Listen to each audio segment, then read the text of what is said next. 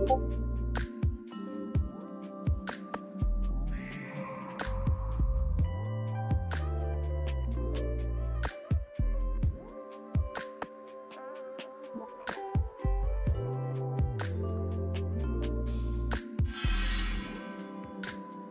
MQ, it's been a while.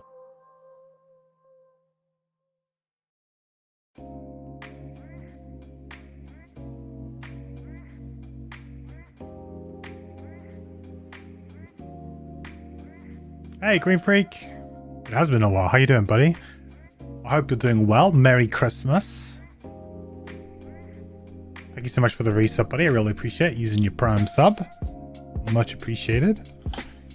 Are you still working at the moment, or are you finishing for Christmas? Tomorrow is my last official day, which is pretty cool.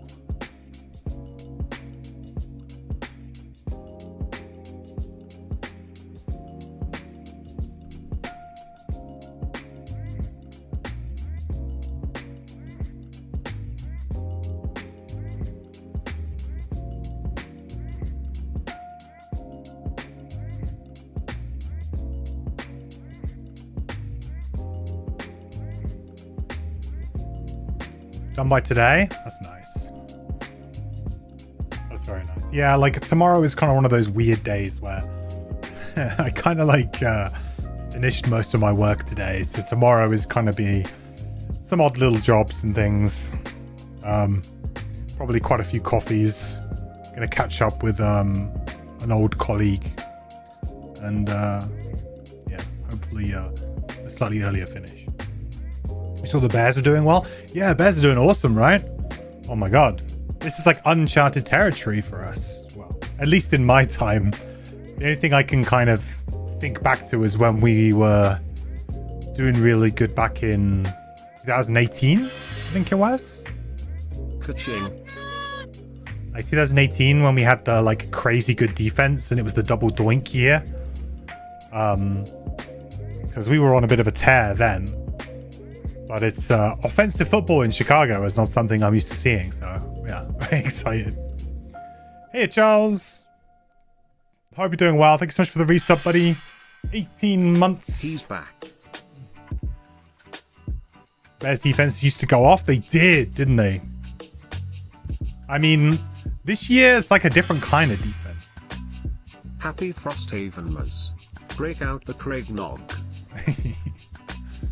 Yeah, like this year has not been like a defense. Like we've been taking the ball away, but I think that's just because our kind of defensive backs are just ball hawks right now. You know, they're just. It's interesting because we're getting scored on a bunch, but we just seem to be making key picks when we need to, and I guess that's all you can ask, really. Phantom, I am back. How you doing, buddy? Good to see you. Hope you're doing well. Thanks so much for the resub, buddy. Merry Frosthaven'mas to you and to you, Oxy, as well. How's it going, guys? Thank you so much for the resubs. We're headed for a showdown in a couple of weeks. We are. I'm actually going to stay up this Saturday to watch the Bears game. It's like the most excited I've been since the playoff game, like to stay up. So I think it's going to be like a 1 a.m. kickoff or something, my time. Sunday morning it will be. So I'm going to stay up. I'm going to watch the Bears-Packers game. I feel like after this weekend, I'm either going to feel really good or I'm going to feel kind of like nervous, really nervous. Because last week kind of went our way with all the results. And then this week, like it could just kind of go backwards again, you know? Like last week, everybody who we wanted to lose lost pretty much. But this weekend, if we lose and then say like Detroit win, obviously then Green Bay have got to win, then suddenly the division is looking a bit sketchy. If we play next week, yeah, 49ers, right? I think it's... Is it like a special game or is it just like a regular Sunday game?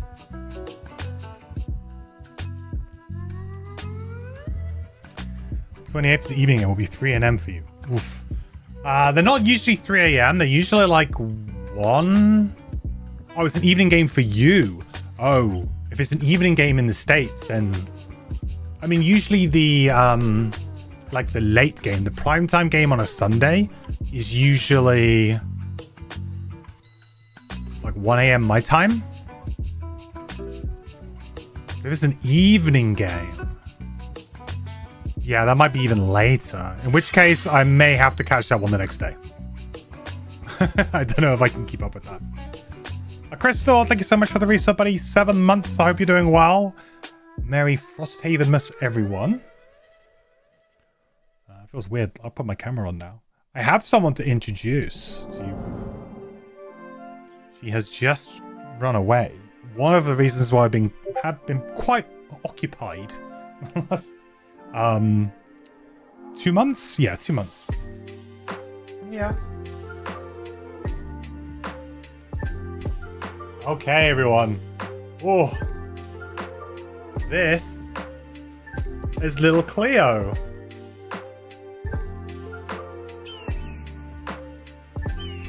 She is...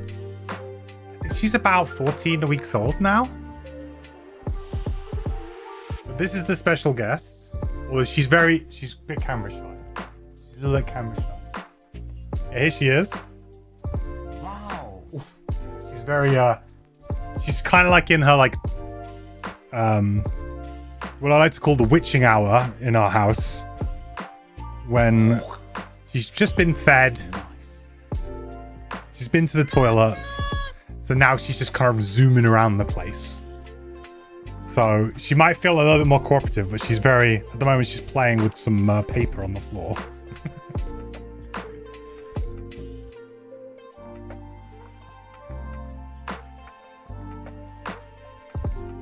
I'd like to introduce myself as Santa Claus. Shock.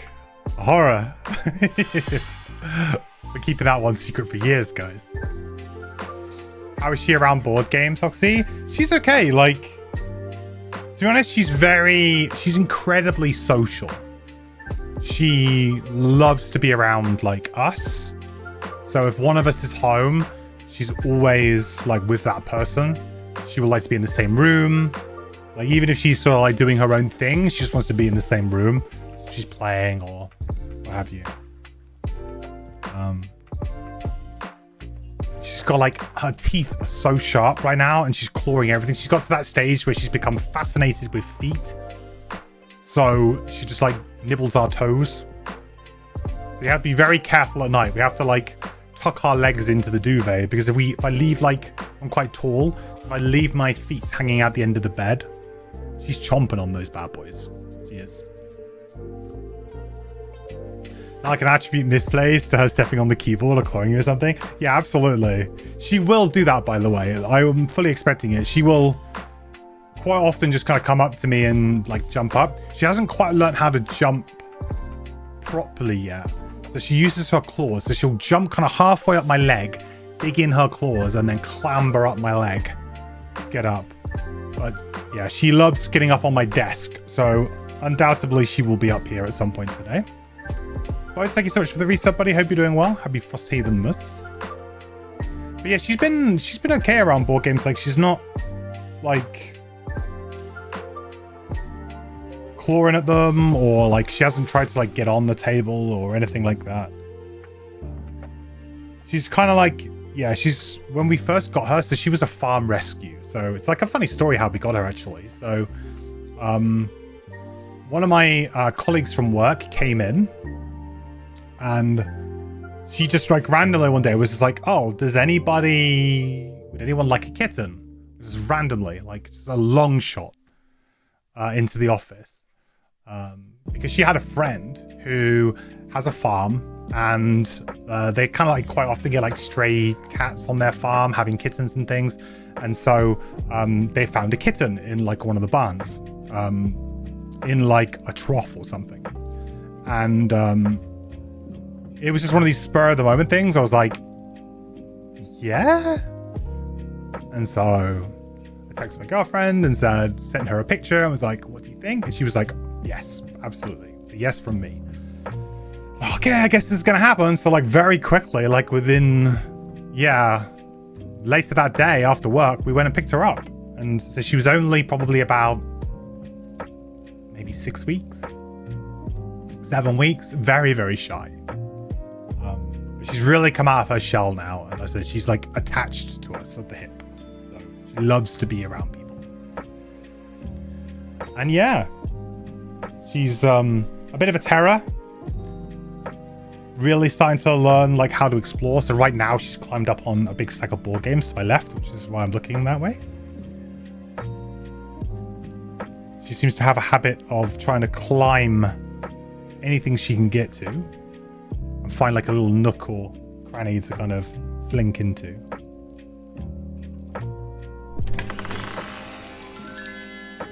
Oxy, thank you so much for the 1,000 bits, buddy. Per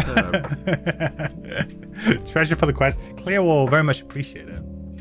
We just found out today that unfortunately her Christmas present isn't going to arrive for Christmas, which is a bit sad. Shutway. I'm sure she'll be very happy with the various empty boxes and bits of wrapping paper that will be dotted around. But no, she's been great. Like I've always been a cat person, and so yeah, I much love having a cat around. Anyone get anything from the Backer Kit campaign? You couldn't help but snag the new mercenaries. Oh, from the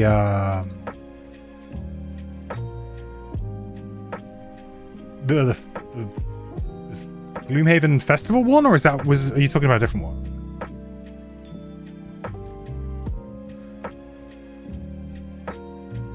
Because wasn't the new, when you say the new mercenaries, do you mean like the mercenary packs, or do you mean like the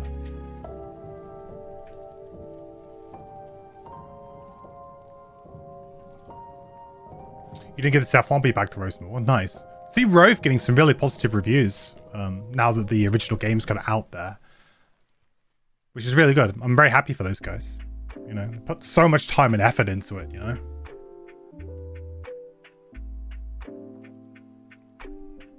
All 4 hero mugs. Oh, the new ones. Yeah. Super happy for the Gloomhaven signature version of Cassandra. Yeah, I was gonna pick up the mercenaries when I'm next to the con, because I was thinking about, I very, very nearly went to Spiel, and I'm kind of glad I didn't, because in the end I ended up being way too busy and having way too much on my plate anyway. And then Cleo turned up, so yeah, kind of glad I didn't. But I will probably pick them up at UK Games Expo, I think. Hopefully they'll exhibit.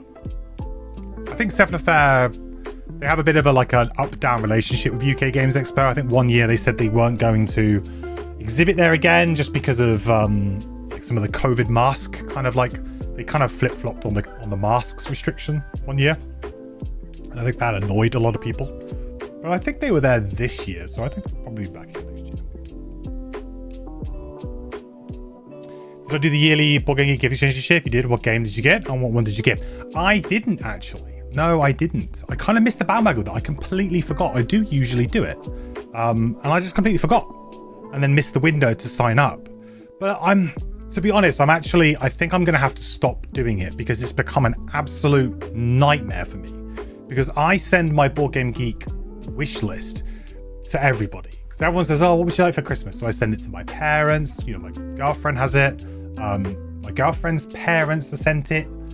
And there's always this kind of like, oh, what if somebody gets, a duplicate of something? And so what's happened in the past is that I've asked, like, so when the Board Game Geek one turns up, I ask someone to open it, take a look at what's inside, and then kind of check with other people to ensure that no duplication happens. But it's just like it's too messy, it's too awkward, and it kind of relies on it's arriving in good time as well. So I don't know if I will do it going forward. I had a really good time doing it though. Really enjoyed like picking out games for people. That was really fun. And it was always nice having a bit of a surprise every year. But like I said, I get quite a few board games for Christmas. So for me, it's like, yeah, maybe it's best that I don't need like another one. Oh, here she is. She's climbing up my leg. Coming up? No. Okay. But did you do it, Anthony? And if you did, what did you get? Yeah, the Mercenary Pack bundle. Yeah, that's the one that I want to buy. I want to buy that, but I want to buy that at a con, really.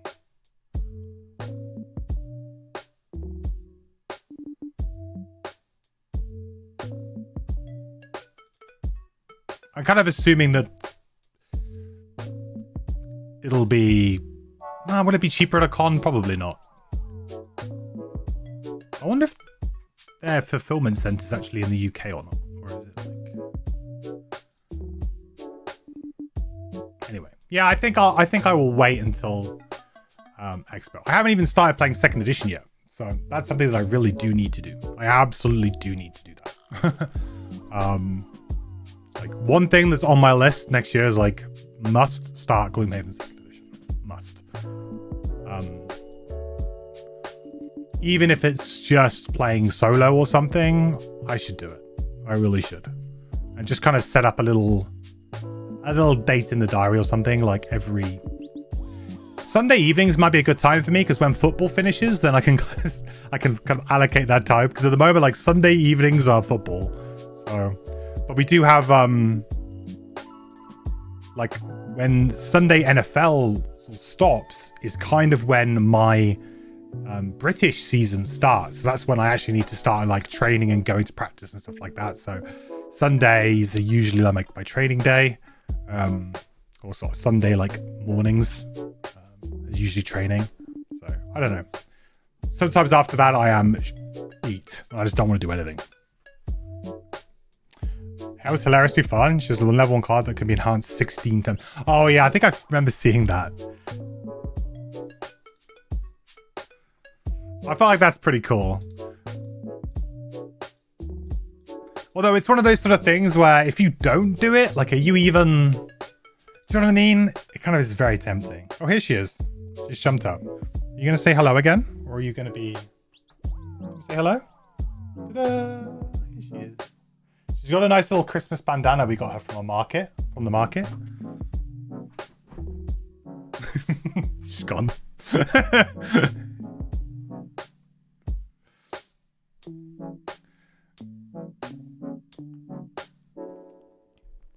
Skidded down my green screen.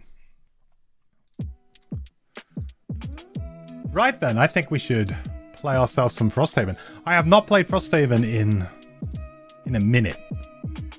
To be honest, I've been incredibly addicted to Arc Raiders in the last 2 months. In my spare time, I've just been playing a bunch of Arc Raiders, like.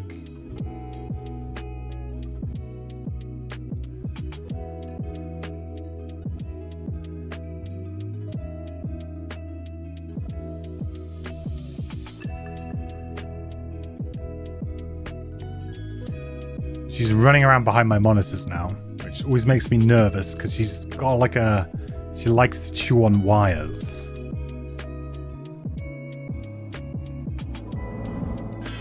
Makes me incredibly nervous.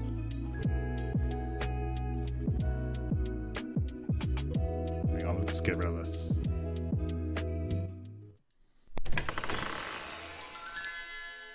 Oh, that glitch is still going on now. It doesn't matter how many times I do it. That glitch seems to always come back. But how is everybody else doing? Like, how's everybody else doing? Who else is playing Frosthaven Digital or Frosthaven Physical? Maybe 2nd edition. You funded Arc Raiders, the social aspect wasn't for you. That's fair. I've been playing it purely solo actually, and I really wanted to play it with others because I just sort of felt like it would be a fun game to do that. But actually it turns out that playing the game solo is much like easier in the sense that like as soon as you go into like duos or trios, you start teaming up. That's when people become a lot more hostile, and so people are like shoot on sight pretty much. In solos there's a lot more of that kind of social dynamic. You do kind of need to convince people at times to not shoot you. You know, there are people who run around and still do all the shooting and stuff, but you can certainly talk your way out of situations. Or you can kind of be very... the way that I do it is that I actually almost ignore players entirely when I play solos. I ignore other people pretty much entirely, except for if I hear someone, I would just immediately start spamming like don't shoot or like the greet emote, like hello. If they don't say anything back, then I tend to go, okay. They don't say anything back, then they're probably not friendly. So I usually steer clear and go somewhere else. If they do start spamming back, you know, hello, not, you know, don't shoot and stuff like that, then usually I'm like, cool. They might double cross me, but it's worth the risk. And then you can kind of pass them by. And then if they do start chatting on mic, that's usually when I'll start chatting on mic. But I'm very rarely, I'm the first one to actually like initiate with the mic. But if someone starts chatting, then I will start chatting to them. But otherwise I won't. But yeah, I do really enjoy it. I'm very interested to see how the expedition, which is the wipe in the game, that's happening this week. I do have enough to wipe, so I will probably be doing that. I will be doing the expedition on my character. And then I'll see how it goes, really, you know? See how I feel about sort of playing through the game again another time. With all of that knowledge already built up about the game. Because when you're playing through the game the first time, obviously, you don't really know where anything is, so you're looking a lot of stuff up. But on the second time through, a bit like when I played Escape from Tarkov, once you know the tasks, and you know what you have to do, and you understand the mechanics of the game, you know, you can achieve a lot very quickly. So, okay, so Frosthaven. I've got to try and remember where we are. So we got like the Trapper, haven't we? Yeah. I think we were working towards retirements because we were trying to get the prosperity up, aren't we? Like, in general, what's holding us back right now is the prosperity. I don't think we can upgrade yet. Town level 4. And I think that's going to be true of this. Town level 5. Jesus. Craftsman. Town level 4. Yeah. So I think what we need to do is we need to retire. We were looking at the Bone Shaper, but we were trying to maybe get to a slightly higher level because I would love to get the Bone Horde before I retire, just for fun. So side quests are probably the name of the game here, really. So what have we got to do?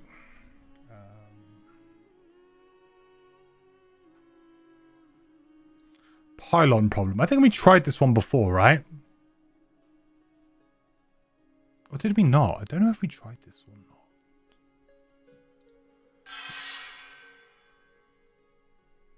Now, Sacred Soil is the one that is the retirement mission, I think. So we don't think we want to do that one. Don't really want to do Realm of Endless Frost, because that is a boss. Yeah, I think we're going to do Pylon Problem. I think that's the one to do. Movie Enthusiast, thank you so much for the resub, buddy. Appreciate you. How are you doing? Good to see you again. Merry Frosthaven'mas. I hope you're doing well.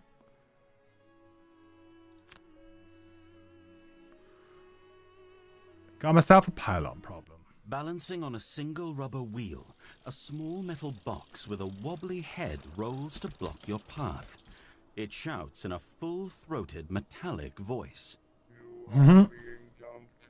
We will retain your valuable... Out steps a bipedal metal monstrosity. It towers over you. Its neck terminates in a long barrel, as though someone strapped artillery to a giant metal sculpture in the place where its head should be.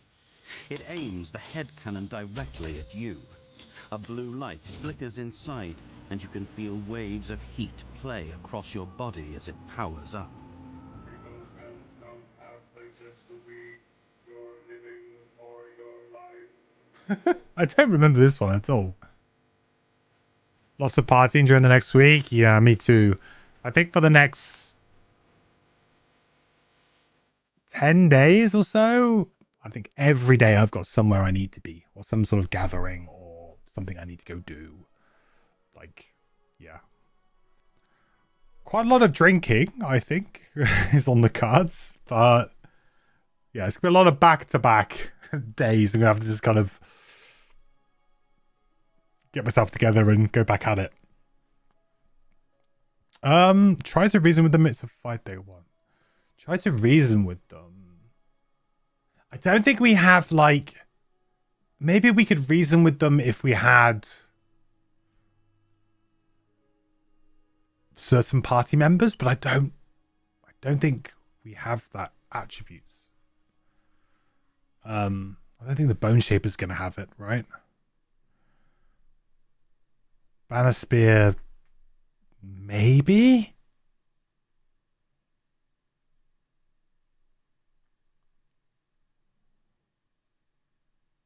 I'll try to reason with them.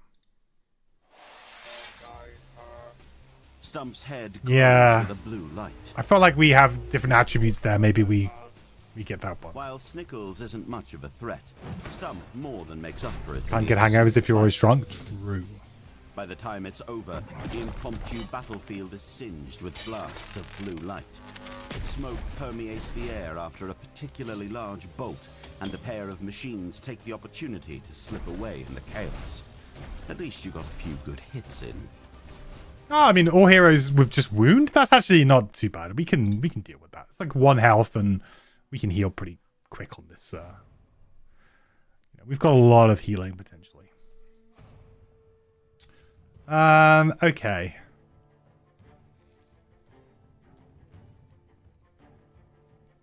This is kind of like a round type scenario, isn't it? Where we just have to sort of survive, I think, for so many rounds almost.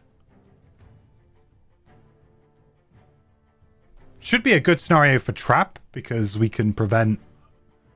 And these are flying, but these are not. So should be able to annoy the guards at least. And to be fair, throwing traps at these guys is incredibly effective. So should be a good scenario, I think, for Admiral Akbar. So what poke should we go? Assassin? No, never happens. No, Duelist. Yeah, just never be there, I guess. Never exit a hex adjacent to an enemy. Yeah, I mean, that's fine.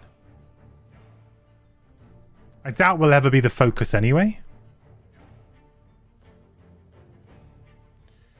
I don't even know if there's doors in this scenario, so maybe not. Exterminator. That's doable. So just 1 imp, 1 guard, 1 snow speaker. There's only 3 different monster types, so Exterminator I think is doable. Never kill an elite enemy or boss. No. Well, no. Lose a card to negate suffering 5 or more damage. Very easy to do. Miser, never exit a room with loot bags in it. Well, again, I don't know how many rooms there are. There might not actually be. Might only be 1 room. Craig will be proud of my drinking. Oh, I think so. Sure what kind of desperate merchant would want I'm to starting take today, this so route, I've got a little beer today but you have to warm me admire up. the beauty of the place as you hike the pristine wilderness path meant to become a shortcut through the frozen pass. The road is barely wide enough for a single wagon, but Pinter Droman's construction crew has done an admirable job of making the way passable, if still dangerous. At last, you arrive at your destination. The cleared road hugs a tight curve around the base of a cliff, over which hangs a precipitous rocky ledge that threatens to collapse on any traveler foolhardy enough to pass underneath. Droman sent you here to protect his crew's work. A half-dozen or so metal pylons that stretch up from the ground to support the ledge and make the road passable. You understand now why the Tinkerer sent you. It's clear that losing any of the rickety structures could trigger a collapse that would require weeks to dig out. You're meant to repel any attack by a local group of Ulgok's raiders, the Horns of Ruin, who have taken offense to the new highway cutting through the mountains. You don't have to wait long. As the rest of the area comes into view, a group of Ulgoks appear from around the cliff base, equipped for both combat and demolition. It seems their goal is to make the road impassable for the traveling merchants that Satha says are Frosthaven's lifeline in the summertime. You draw your weapons. It's time to teach the Ulgoks how to share the road. I mean, I would be pretty upset too if you put a road through my back garden. Pretty understandable, guys.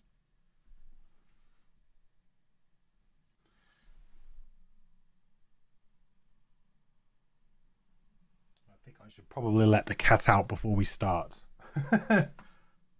She is chewing on some electrical wires, or attempting to chew on some electrical wires for my lights. Hello. You say goodbye. Come on. She's latched onto me. Say goodbye.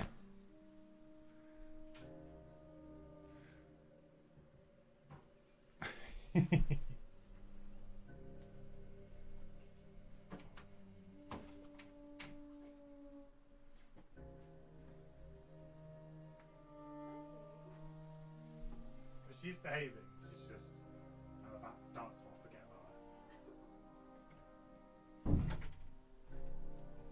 about her. All right. Pylons, pylons, pylons. We need additional pylons. Whenever a pylon is destroyed, it is replaced with rubble, and all figures in adjacent hexes suffer trap damage. Protect the pylons for 10 rounds.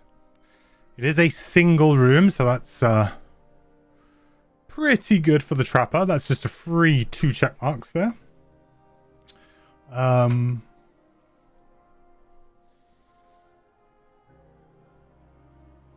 Is there like a minimum?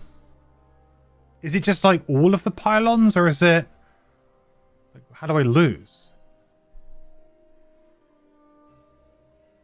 I'm a bit confused. Like, do I have to, you know, protect a certain amount, or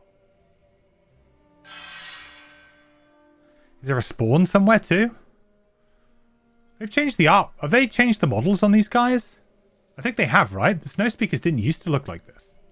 That's a new model.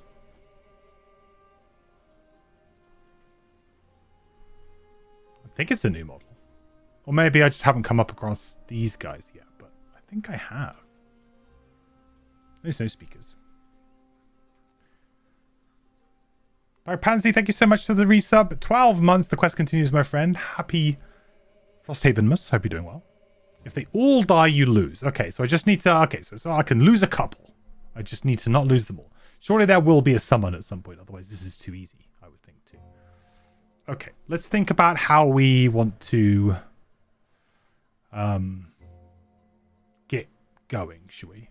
We know we're going to want to get a Skelly out.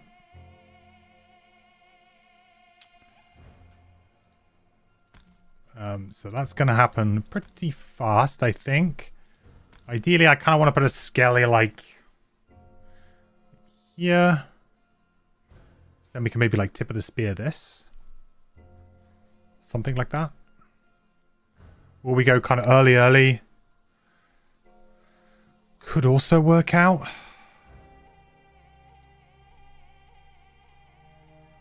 I mean, to me, it makes sense to kind of flow towards this side of the map.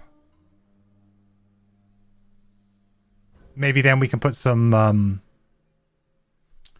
traps down on this side.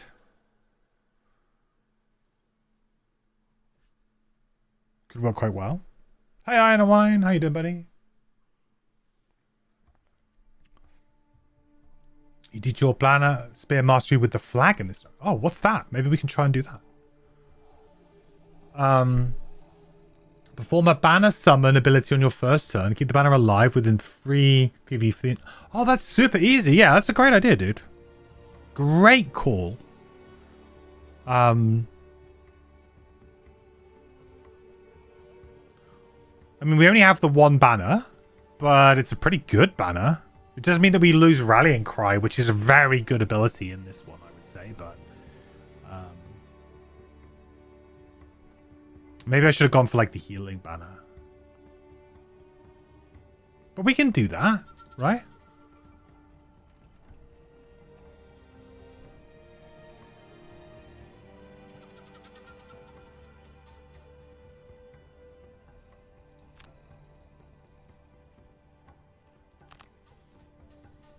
Boom. Put it like maybe there. Put it there. Javelin. The keeping it within range 3 of me for the entire quest is going to be tricky, I think. That to me seems like the hard one, you know? Because again, I'm going to want to try and go pretty early here and heal.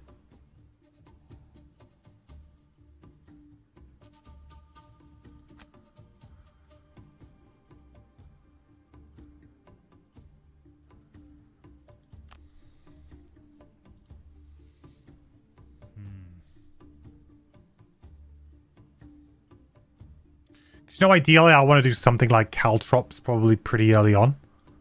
Like, because Caltrops like here and here seems super good to block this guard off for now. And we deal with this one guard. So just kind of like Caltrops like here and here. Seems not a bad idea. And then maybe a honeypot to kind of heal. And then so maybe we could like heal here. We could walk in. This works. And then we could heal that off. Does mean that we don't get lots of skellies out though. 6, 7, 8, 9, 10. No, it's a lot of health.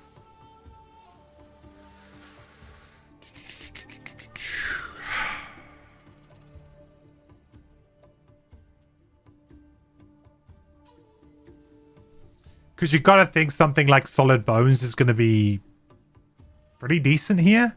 Or you want the one that's immune to Retaliate, actually, right? Because they have Retaliate. Oh, I didn't bring it, I don't think. Shoot. I mean, what Retaliate do they have? Oh, it's range Retaliate too. Ugh. Blech. Blech. Horrible. Just make sure you use your allies movement on it. Yeah, that's the key. I think is the 3 hex. That's quite hard. Oh, I do have it. Okay, so I can do Decaying Will and I can heal.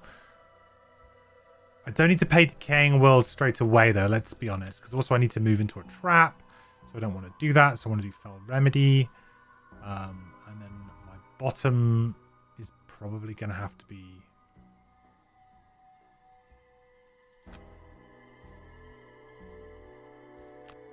What's my bottom going to be? It has to be a move of some sort, I suppose. I could make... No, because then how am I spending that? I'm not spending it on anything decent.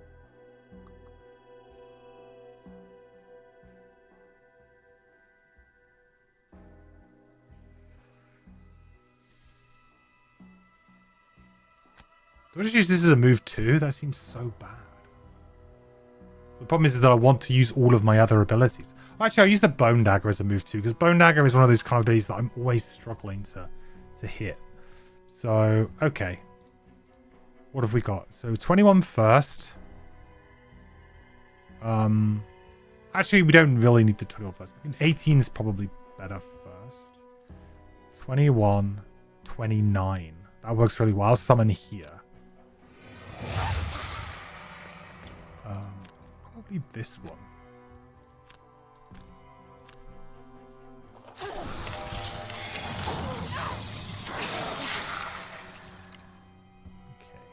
Oh, that's nice. That's not so nice. Ooh, they got push as well. Huh.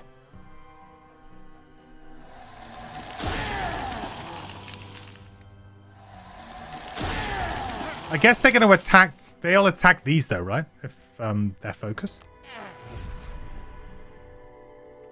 Kind of assumed that that was the case.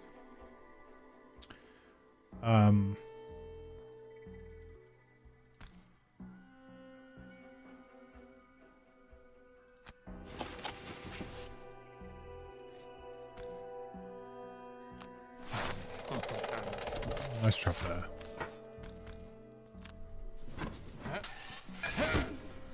I'm gonna kind of assume that they're gonna go after these ones.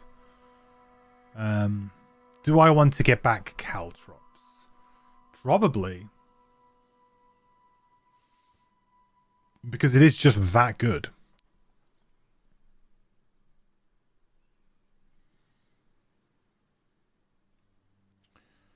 very good at blocking this scenario off.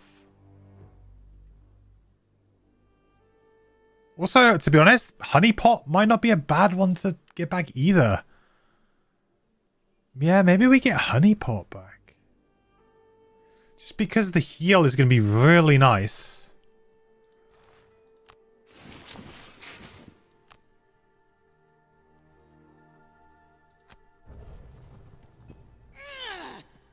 Mm-hmm.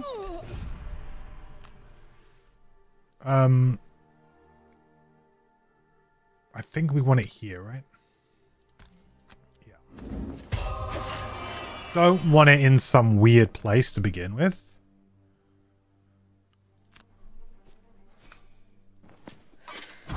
Ooh, very nice start. Very nice start indeed. Oh. Oh no, that's just the banner. Oh, I thought that was the I drew the flip. I mean, perfect. Get a curse in there too. Kind of the dream there, I think. So we're gonna heal the trapper just because they're low health, you know. And then we will kind of go boop, boop, come back. We are back to a decent amount of health. And we will...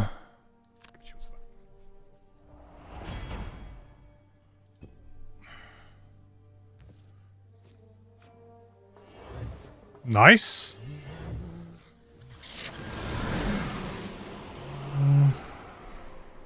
Do I want to magnet this? Magnet's going to work well on this guy, maybe.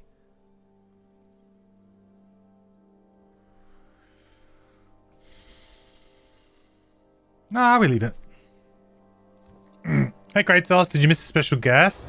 You did. She might come back. I might go and grab her again. But yes, I have a new kitten. Her name is Cleo. She's very cute. But she loves to nibble on wires right now. She's got an obsession with wires currently. So having her in the room while I'm streaming is a bit risky if I can't keep an eye on her.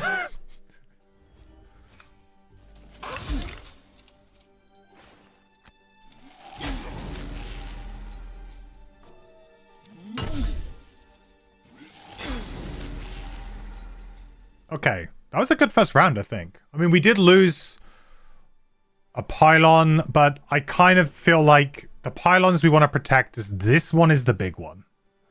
So trying to move this way is quite good. So this one and this one are the two I would sort of, I'm kind of earmarked. I'm thinking they're the ones I want to get. Remember, I have to stay within 3 of this, which is a bit rubbish because I'm going to have to kind of move this and then move this. But if, say, I went 1, 2...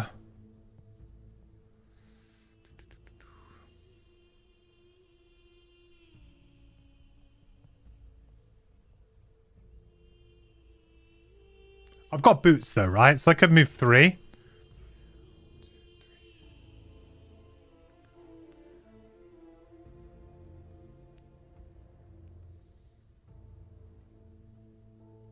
More of the point is that I can't quite... Oh, okay, I could go 1, 2, 3. I can move this to 2, then I can tip of the spear this guy. That works. But I have low... Oh, I use Pitting Charge, actually.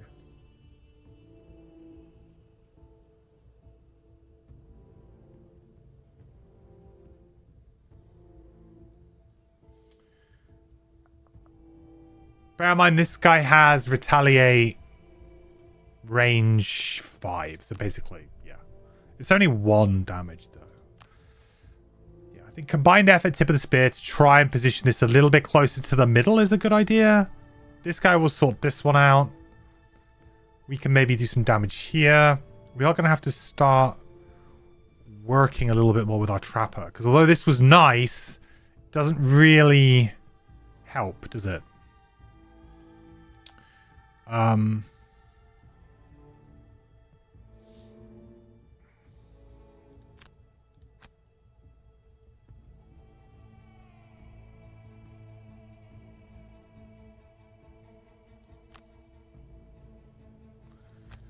Potentially we're trying to make a nut. I could make a honey pot for the heal here, couldn't I? And then I could boar capture over here. I think that'll work quite nicely, actually. Right, we need more summons. Let's get the big skellies out and let's try and get some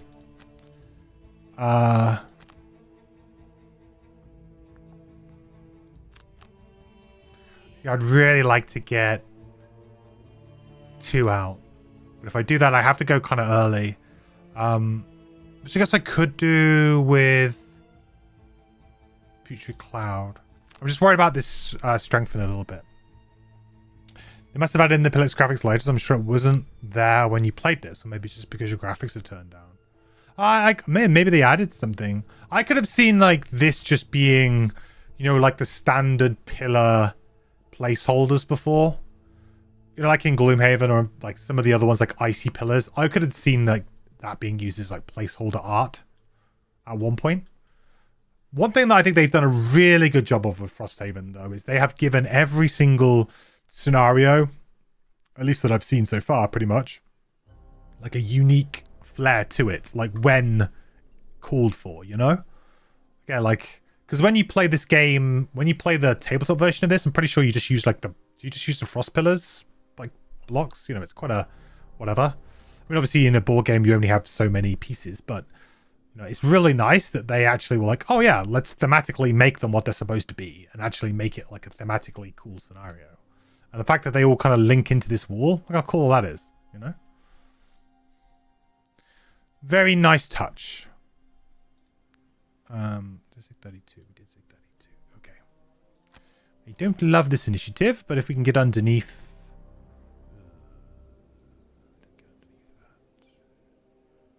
I think this is okay, though.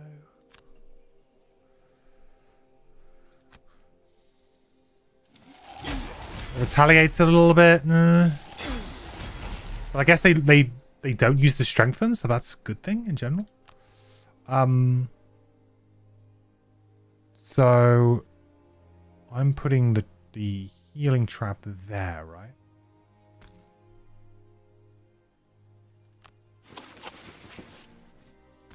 Because we're gonna go 1, 2, 3.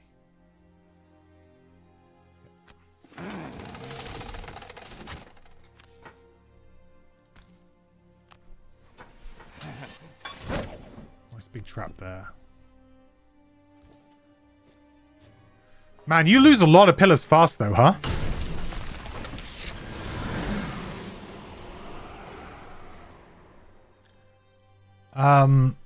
So I could...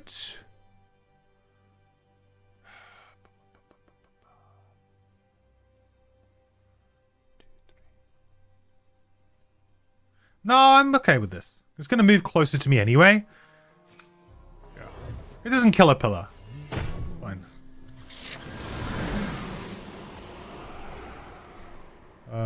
Yep, that's fine. So gets it dead, which is good.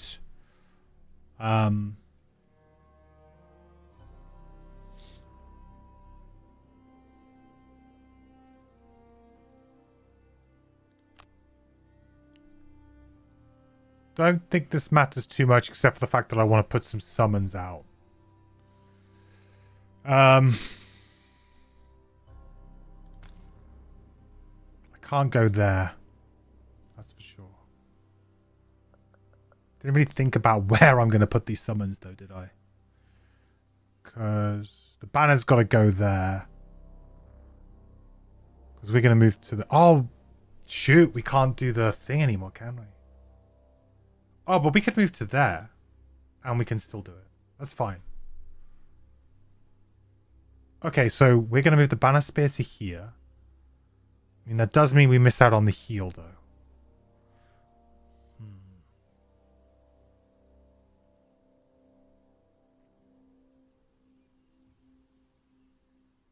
There's not much I can do about that, though. It is what it is, really, isn't it?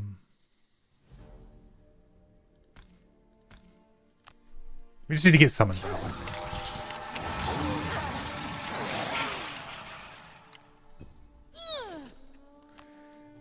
even if... Oh, whoa, I don't have the extra move? What? Oh, I fucked this up. I swear I thought I had.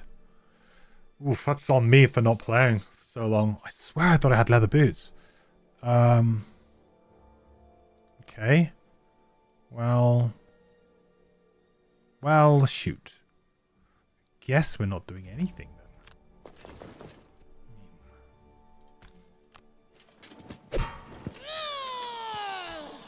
I mean, that's got to stay pretty...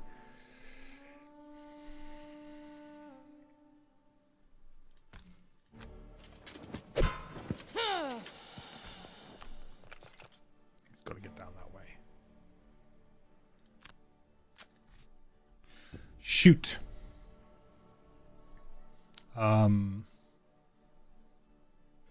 Who is this?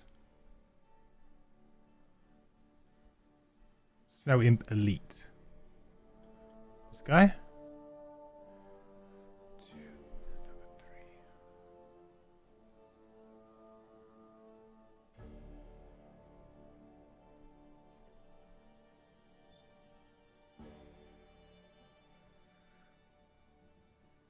I mean, sure. I guess like a ×2 on this would be pretty disastrous right now. So...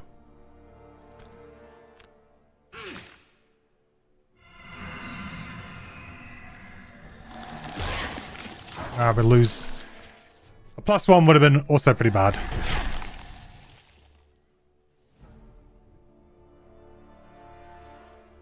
Okay. Well, now we can heal, which is nice. And we try and not trigger the retaliates.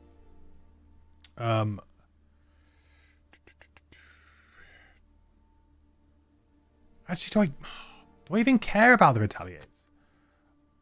I'm not convinced I do.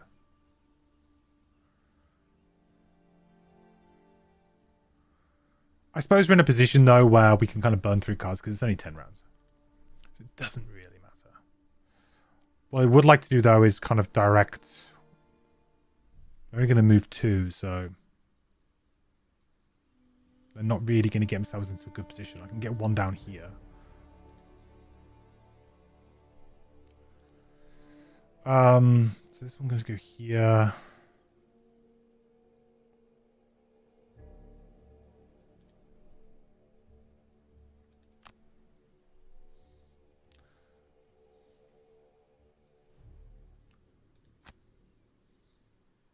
Deflecting maneuver, maybe? On the elite? Could be a good one.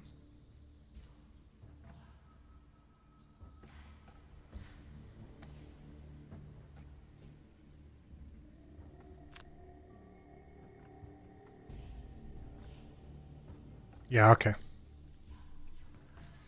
I really need to get a good push in on this guy, don't I, really?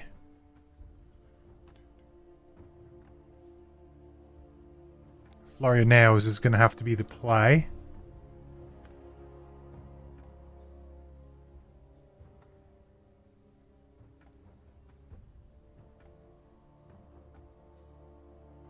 Problem is I need to push from here, which is a bit difficult.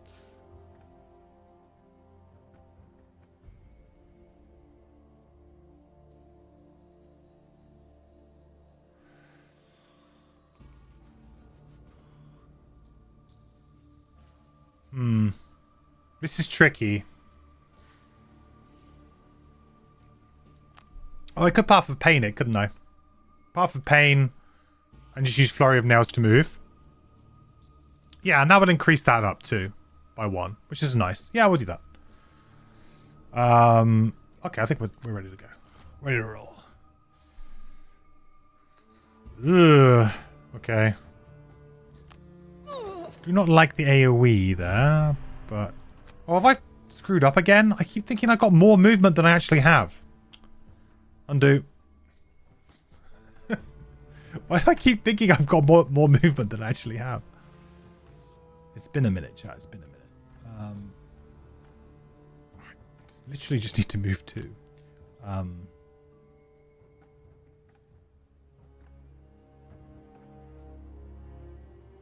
I guess I could move 4 and then kind of muddle this guy. It's probably a good idea. Okay. Yes. Pain. 8. So we flow the Black River and okay.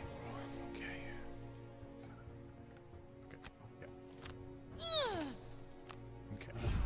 Right.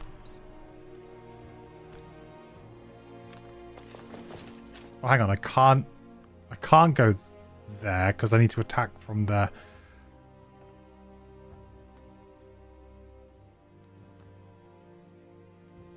That's okay. Just go here. Oh no. Then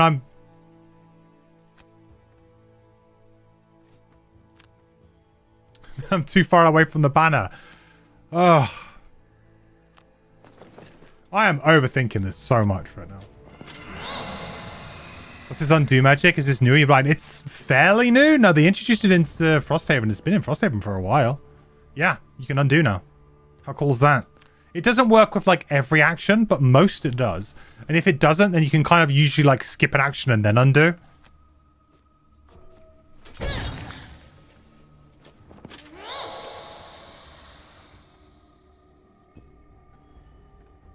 It's great, Sebastian. It's so good.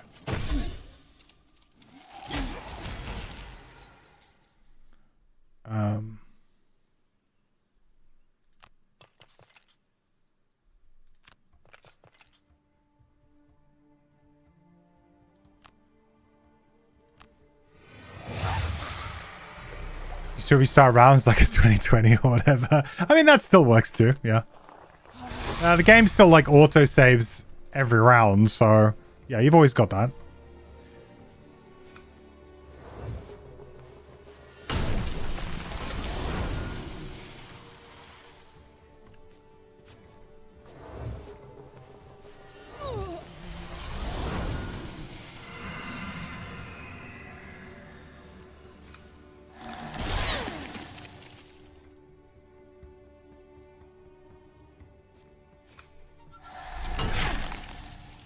I wonder if there's like scaling rewards in this one, you know?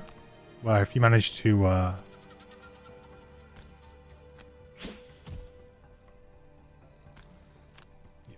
more survive sort of thing,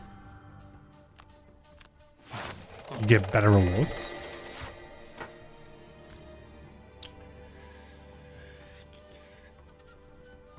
Interestingly, they're not summoning anything new, which is kind of crazy.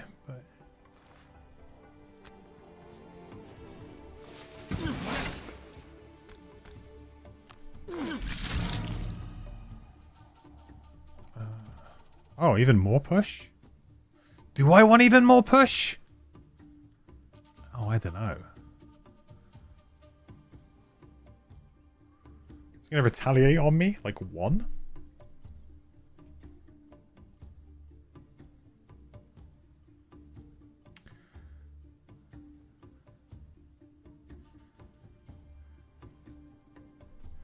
Guess I don't really care. I'd rather not. I'm taking the retaliate anyway. I was range 5.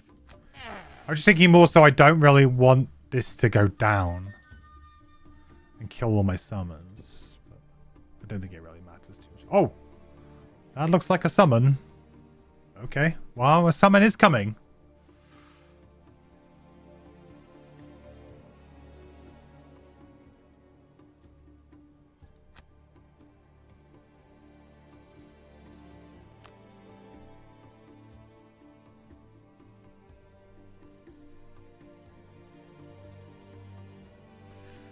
So what are we doing? We're in like a little...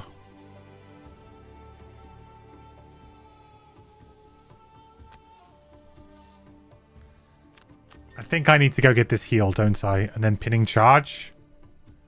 Kind of hope that we kill it.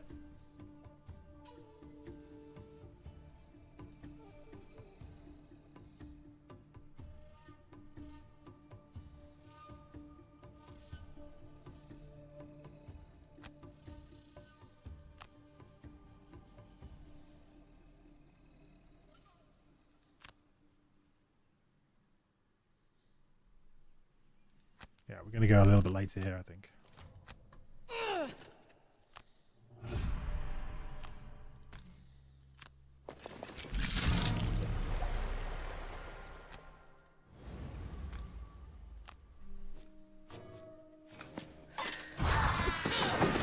nice. I think we're doing pretty well here. Let it do its thing.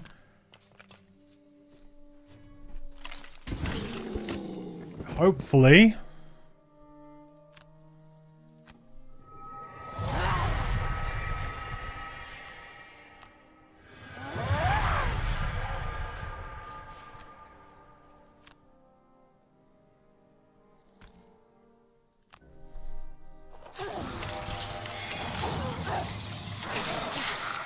Alright, skeletons are away.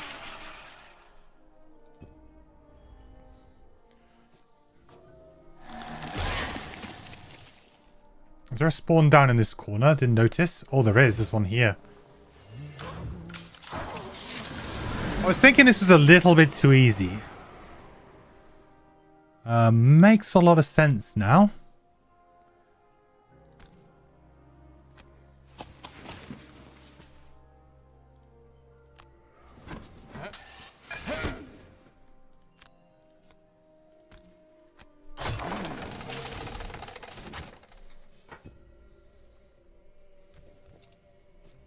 Hey Brian, how's it going? Happy Frosthaven'mas? Haven'mas? Hope you're doing well, bud.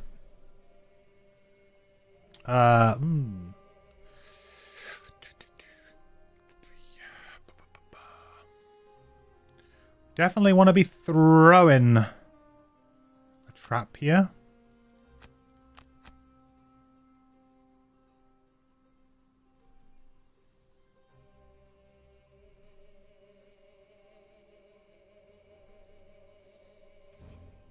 This is like the last bastion, this one here, I think. Dismantle that and throw that, I think.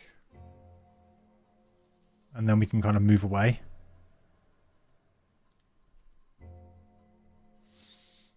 Pincer movement.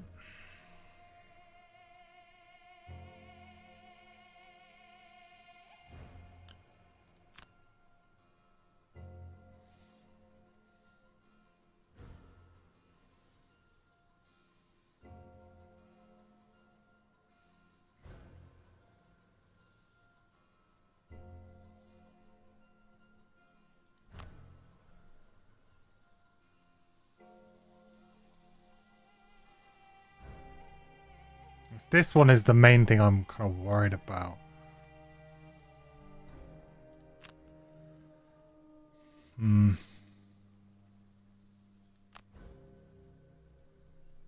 I think I'm going to have to short rest very soon. Okay. This.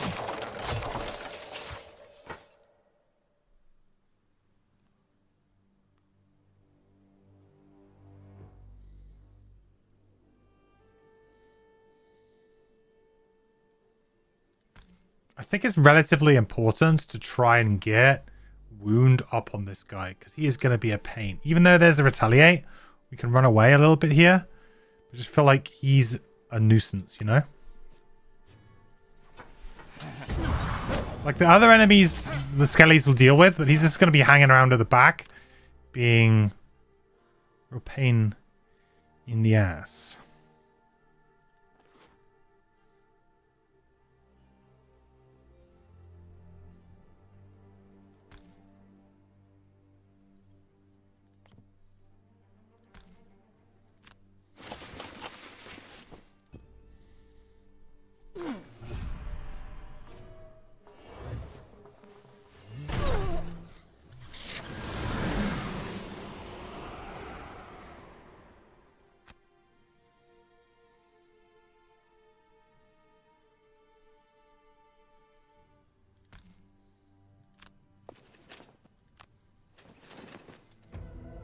Loot. I mean, I was gonna regroup here. I mean, it makes sense to regroup here, even though I've only got 5 health. I think I'm gonna get shield 2. This guy.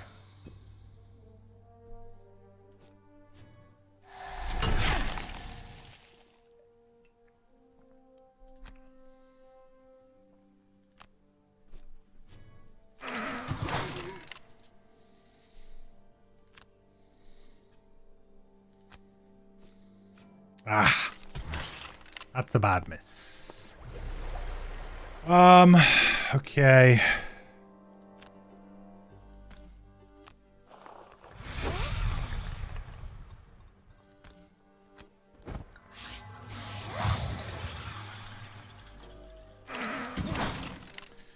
Ugh.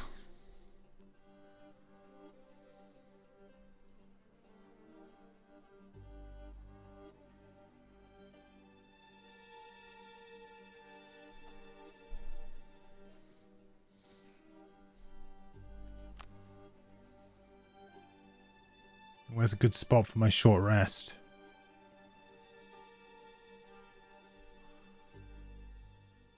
Or do I move up here and poison this so that we can kind of kill him next round? Maybe. It's going to target the summon anyway. Right? Yeah.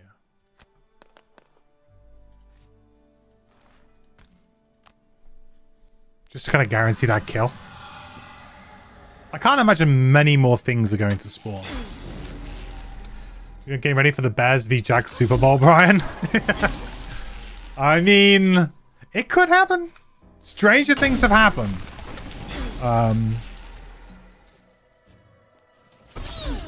I feel like this weekend is kind of like a big game for both of us, right? Who are you playing this weekend? Because we're playing the Packers, and like if we can beat the Packers, then it kind of becomes right. Depending on what happens with Detroit, in theory, we might kind of already be in, because, you know, Detroit might lose, and then Detroit might have nothing to play for, but then we also have a really tough game against San Francisco as well. In between, I don't think I've ever known the NFL to be as close as it is right now. Like, I have never known it. Where, you know, you got the Bears, who are currently, there's 3 games left to be played. They're currently ranked number 1 in the NFC North, and they might miss the playoffs. Like, there's a scenario where they miss the playoffs. Which is just wild.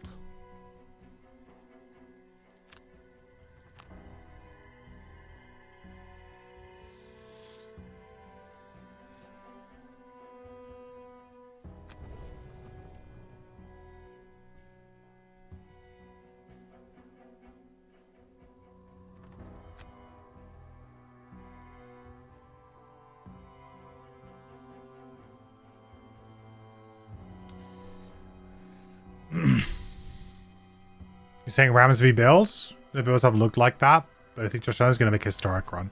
Yeah, the thing with the Bills is that I think that game against the Patriots shows you what they can do, you know? There's some crazy stat I learned of today where the Bills have kind of like a minus something points differential in the first half. Like they have like minus 15 point differential, but they have something like plus 38 in the second half. Like it's some insane stat where they just can't seem to get things going, and then suddenly second half they explode. And that was very impressive performance against the Pats, who I do feel like the Pats are one of those teams that they're kind of a bit like the Bears. Like I put the Pats and the Bears in the same kind of category of overperforming, probably from, well, they are definitely overperforming from the expectations at the beginning of the year, you know, and have weaknesses on the roster, but lightning strikes, you know, they get a good game. There's nothing to say they couldn't, but it's one of those kind of things about, yeah, but tricky, you know?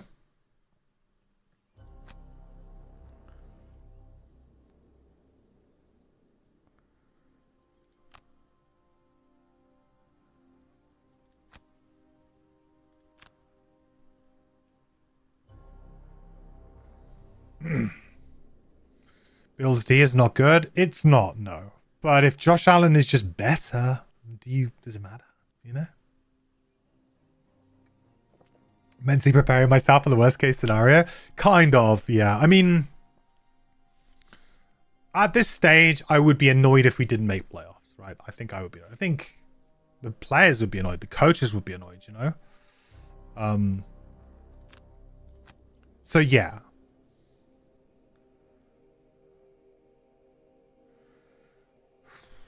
It's a pretty good card. Definitely. I would be very annoyed, but if we didn't make playoffs. But also I can see a scenario where we get into playoffs as the 7th seed and then we lose to the Packers again in the first round, you know? That's the other wild thing, is that it looks like it's fairly likely that the first round is going to be Bears-Packers again. So that means that the Bears and Packers are going to have played 3 times in the space of about, what, 6 weeks? Probably less. A month?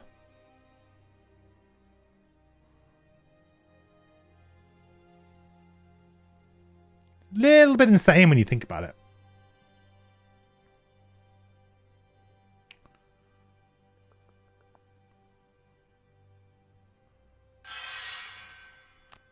Nice hat. Thanks.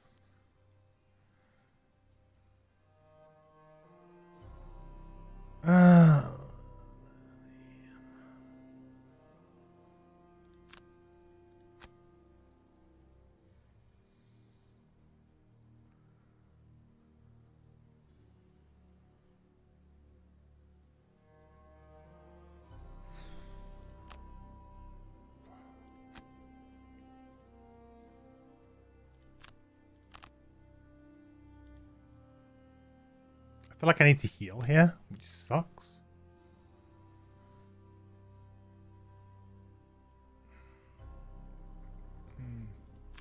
Oh, I do have the +2 health here. Okay, I will heal.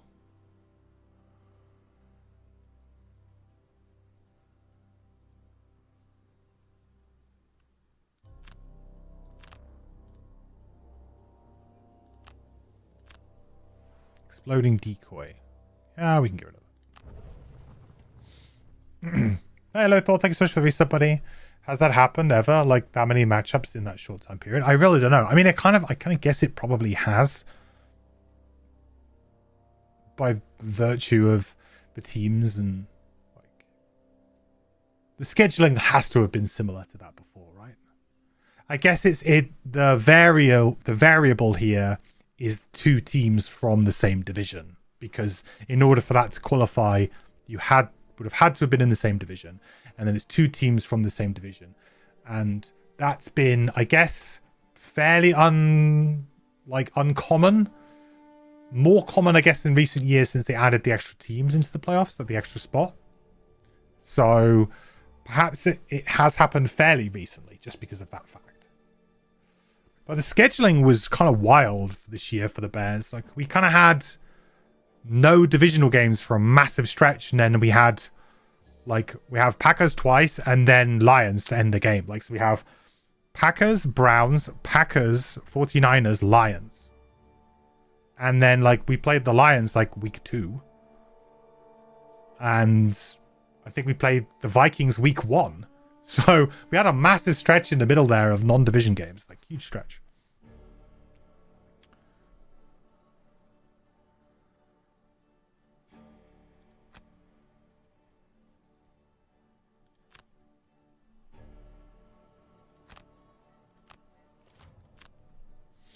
According to ChatGPT, they played regular season playoffs and then again in the following season.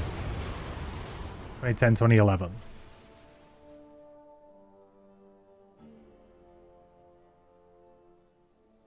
Oh, that was kind of... Oh, shh. Oh, boy. Uh-oh. Okay, this has suddenly gotten a little bit more concerning.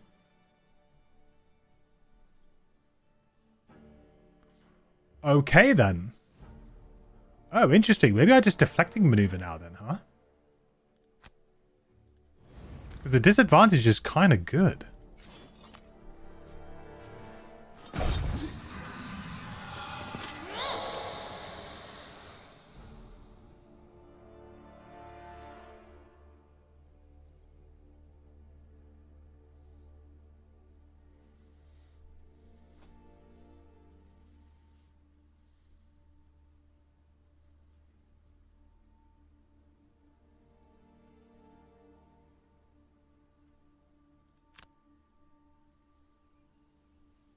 Do I like jump over here to get here as well? I think I might do.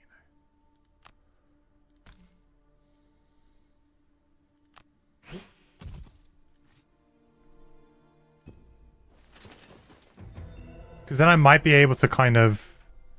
I'm just thinking I can potentially engineer some kind of nice stuff here, I think. Move 2. This is a push 3. I can push him this way for sure.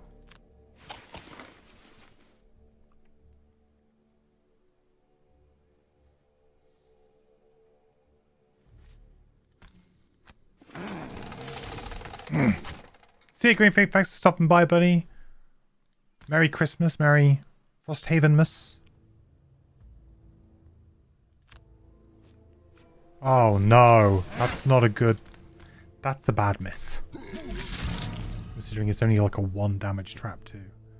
Shoot.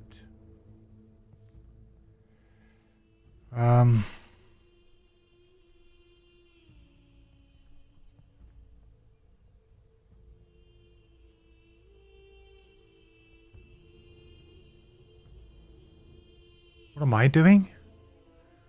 Fell remedying here. So therefore... It should go up there anyway. Okay, I mean, that's fine. We're going to start tanking a little bit.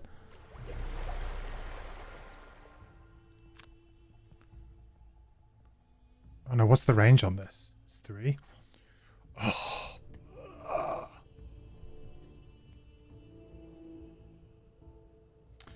Looks like I'm probably burning a card.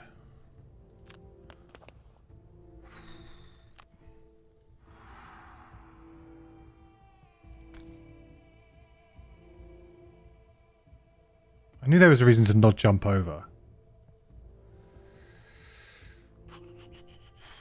It's fine, I've done it now. Let's just roll with the punches today.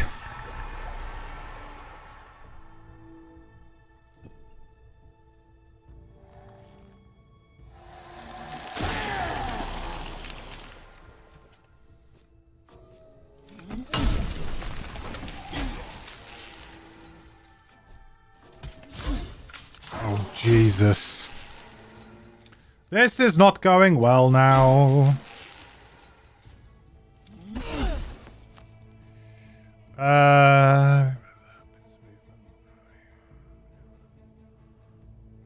Do we actually get rid of Head of the Hammer? No way.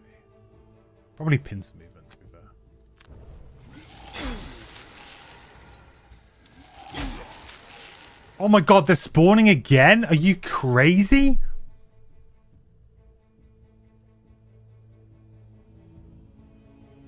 What? What is spawning as well? Snow imps? Oh, GG, it's over. It's an elite. Snow speakers spawning there too. That's crazy. I sort of thought that was probably it. I mean, I can do some trap shenanigans here, probably.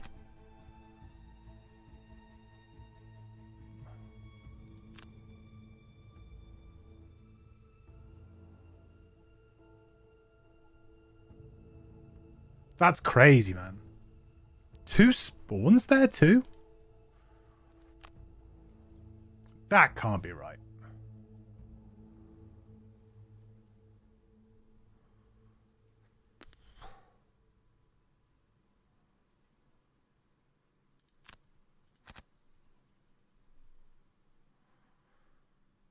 You just did this level and it felt impossible. I feel like it is possible. Obviously, it's possible. But it feels again like maybe I'm going to have to come down to some cheese strats towards the end here. Something like just throwing skeletons at these guys just to, you know, waste time. Kill this one, then probably just start burning cards. But, you know, there is a world where these guys just draw their AoEs and this just dies. So there is a world where you're kind of screwed. There's not much you can do about that if it happens.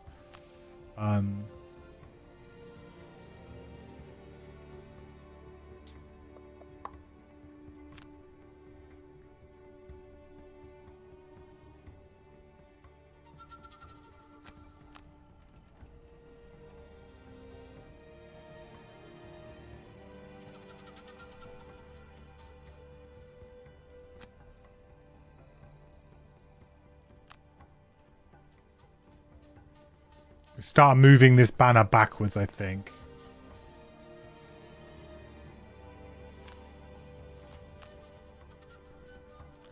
A bit of a boring turn, but I think this is kind of what it needs to be, really.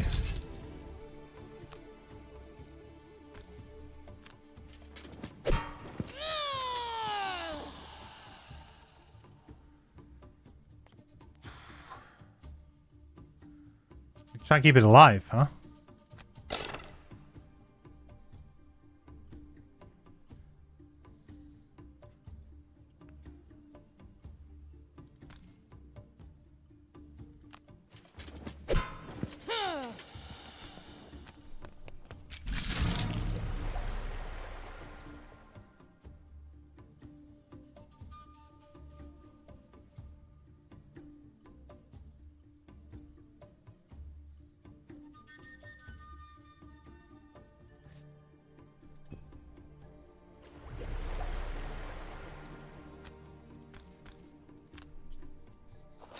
Like, you need to just put these guys down as a distraction. Major distraction. Well, calling, you know the combo's already over, but did you hear my... You do hear my reply. You don't realize you see the Jags making the Super Bowl, and they're probably in the same category that the Pats and Bears are in. They play the Broncos on the road this weekend. That's tough.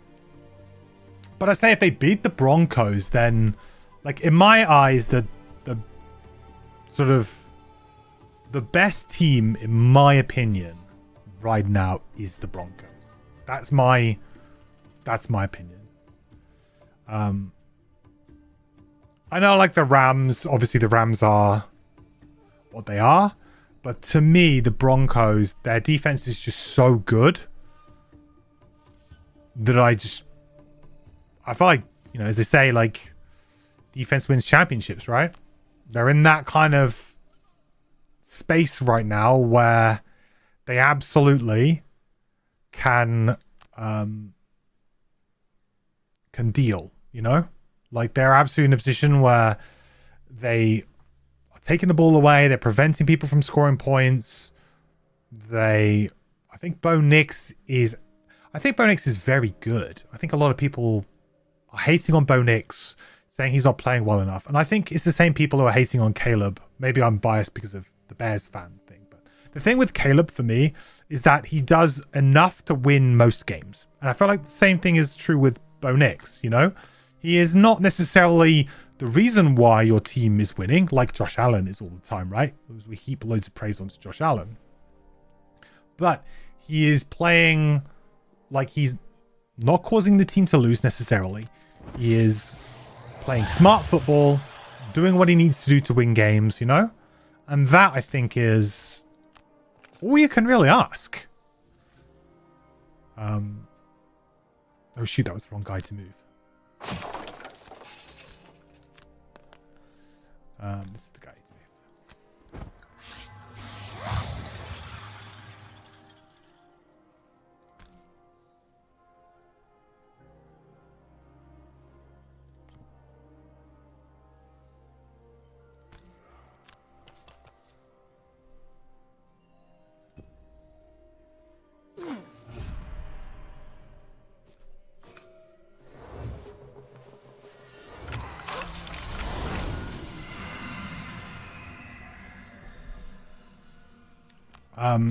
Yeah, so I honestly feel like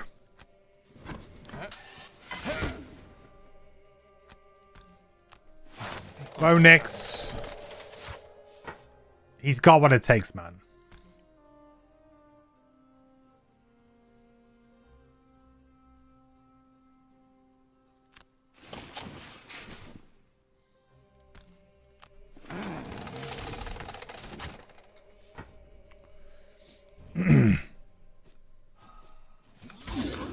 You did beat it, but you only have one pile left. You still 3 of them on turn 2. Oof. Game as the Broncos is a measuring stick game for sure. Yeah, if the Jags can prove that they can win that game, I think at that point everyone will be like, we're taking them seriously.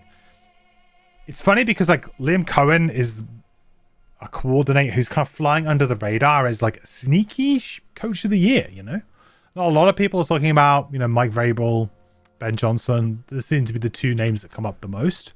But, I mean, I've watched the Jags, and you've watched the Jags a lot too, right? But they've been awful.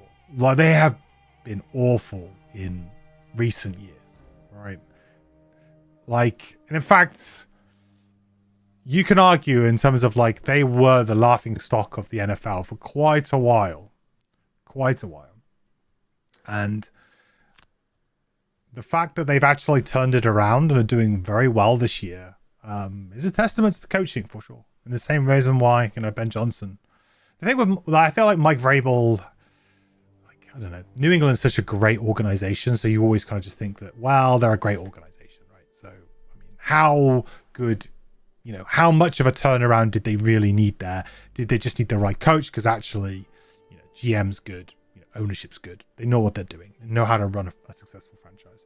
Whereas I feel like with the Jags, they don't really know what success looks like very much. Like, they haven't had a lot of it. So very cool to see them do well. And the Bears, we have done well in the past, but we also haven't been good for a very long time. So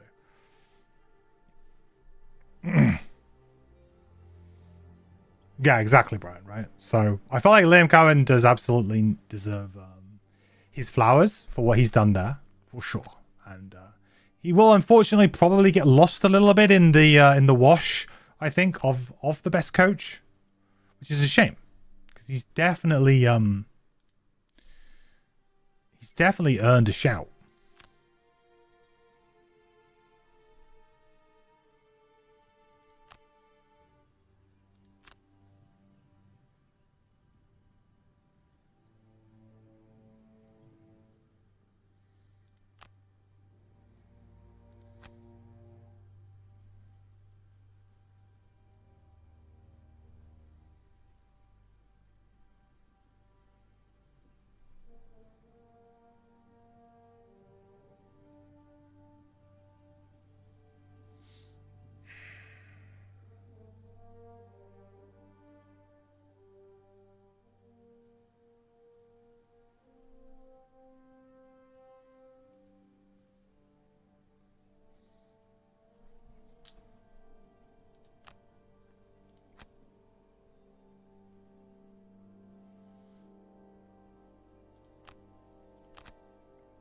Do I just yeet a trap here?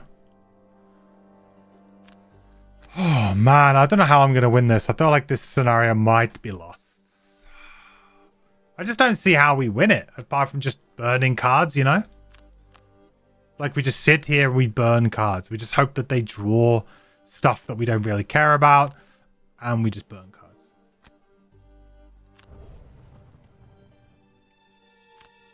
That to me seems like...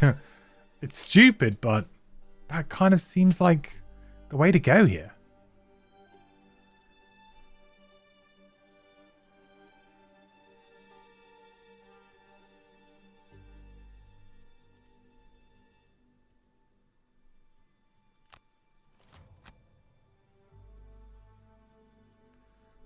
The target 2 here is pretty brutal, I think.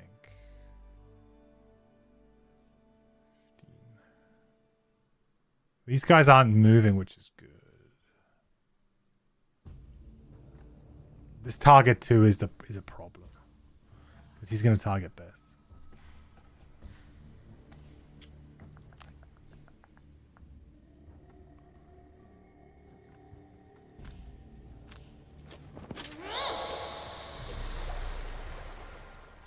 I might end up having to kind of... Oh, actually, no, he's going to target the banner. But we also don't really want the banner to go, right?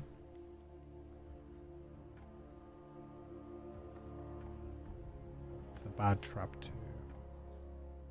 Well, I guess I could move here, couldn't I? And then I could use the trap. I could actually use this trap. That could be a thing.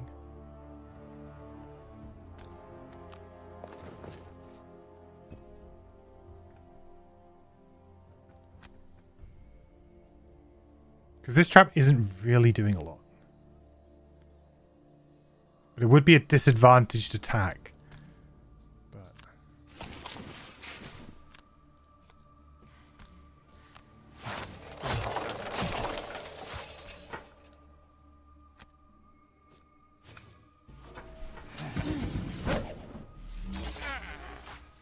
feel like I'm just pushed into that really to ensure this doesn't die. Better banner than pylon? Yeah, exactly. Check on this node, your physical playthrough. Not sure what it is, but this one got better with you multiple times. Got the better of you multiple times. It's... I'm not gonna say it's like all RNG, but this is certainly one of those types of scenarios where there is a level of RNG going on.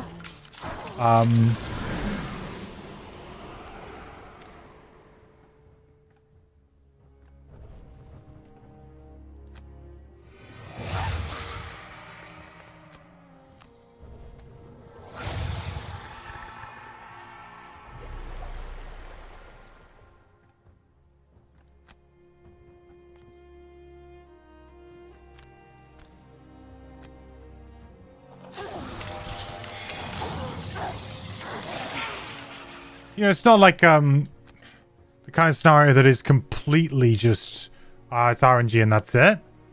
But there's a good amount of RNG in this one.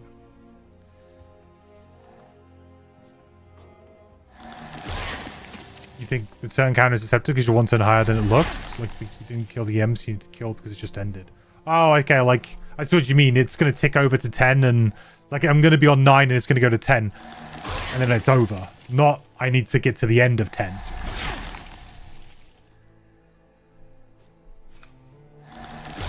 Oh, I might lose the pylon here. I don't know.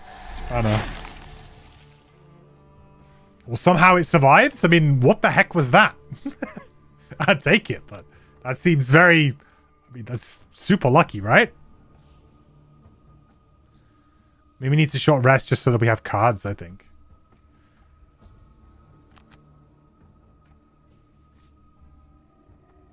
I don't think I'm going to be able to summon 2 skeletons at any point anymore. So that's fine. I think we're at a 1 skeleton a go type deal right now. Yeah. I think so.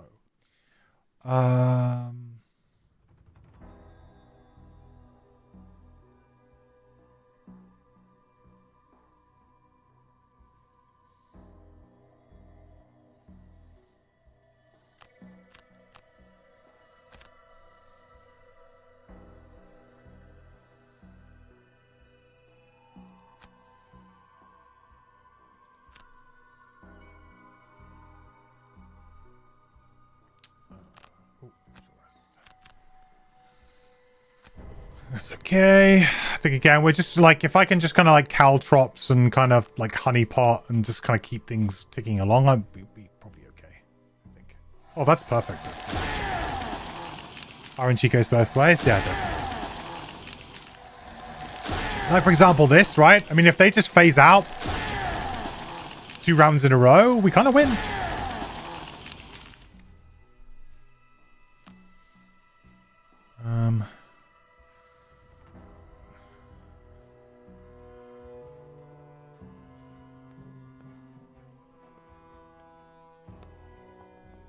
I like the way that I can actually attack the pylon if I want to.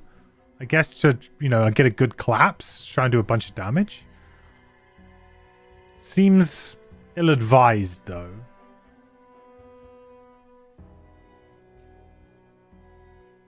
Well, this guy's got retaliate what? 2. So I can't attack him. So do I just sit here with this and do nothing? And I guess we just attack this for shits and gigs, but...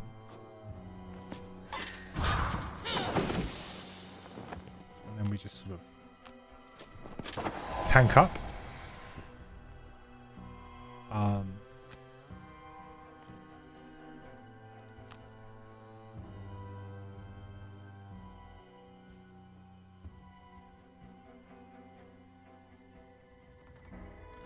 Guess we need to be, we could be clever here, right? Very clever.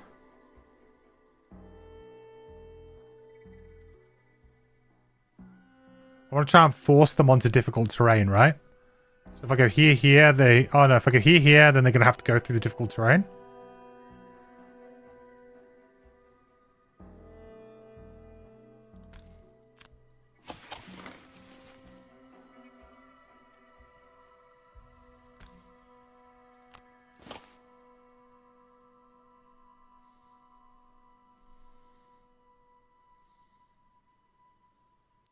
He's going to push me, though. I'm taking damage on my trapper. I mean, I'm guessing I'm taking damage on my trapper anyway.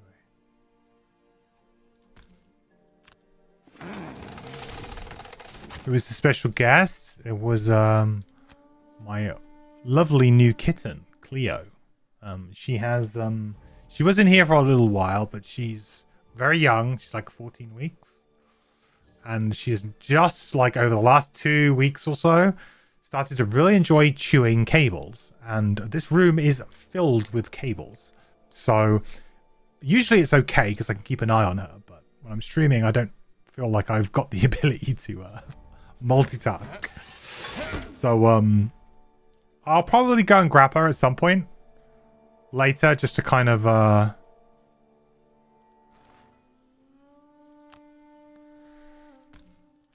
introduce her again, bring her back. Shouldn't have the retaliate, right? Did I not burn the retaliate thing? I thought I did.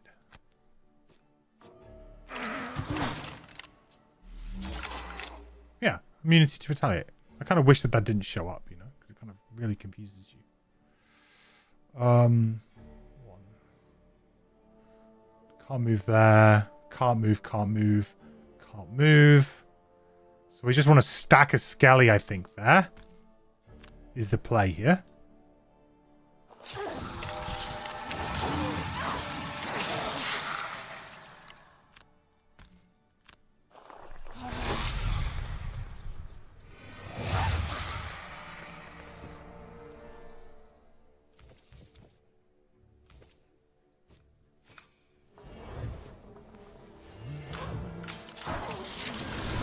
Ten damage.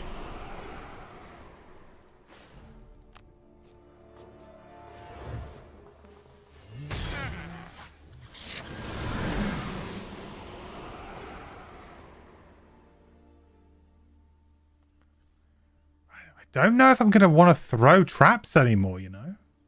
Jump is pretty good.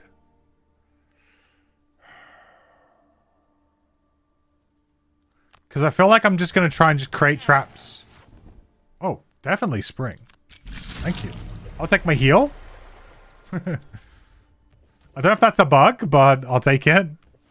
I guess not.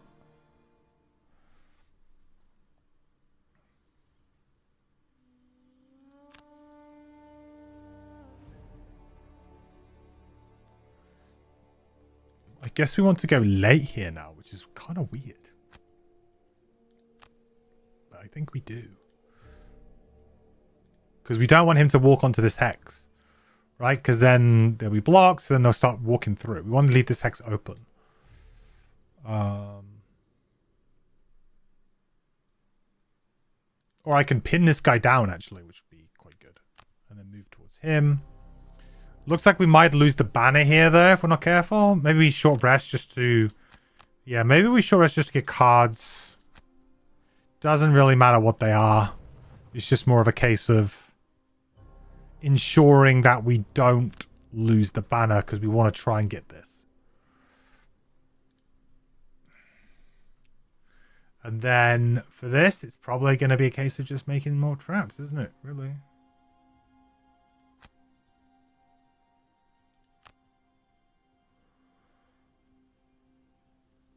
Like a ball catcher, maybe?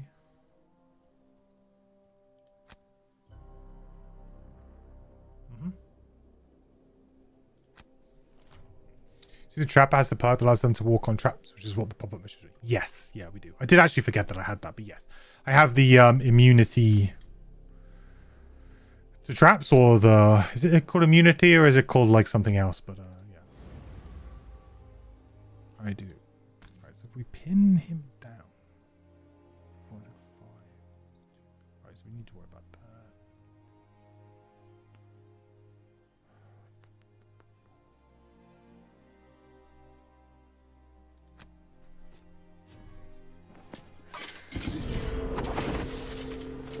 Pretty good one. Okay, he's absolutely just gonna destroy this if I don't go there. So,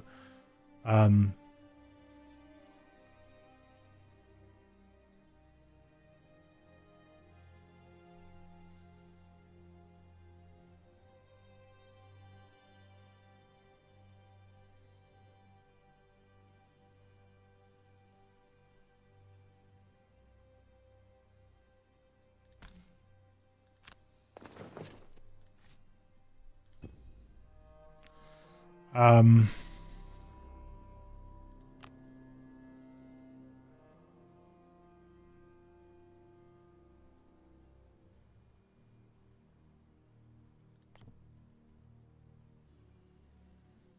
think I'm just gonna have to go and eat a load of damage here, right, to save this.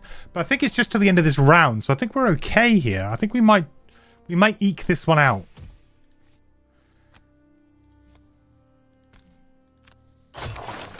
I just kind of need to burn some cards to damage, probably. And I think we'll be okay, and I can protect this. It's kind of what we're trying to do.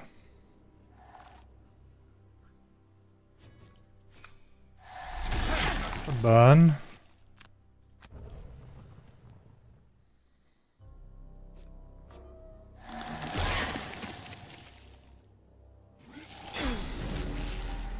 That was such a clutch immobilize there too. I mean, it doesn't... I guess it probably wouldn't affect too much, but it keeps the skeleton alive.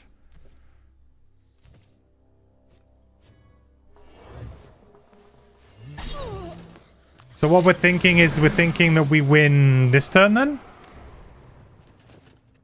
Like, well, at the end of this round? Is that what we're thinking?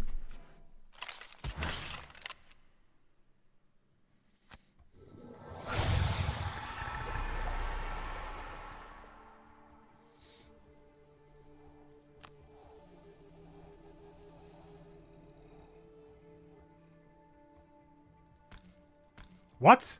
There's no way that I should be able to curse this pylon, right?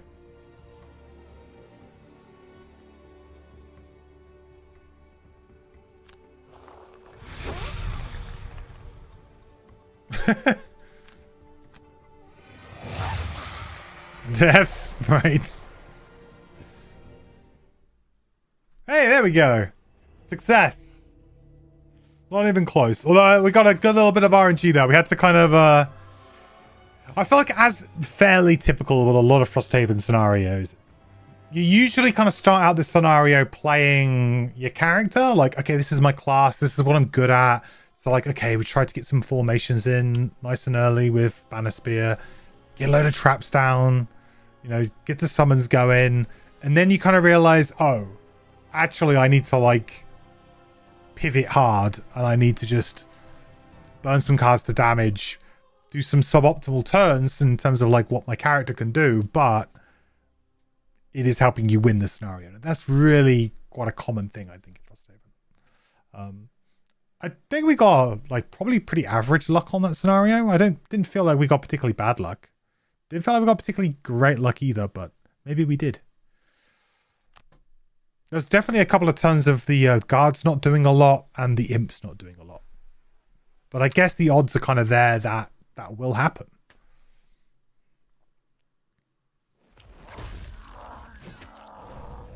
With the Orgox raiders defeated, Droman says he can clean up the rubble and reinforce the remaining pylons to be much sturdier. This was the final obstacle stopping traffic through the shortcut. If there's still time in the season after Droman's crew finishes cleanup, Safa might be able to send for a caravan of much-needed resources. Nice. Ooh, 15 XP? That's pretty huge. We've got some level ups. It's a rare sunny afternoon in Frosthaven, Nice. and you find yourself spending it down at the docks. Supposedly you're replenishing food supplies through organized ice fishing for the good of the town. But most of those present are here for the company and laughter as you swap stories. It's been more than an hour since anyone pulled something from the water, but no one seems to mind. You're chatting with a neighbor when you hear grunting further down the platform. Someone must have something massive on the line. Between the thrashing eddies in the water, you can just spot a claw. That's no fish. It's a lurker. Oh no, not this kind of thing again.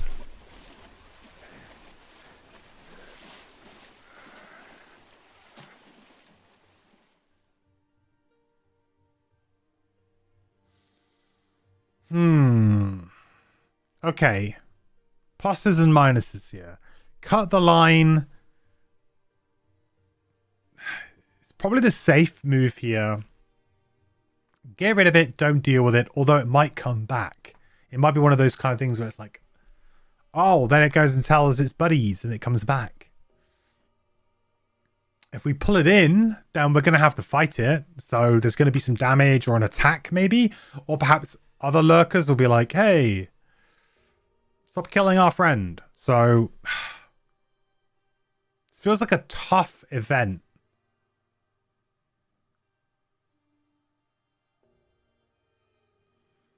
It's a tough event. I'm inclined to just say cut the line here. Because I feel like the last time we had something... Well, the last time we had this, like, there were lurkers, wasn't there? And, like, attacked the town, and... It was like people were swimming in the water or something. It was like Jaws. I'm on the same week as you two, and you just got that event. I mean, I hope that not... I think there's seeding of events, right? Maybe that's just incredibly... Like, bear in mind as well, though, David, that there's like right now in the game, there's probably less events than there usually will be, or there will be when the game's fully out and stuff like that. Like, so sometimes some of these things, I think the pool is a bit smaller, so perhaps it might feel a bit more coincidental, you know? Like, because there's less to do, you're just kind of like running out of events. I remember it being like kind of the same thing with Gloomhaven Digital, where you're just kind of like pull events. You're pulling so many events so fast that you're just really thinning those decks. Whereas in physical, you never would, like, because you'd always be adding new ones. Like, you'd always pretty consistently keep the deck topped up. But because they haven't added like more characters and, you know, some of the extra bits and bobs, then the deck's a bit thin. Is there a date for the next content release yet? Well, they said every 3 months or so? And so the last release, I think, was like mid-October. So I guess we'll be looking at some point in January would be my guess. They haven't said anything. I think there's been some patches, like some fixes and things, but I would assume the next content drop would be somewhere around end of Jan. Beginning of Feb, maybe. You just meant you did that level on the same week and got the same event. Oh, okay. I see what you mean. Oh, well, that is very coincidental. Well, I'm going to cut the line. You deftly cut the fishing line, pulling the fisherman back from the water's edge. You shout up to the guard, who sounds the alarm. So we're being attacked. Frosthaven's defenses will be improved for the next attack. Oh, shoot, so we are actually being attacked. So 20 defense. Oh, okay, so from the walls we get 15. From morale we get 5. Do I have soldiers? I don't know if I only have one soldier. I think we just defend, right? We look for the flip. Fuck.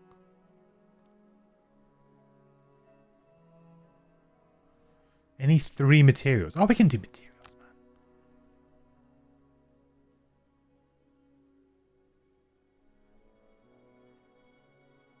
Oh, look, inspiration. You can use inspiration as material now. Oh, that's new.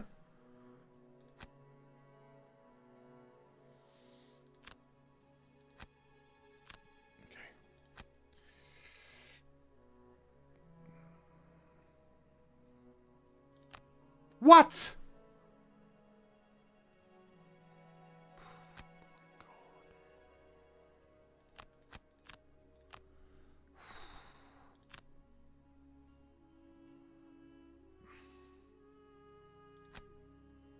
Oh, finally. Do I defend the barracks here?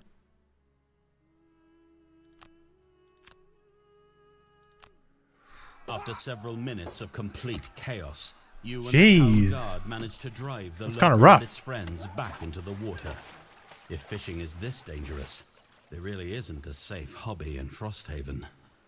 Begins to shed hide. Nice. I feel like the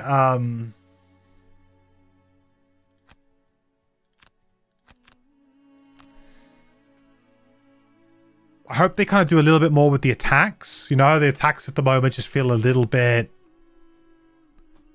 bland. Like, they just kind of like, okay, flip a thing, you know? I hope they do a little bit more, maybe to like give it a bit of a better animation, maybe like a new sound, like music or something. You know, just get like amp it up a little bit.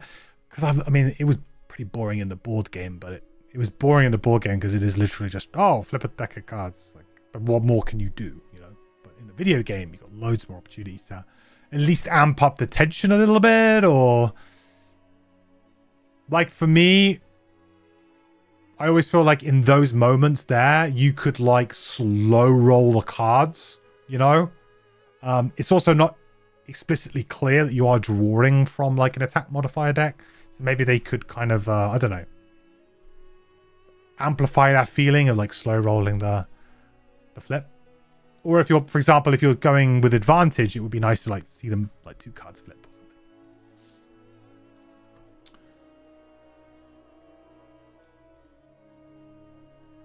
You want to see a card get flipped at least? Yeah, something like that. So something to like amp up the tension would be great. Right, new cards. We are level 7. We're so close. We're so close. Okay, what do we get at level 7? Recycled limbs. Consume dark, consume earth to perform a summon action of a card in your discard. Grant all of your summons. Move +0, attack +1, 2 XP and a burn. That is a big... That's kind of tough to have both up. It's a very big kind of like turn though. And it does fit quite nicely into the go wide strat. You know, like our strategy of going very wide with lots of skeletons works very well for that. But it's one-time use. Could be quite big though. 52 initiative is terrible. Useless. On the next 3 times the character dies, heal 2, target 1, range 3. That's kind of... On the next 3 times the character dies.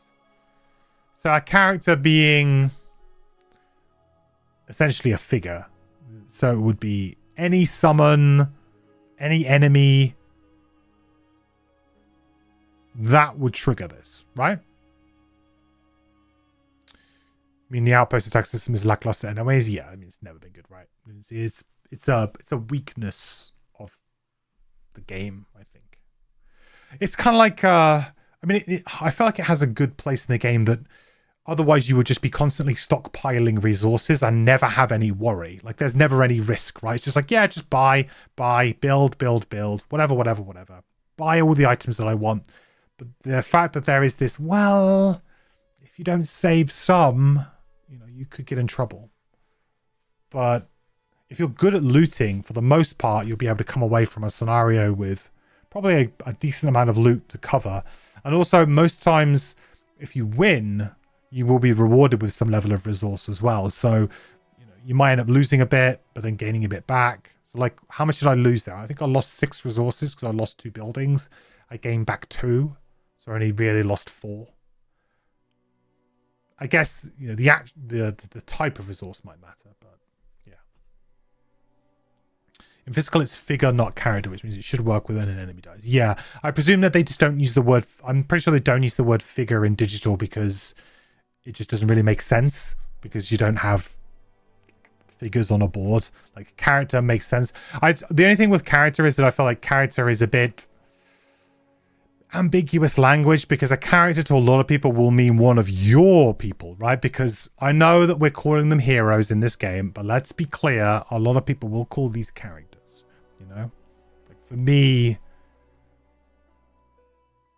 a lot of the time with this sort of stuff, it's like, okay, yes, we want to call them heroes in our game, and in a rule book we'll call them heroes, right? But let's think about what players call these things I can't say the word.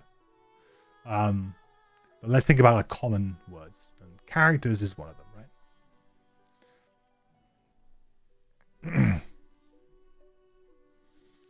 right? Colloquially. There you go. I said the word. Okay, I mean, this is pretty good. I mean, this is okay. I mean, it's a very consistent source of healing. And it's one of those kind of cards where you could potentially play it down on a kind of a do-nothing turn. Like, yeah, okay, I don't really have too much to do. Play this. And then it means that recycled limbs, when you do get to a point where you have a very wide board state, you go, great, now I can play it. Soul Claim. On the next 3 deaths of monsters within range 3, add 1 curse card to the monster attack. That's good, though. That's good. You just have to be within range 3 of them, which is... I don't know. I mean, it's just one of those things, again, where you have to kind of, like, you have to keep on top of it. It's a little bit dangerous having these cards that are, like, passives, right? That go into your active area. Because we play a lot of summons, and so we have a lot of cards in our active area already, and we have buffs for those summons that may go into our active area. They're passive buffs that are just there for the remainder of the scenario.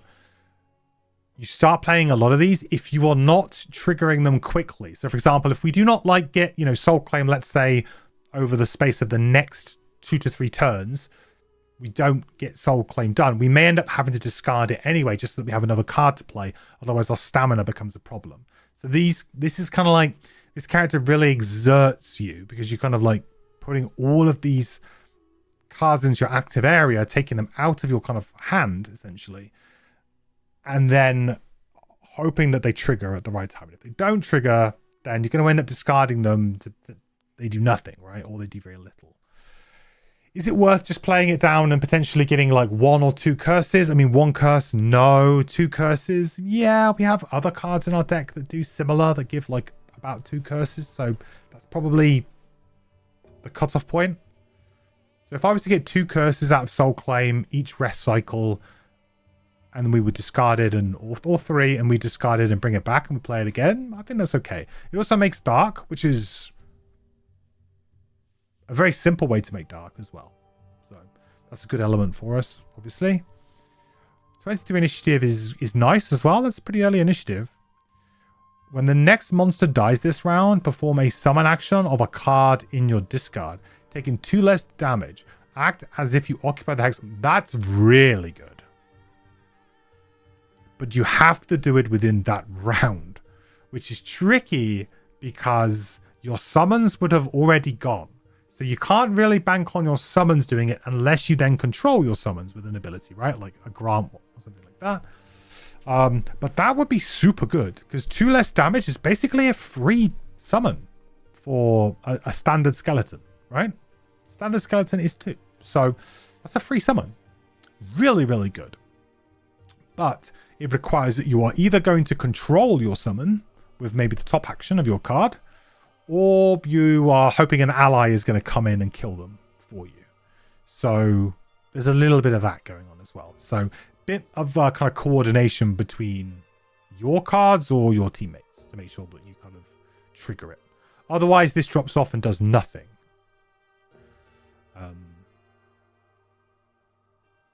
It's interesting. I think of the 2 cards, I'm leaning towards Soul Claim because both halves of the card are decent.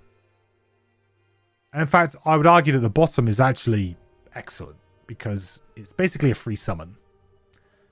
At the expense of playing a card, though.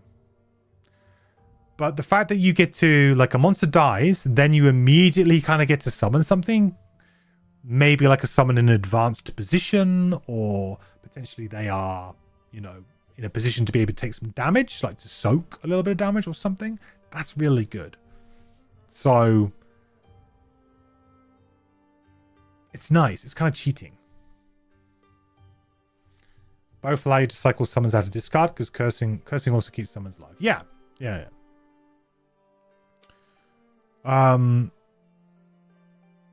It's interesting, isn't it? Because these 2 effects are kind of like... They're kind of similar, but they're not, right? Like the fact that... So this gives you 6 health. Let's say, okay, this gives you 6 health. It's not really situational. Bear in mind, though, that it's like... it's targeting an ally, so you can't heal yourself with recycled limbs, right? So actually, if you're being selfish, the bottom of recycled limbs isn't very good. Unless you can target yourself, and I'm missing something here, but is this more of a like target an ally sort of thing? Whereas this is basically, yeah, I mean, what are you going to use the health for? Well, you're going to use the health to summon things, so summon things for free. I think I prefer Soul Claim because it's pretty low risk. And in a pinch, if you want to go like, oh, we need to go early, You could just use it as a 23 initiative move too, and that's probably fine. You know, in a pinch. I'm going Soul Claim. I'm trying to fit it in is going to be interesting though. Right, what do we get rid of?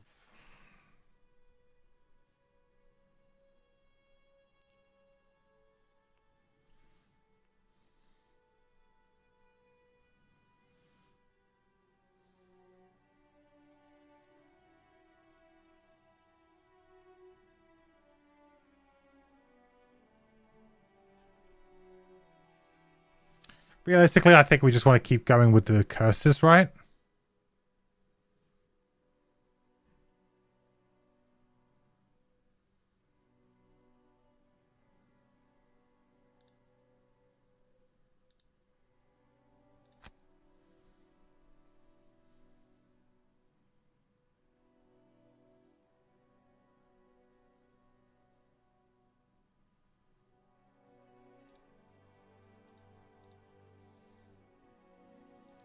Maybe we just get rid of the -2, just because the -2 kind of sucks. And it's, for the most part, with our summons, is basically a miss. It's either that or we go for the poisons. Because the poisons can be interesting because it can do extra damage with our...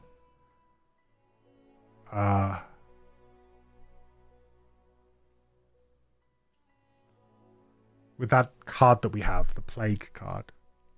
Because it basically, if an enemy attacks us... No, that's only if an enemy attacks us. An enemy attacks us and they are poisoned, then they take 1 damage. Which I guess this would kind of work, because we attack them, we poison them with the attack, then they attack us, so then they would take a damage. So I guess it does work. Us pumping poisons is actually pretty intuitive to that as well. So we'll go here. And -2, we treat it kind of like a miss. Like, okay, kind of a miss. Not quite, but almost a miss. That's pretty good. Right, now how do we fit this new card in though? Jeez. I mean, it's a lot of like anything really. I guess Eternal Torment is really probably the right call here, because it just doesn't do much, does it? We use it sometimes for the looting.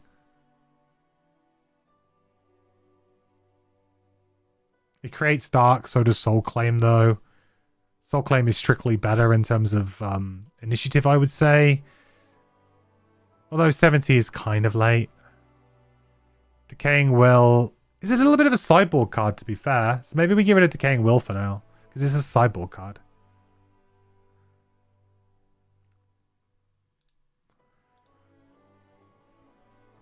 You know, we should really only be bringing Decaying Will when we know there are retaliate enemies in the scenario. Otherwise, it's basically almost a dead card. Okay. Perks for our Banner Spear.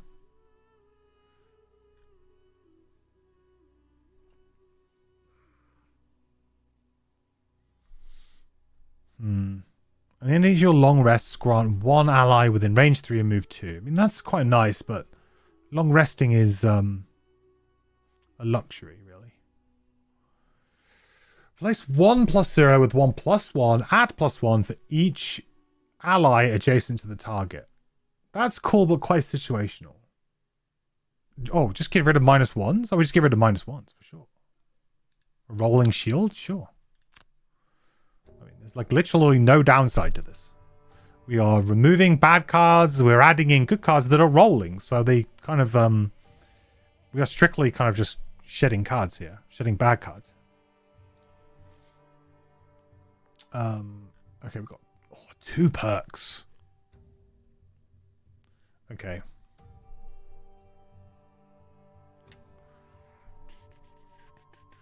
Whenever you long rest, you may create 1... Is that a heal 1 trap? Yeah, it is. 1 heal 1 trap. Unremitting. I don't mind this, but... Granting attacks on top is kind of strong with the new card, though. I suppose it is, yeah. With my skeletons increased health, retaliate is a little less of a problem. That's also true. Yeah, 100%. It depends on how big the retaliate is, right? You get some enemies that are just like, or they flip the, like they flip the increased retaliate card. So on that particular round, they have like retaliate 3 or 4, and that just kills them, right? So it's not always about like the innate. Sometimes it's also about like what's in their deck. Can also just be a real pain.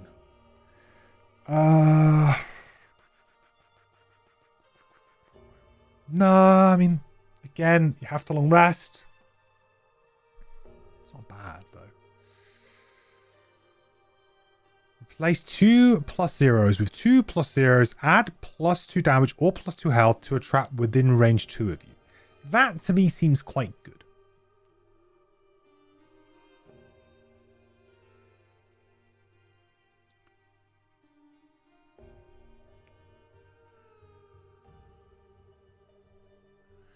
This also seems quite good though. Like on any scenario where, for example, we start with, let's say we start with the wound, like we did in the previous scenario, right? If we start with a wound, or something bad happens, we basically just get a free heal 2 on the board. It works very well with the Bone Shaper because the Bone Shaper can then just walk immediately into it to heal back the 2 from the summon. So perhaps prepared is kind of good. I think the problem with this character in general is that we don't draw a lot of attack modifiers. Like, that's not our role. So jazzing up your attack modifier deck seems not pointless, but less useful.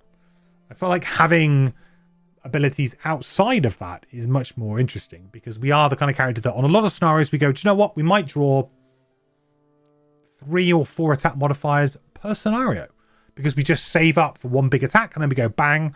We attack with advantage as well, so we make sure that we don't miss, and then that's it. So we don't really need to worry about massively increasing our attack modifier deck. That's 2 damage though, not heal. Oh, it's 2 damage. Oh, okay. Which is, I mean, I still feel like that's pretty good. Oh, you're right. It's 2 damage because that's the heal. Right. I always get confused with the droplet. It's like a droplet, but it's a different droplet. But yeah, you're right. That's damage. I still feel like that's good though, right? Because that gives us the options to improve it immediately. So we can make it like a 3 damage trap. We could throw it. We could turn it into a 5 damage wound trap on turn 1. There are things we can do, as well as I would imagine certain scenarios we could probably position ourselves very cleverly to just be like, bang, drop a trap in a very good place. I think all the trap on non-attack modifiers were good. Yeah, it's just not a character who draws a lot of attack modifiers. I think we'll get prepared. I like this, because it just gives us some nice flexibility. And then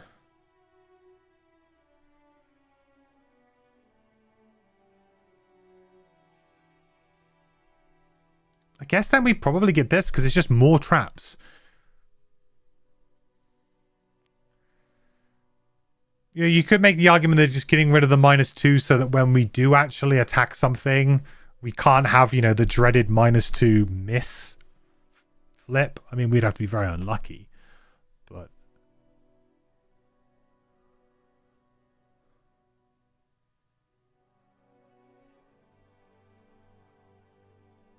yeah, let's just give ourselves the option of just placing as many traps as we can. Okay. We level 3 now? Level 3. Extra teeth. Create 1 trap in an empty hex within range 3 with the following effect. Damage 5. 5 damage trap. 1 XP. Very good. It's a straight upgrade to Boar Catcher, I believe. So potentially you could just do a swap, but that's very strong. Move 2, 22 initiative is very good as well. Move 2, destroy all adjacent traps to create a trap in an empty hex within range 2 that has all their trap effects. Okay, here we go. This is the Wombo combo card. The new trap cannot apply the same condition more than once. So this is this is probably the pick, just because it's the Wombo combo card. What I mean by this is that the trapper can kill single targets incredibly quickly, right? Because what we can start to do is we can place large, high damage traps around, and then we can start to upgrade those traps, upgrade those numbers. Then we can start to combine those traps, and then we can use something like extrachieve to then destroy a bunch of them, to then make one giant trap that's, like a 30, 40 damage trap, and then you can just throw it at a boss, and if you're lucky, fingers crossed, enjoy your times 2, suddenly you are one-shotting a boss.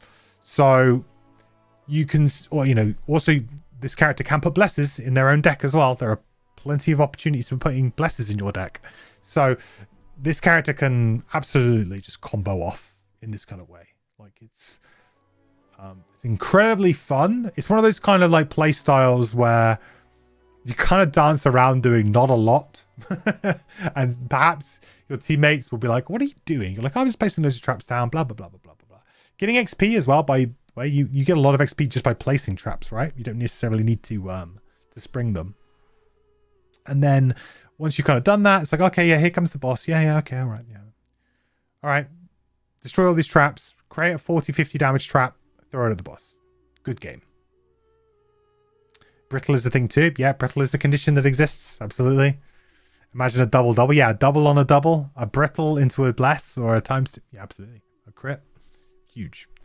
So extra teeth is by far the kind of the best combo piece that you'll probably see. Now, a lot of scenarios won't allow you to do that, right? You're not going to have the time to necessarily do that. Or perhaps you might have to do it in sort of smaller bursts where, you do caltrops and then maybe like your ball catcher, you combine them all together to make like a 6 damage trap, and then you throw a 6 damage trap or an 8 damage trap, something like that. You're not always going to be able to create a giant one, have the time to do it, but still very, very strong. And still probably able to one-shot many tricky enemies as well, like elites. Pyrotechnics. Create one trap in an adjacent empty hex with the following effect. Heal 3, strengthen and bless 1 XP. It's a very, very good trap, actually. Very, very good trap. Because you're going to potentially allow an ally to move in to be able to get that bless, and then be able to take their turn. So if you can set it up in a good position, like along their path, they could potentially walk into it, get the heal 3, get the strengthen, get the bless, and then they're going to have strengthen until the end of their next turn, essentially. So there are ways for you to be able to kind of like trigger the strengthen in interesting ways. And 3 is a good amount. 80 initiative is also a good late initiative. Move 3, increase the damage or heal value of the next trap you create this round by 3. Also very cool. You can see how like potentially you might even want both of these cards, because you're going to be doing this and this. So there might even be a world in which you come back and take these, I think. I can't remember what I took when I was playing this character in physical, but I can imagine that, this also plays in quite nicely to what you want to try and do here. So there's more combos to be built there. My god, those are strong level 3s. Yeah, very, very good level 3s.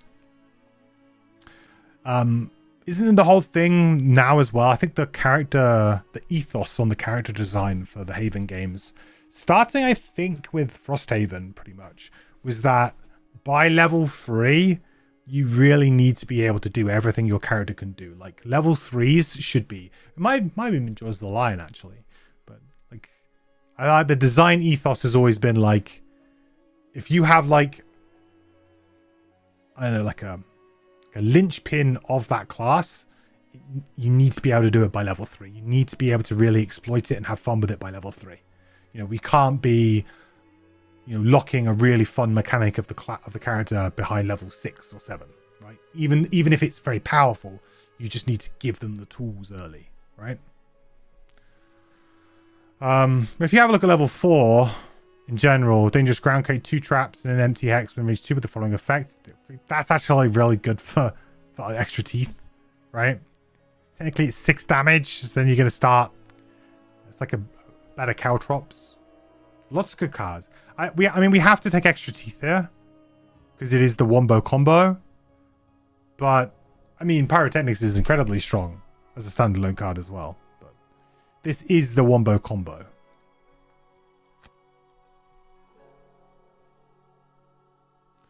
Not to mention, if you don't want to go for the combo, it's still an incredibly strong top.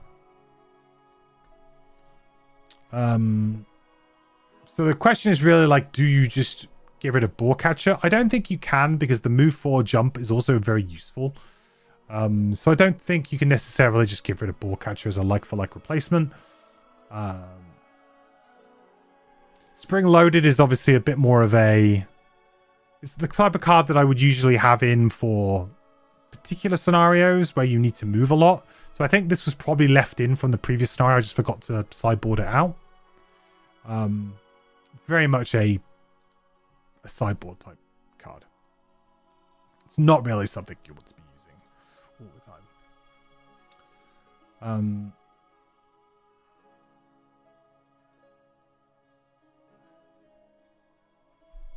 So now we'll probably be looking at using Flurry of Nails to increase the value of traps.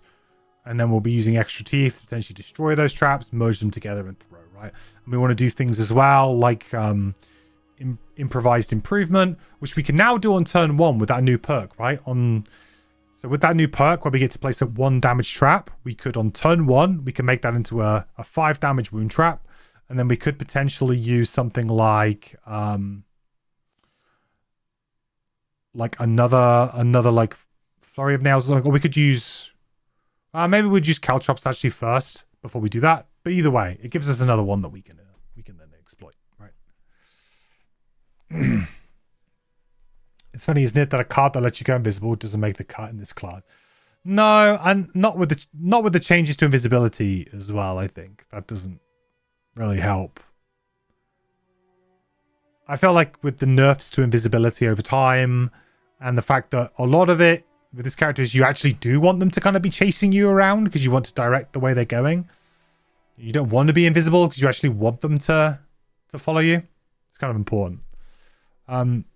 There's also the moving trap one, which I don't think we have in right now, right?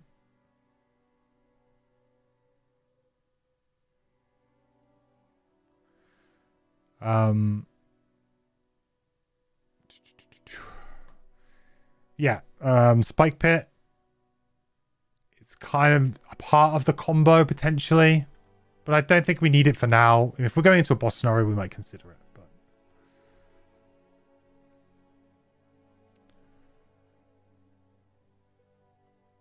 But dismantle, you have to, even though the bottom is the same as extra teeth, you have to keep it in for the top because that's kind of how you act. That's how you do it. That's the final combo piece. Cool. All right. So then, I don't think we're going to be able to upgrade anything because we're in a sort of weird situation. Oh, hang on, the carpenter.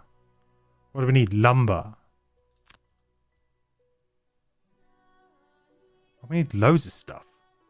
We don't have 4 lumber. Oh, we can probably buy lumber though, right? Surely.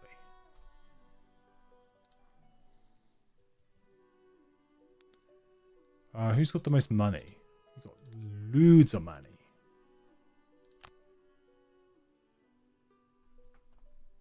Is that enough? I just want to kind of...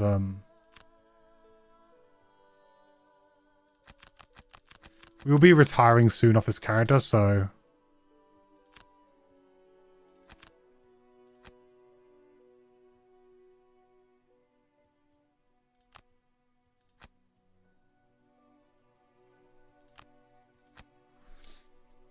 Nice. I mean, we might have a new friend to play with. I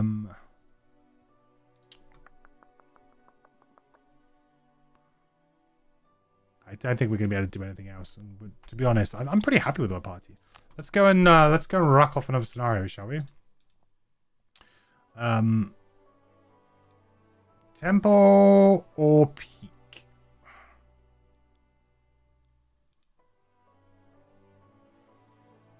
I feel like Temple's just a lot of moving, isn't it?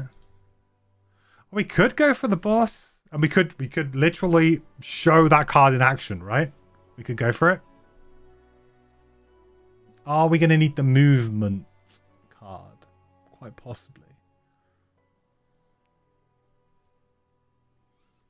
Yeah, let's go for the boss. Let's show it. Let's show it in action, shall we?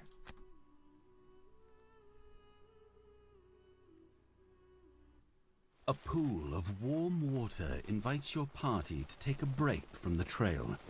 It gurgles tiny bubbles from some unknown source, and you can feel the warmth as waves of steam push back the snow around the water's edge. A few minutes of careful investigation reveals that the water is the perfect temperature, warm enough to relax and not hot enough to burn.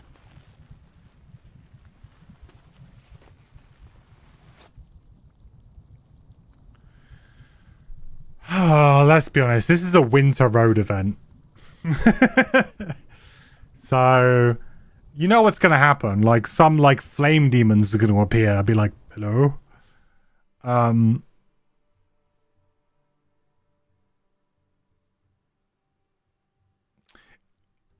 feel like this could go a few different ways, right? Soak in the warm water and enjoy the peaceful respite. Potentially, nothing happens. And we gain some nice benefit, like, oh, you get strengthen, or start the next scenario with strengthen and bless or something. Gives us some sort of buff. Or it could be, aha, you were not actually safe, and here's an enemy, here's a flame demon, and you take some damage. That could happen. The dive beneath the surface, though, could be that we don't get anything, like, nice in terms of a buff, but we find an item, or we find something that we could use. That will be the benefit. Or it could be, yeah, we dive beneath the surface and we find something bad, and we disturb it, and then we have to fight it. So I feel like dive is maybe the coolest thing, because if there's a chance of getting an item, I'm taking it. So I think we've got to go investigate. You plunge into the water and push downward to the source of the heat. A mechanical device embedded deep in the natural rock. It's malfunctioning, throwing off enormous amounts of energy. The metal core you're carrying reacts to the machine, drawing the heat into itself and sparking back to life. Nice. Charged core. Perfect. So that now means that we can use that with another event, I think, comes up. I think so. Okay, right. So we're going to potentially change our cards here because we are going into the boss battle after all that. So I do think we might want to use the relocate function.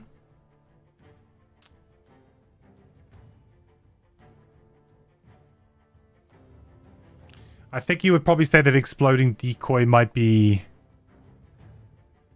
bit much.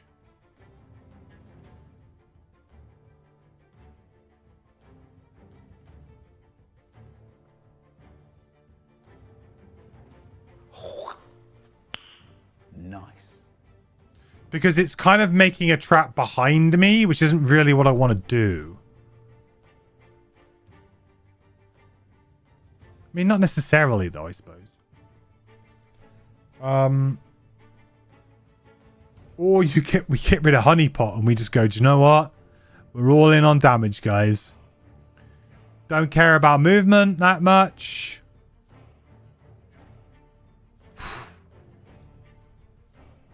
Oh, we just go all in. Okay, this is the all-in strat for sure. Poison, so we can like muddle them and then poison them, so that's very easy to do. Click 3 or more loot bags. Nope.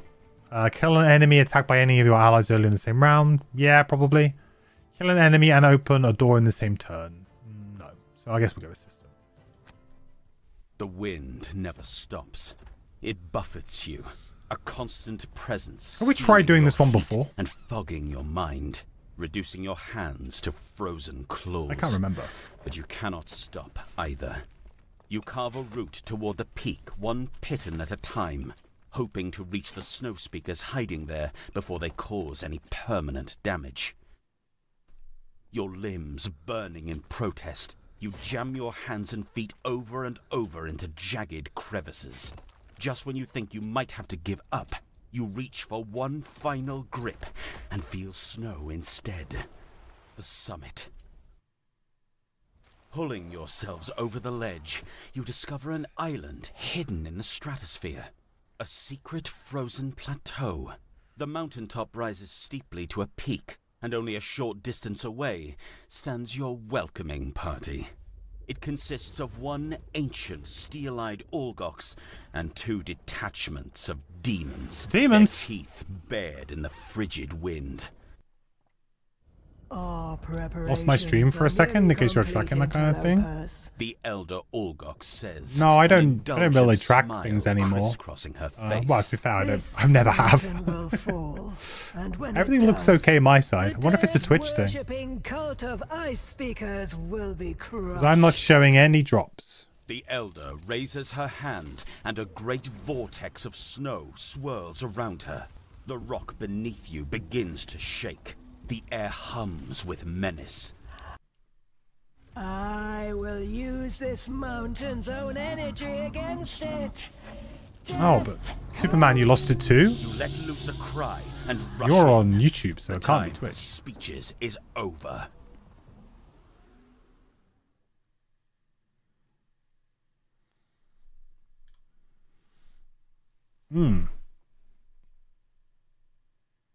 Now, Superman's on YouTube, so that wouldn't add up if it was just Twitch. I don't know. Weird. Well, I can rule out Cleo the kitten because she's not in here. So unless she has somehow gone downstairs and like eaten through the internet cables, which I guess is a possibility. I wouldn't put it past her. Okay. What do we got? Algox Stormcaller. Kill the Algox Stormcaller. Each hero discard 1 card. Well, that's not very nice. That's it? Oh, it's simple, right? What a simple scenario this is. 78 health. Cool model on this character, though. Huh? Very cool. What do we got? Shield 1.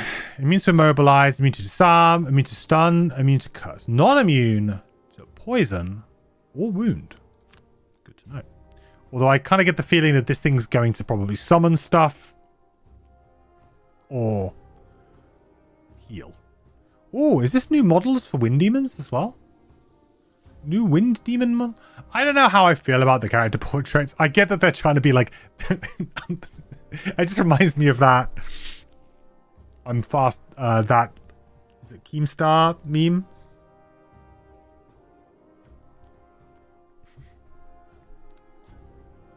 But I don't know if I like it. I get that. Okay, they're really fast, but it just looks blurry to me. But I like the models for them. They look like a little bit more substantial. Like they're a little bit easier to kind of see. I wonder if that was the intent. And they are, you know, significantly different to the Frost Demons. You think this is a scenario you said, F this and reduce the difficulty after my 3rd attempt? Oh, interesting. Well...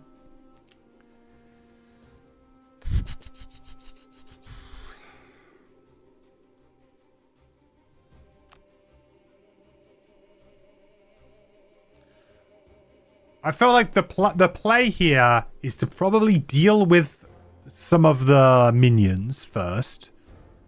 Probably the wind demons because they are just bloody annoying.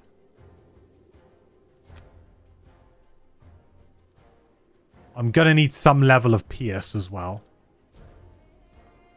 And then while they're doing that, Trapper is just making traps. Just going to work, you know? Right, what should I get rid of? Arguably, you could say getting rid of regroup early on. Because this is the kind of scenario where regroup is probably not going to be great. Because we're not going to have time. We can probably get rid of a summon here. Because we can always bring it back from our discard. So...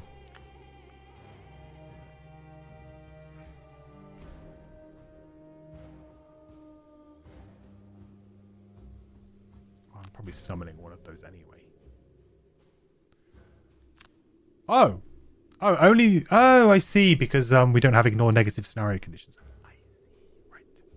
Where are we summoning? We're going to summon here.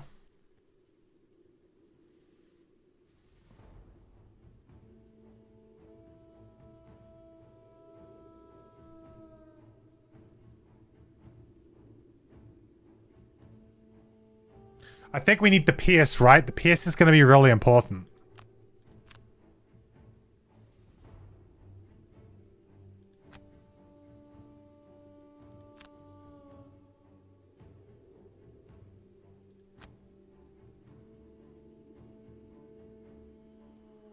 Someone won.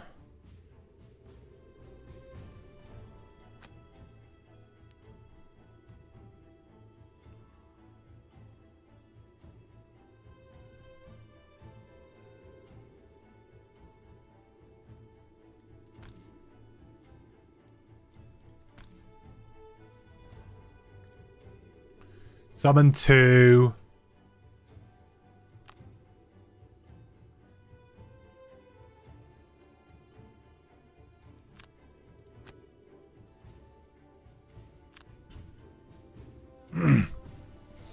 What's the biggest difference between Gloomhaven and Frosthaven? That's a good question.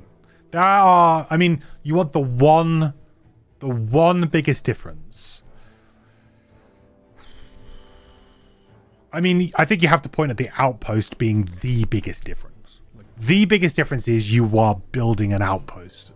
You are collecting resources to build buildings, craft items, craft potions. You are dealing with attacks to your outpost. There's the resource management side of that is way different. Whereas in Gloomhaven, it's like, okay, you go back to town. Do you have some gold? Yeah, sure. Go to the shop, maybe buy something. Cool. Do an event. Okay, let's go out again. Right? Very short. Whereas Frosthaven, no, there's several phases. There's like, what, you know, in what order do you want to do things? You know, how are you going to do so? And that means that the game has a lot more permutations. Whereas in Gloomhaven, yeah, sure. You know, you could be playing different characters. You can choose the quests in different orders. You still have that in Frosthaven, but you also have, well, you might choose to build this building first, and another person might choose to build a different building first. And then suddenly that's your paths are already kind of starting to drift a little bit, even very early on, in terms of the order in which things get unlocked, things happen. So if I'd say the biggest difference is the outpost. Some people like it, some people don't, because, you know, if you're somebody who absolutely loves spending all of your time in scenarios, you might find it a little bit more frustrating that there is an element to the game that you need to do outside of that. You know, if you're someone who's just like, I just want to go bang, bang, bang, scenario, kill stuff, scenario, go in, kill stuff, kill stuff, kill stuff. I just want to be playing my cards, you know, then, I mean, you can still, I mean, Frosthaven Digital does a great job at curing some of those issues because you can do things very fast. Whereas in the physical version, you know, you've got to draw cards from different decks. There's lots of things you got to resolve. There's stickers. There's lots of other things you have to physically do. Whereas in digital, a lot of that stuff just kind of happens. So it does remove a lot of those problems, but not all of them. So that would be it. The second biggest difference is the complexity. Like, in my opinion, in terms of all of the classes are more complex, in terms of the abilities that they have, how they play. The items that you can get are more complex or work differently in builds. So if you're somebody who, for example, might have not enjoyed some of the more complicated classes in Gloomhaven, Frosthaven might not be your speed, because pretty much all of the classes, like there's probably only about 1 or 2 classes that I would say kind of fit into the Gloomhaven weight of class, whereas pretty much all of them are more complicated and have more wrinkles to them, which I love, but a lot of people might not like that.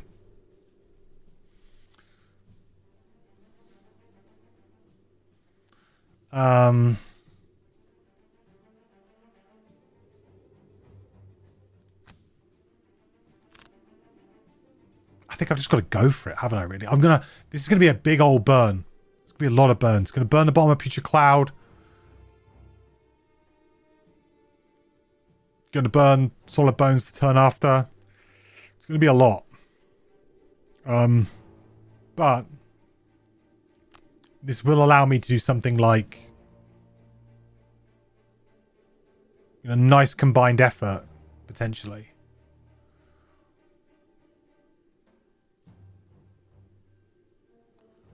Tip of the spear is really what we want to be doing here, though, right? Boom. So maybe I go early, summon there, so I can go there and do tip of the spear early on this. That would be good.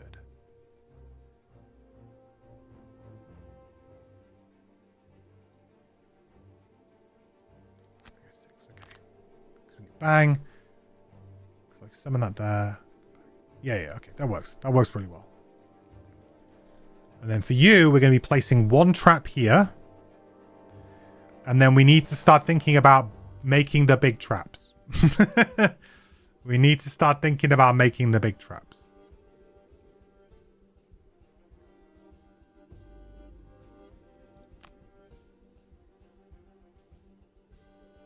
We put a 1 damage trap there, a 4 damage trap there.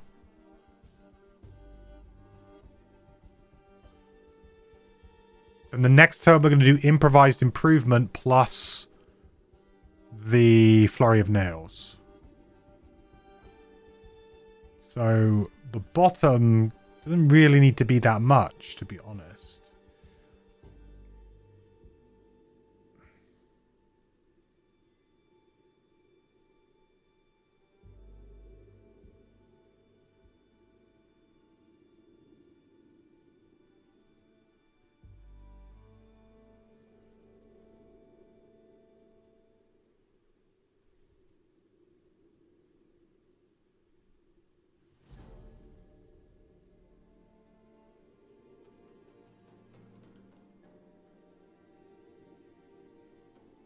I guess I could Path of Pain, couldn't I? So then just start, like... Then I could turn that into a 5 damage wound trap. Yeah, okay.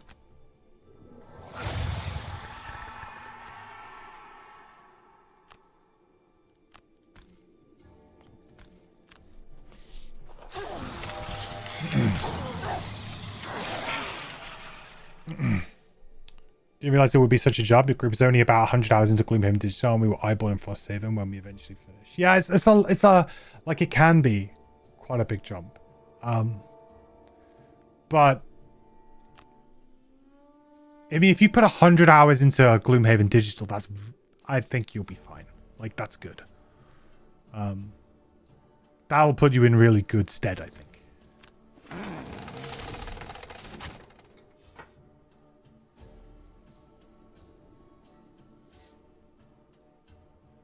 What's the best loot goblin in Frosthaven? You play tank and then support. Well, the thing with loot goblins is tricky because a lot of like looting is such a core mechanic in Frosthaven because of the resources. Like everybody needs to loot. Like whereas in Gloomhaven, you could be like, okay, my character's not very good at looting, or like you're playing the scoundrel, right? Yeah, I'm so good at looting. In Frosthaven, everybody needs to loot, and everybody kind of needs to loot almost equally. I mean, there are some characters who loot a bit better or a bit easier, I would say. Like their loot cards are a bit more easier to execute than others, but I feel like you can kind of be a bit of a loot goblin with most.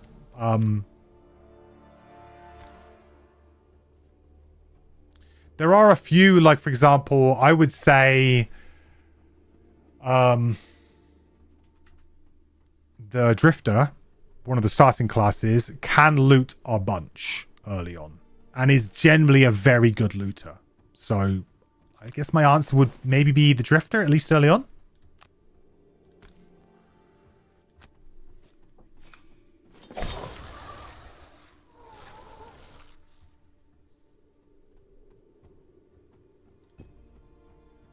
The main decision you have to make is either loot or progress with the scenario. Yeah, a lot of that comes in Frosthaven too. Like sometimes you'll just be in a position where actually oh, hello. I'll take that. Yeah, sometimes you're in a position where you can't loot because you will lose the scenario and it's just not worth it. That does come up. And it's a bit bit of a shame when that does come up.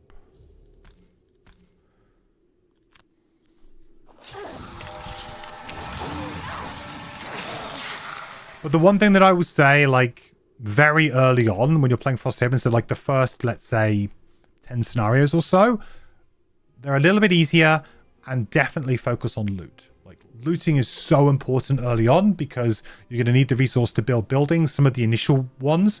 And once you get like the camps built, for example, which allow you to then buy a resource for some gold, you then get you buy a little bit of flexibility there, right? They're a little bit boring, those buildings, but they do give you a bit of flexibility to be like, oh, I need 1 wood. Oh, great, I can go and buy 1 wood. Like, it works, you know? Best chest Blue Goblin is Deathwalker. They always got that special mission to go for the chest. Oh yeah, they can teleport around too, as well. Not only that, they can teleport around. But there's also, like, for example, I have a pair of boots right now on my Bone Shaper, I think, right? Oh no, I don't have the Tranquil Shoes. So I did have a pair of boots, which allow you to tap the boots to do a loot. So when you're end of turn looting, you can loot 1 adjacent hex rather than the hex you're standing on. So, like, there are boots you can get early on that also just give you that flexibility so that you don't have to actually finish your turn on the loot. You can kind of do stuff like that too.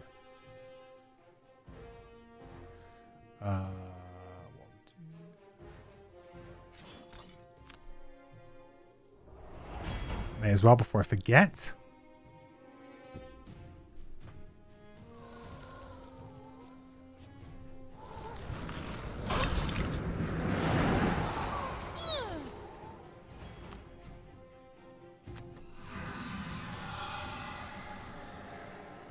Okay.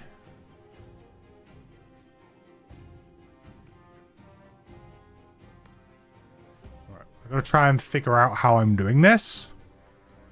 So this is a 2 damage trap.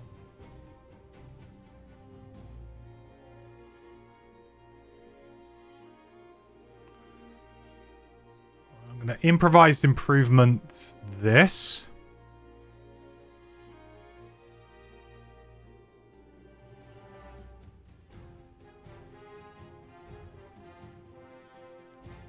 I think I just want to stay put for now, right? Because I'm going to improvise improvement this one. It's here.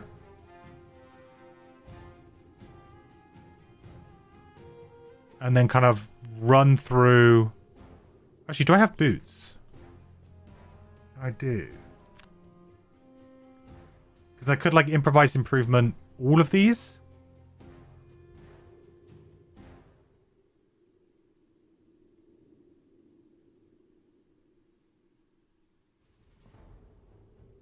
Yeah, okay.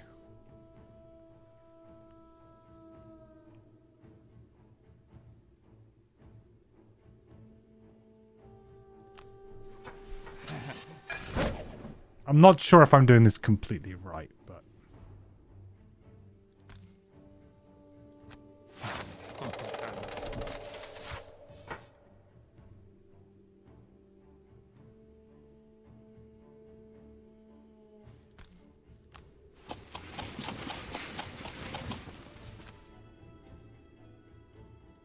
Oh, no, I want to do that.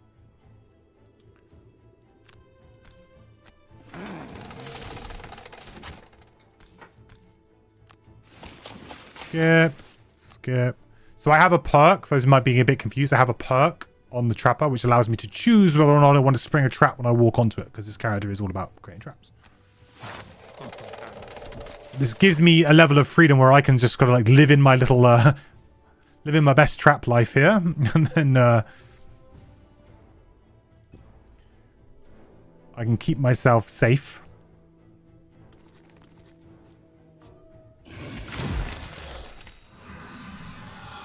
Nicely. Okay, yeah, we are summoning. I figured summoning was going to be a bit of a tenet of this boss. Felt like it was going to be. Okay, let's figure you out first, because you're kind of doing your own thing. So the first thing we wanted to do is we wanted to improvised improvement this to turn into a 5 damage trap. Then I think we want to increase the value of up to 2 traps moved through by 1, but we could...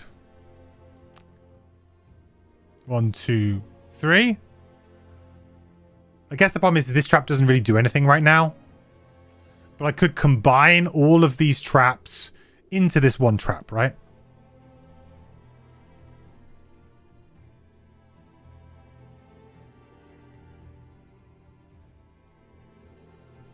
Again, we're in a situation here where we don't have to do anything. We can just kind of go late and do our own thing.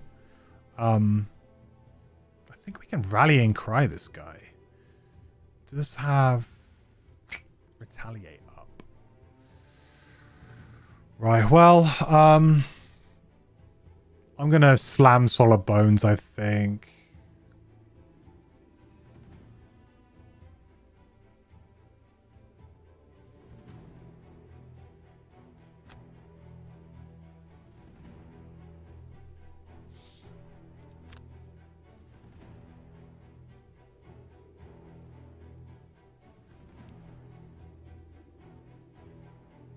I mean, now would be a fairly good time for Flow of the Black River, but the problem is this guy's going to die on the Retaliate before. So it's going to be like, he's going to die. It's going to make it kind of awkward. Yeah, it's just Solid Bones and maybe...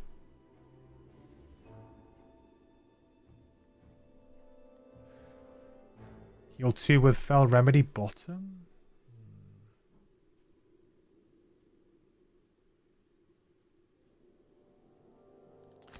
Soul Claim will probably work. I think it will work. Because this guy's going to die. I mean, there's no way he survives.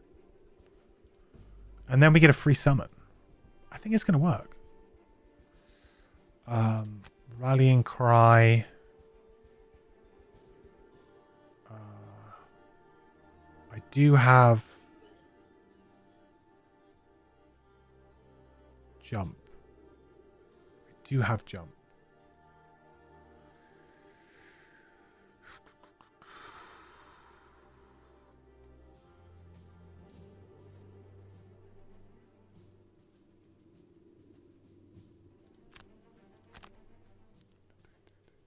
Yeah.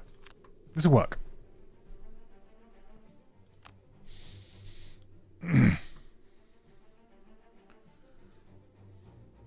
That is a lot of Haven, Pickle. That's a lot of Haven. I'm kind of jealous.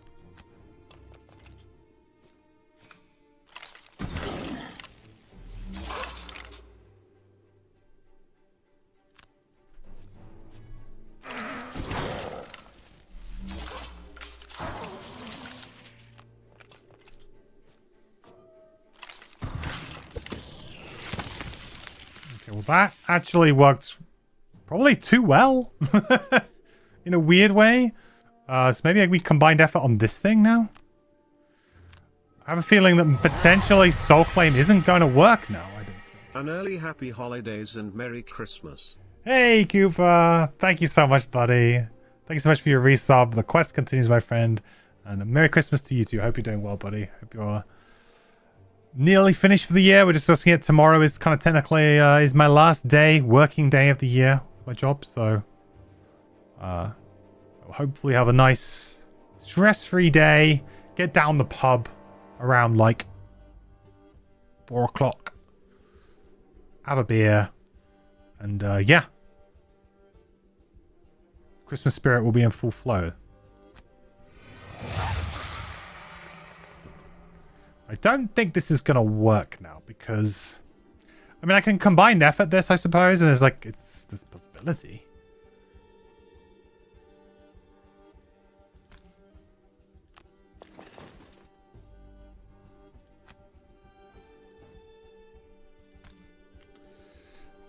But this will also get me this, I think, right?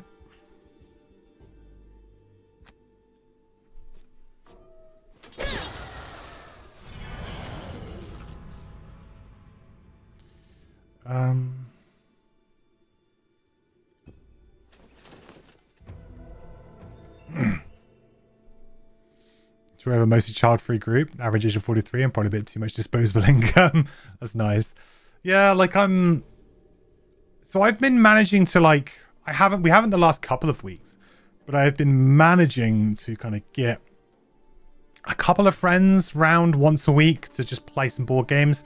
Thing is, though, is that like they're not into campaign games, and because it's not like a really like consistent group, I can't start a campaign group with them, and they wouldn't want to anyway. So they're not like the right people for it. My D&D campaign is going pretty well, to be fair. Like, so I have a separate group now playing D&D. And we're meeting we're probably meeting about once a month on average at the moment, which I guess isn't loads, but we're having fun. Like, I've never really had a proper D&D group, so it's been fun.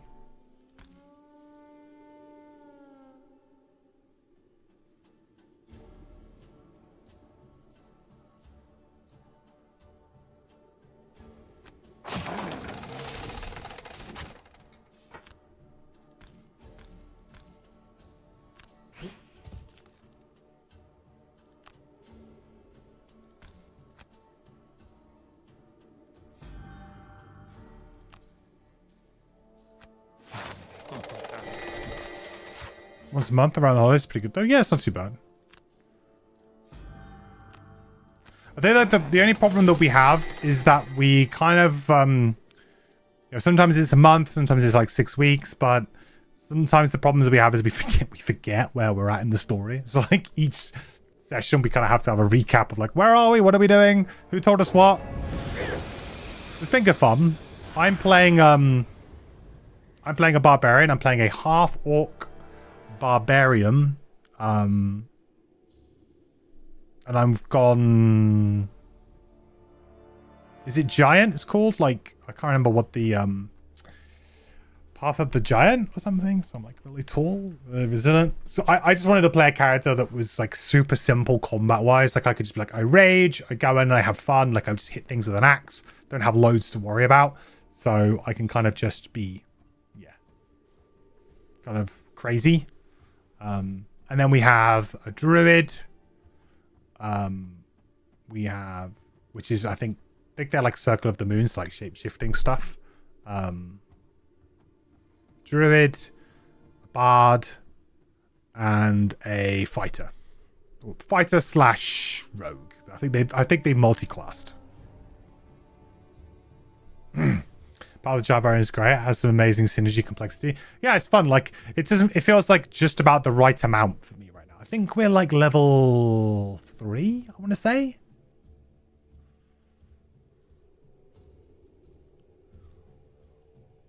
I might be wrong there, but I think we're about level 3.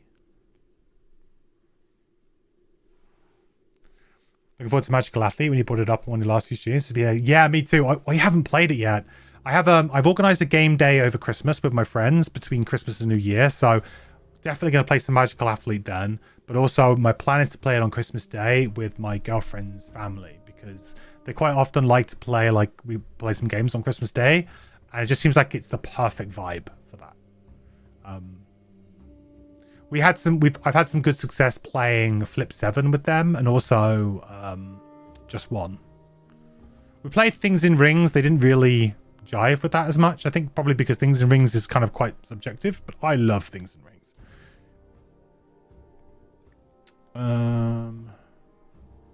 I only have one summon up. That's not good. I guess we whiffed on our free summon, didn't we? We whiffed. I feel like 30 that we can probably get a heal 2 from this.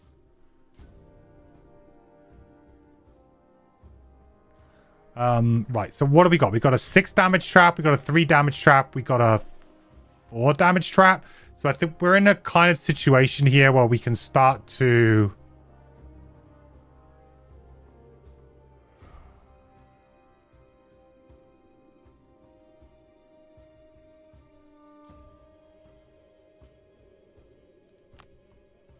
I guess that's trap's kind of wasted, but we could now extra teeth.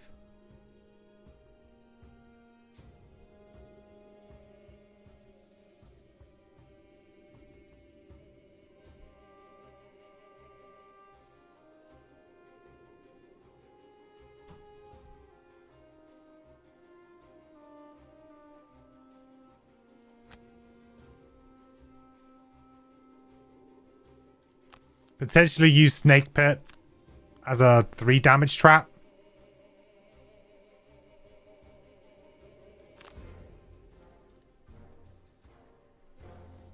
I'm a little bit nervous with my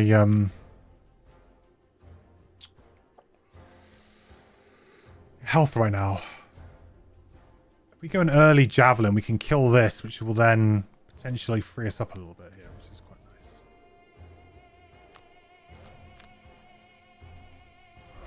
nice. Ow! What was that ability? Create hazardous terrain and all enemies occupying or adjacent to hazardous terrain, stuff like that. What? That's crazy.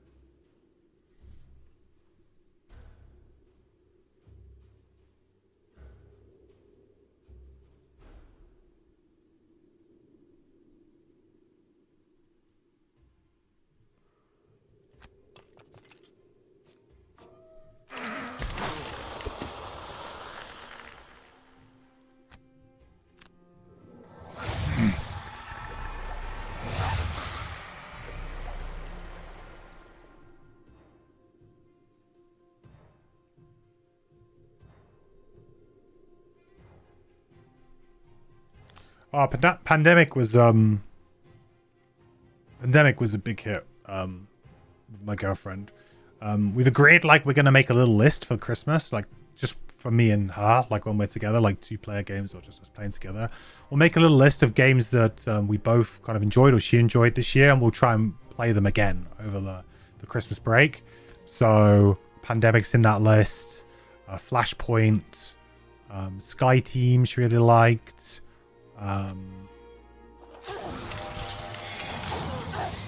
Harmonies we've been playing quite a bit of. Timbertown.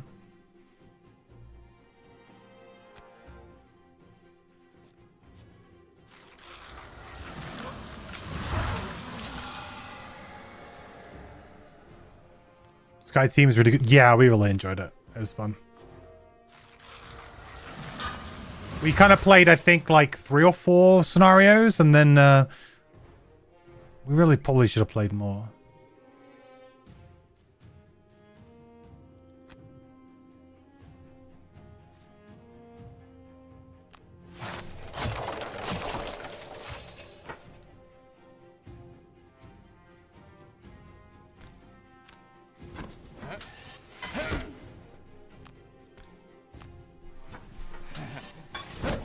Okay, so now we got like a 13 damage wound trap and a 3 damage. So we're getting there, right? It's like the slow roll. I mean, how much health has he got? 78? It's gonna be a long it's gonna be a long chat, but we'll get there.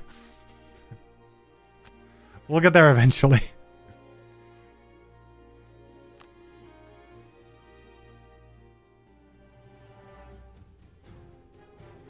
Oh, I forgot these guys have move 3. Shoot, I probably could have moved him over there to attack this instead. Damn it. Didn't think about that.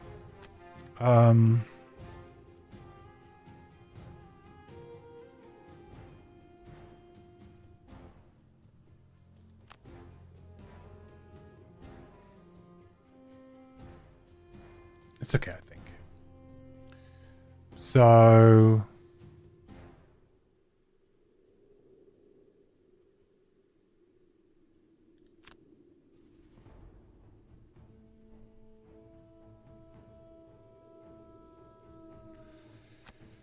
I guess I'm gonna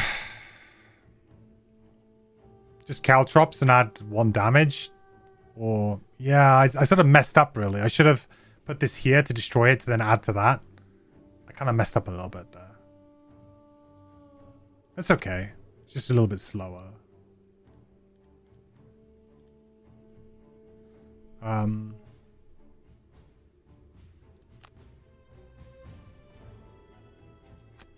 What are you going on? You're going on 18.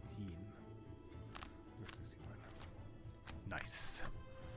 1, 2, 3. You should be good.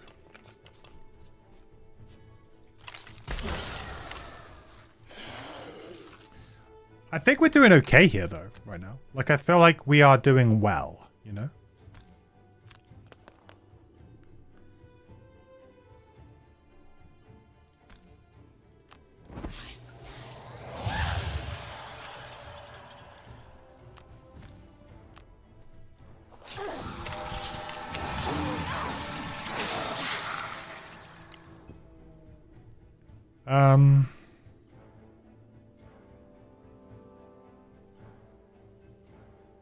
Don't want to pull the wind demons, really.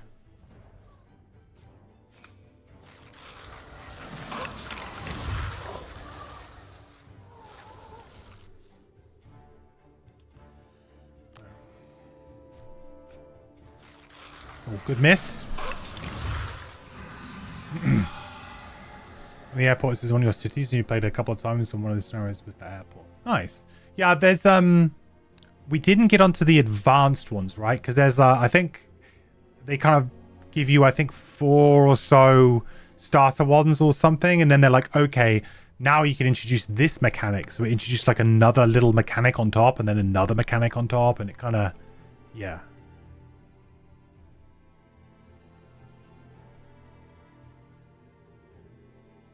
Oh, am I disarmed? When did I become disarmed?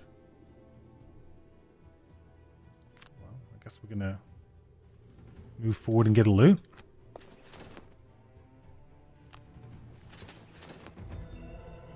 Oh, axe nut.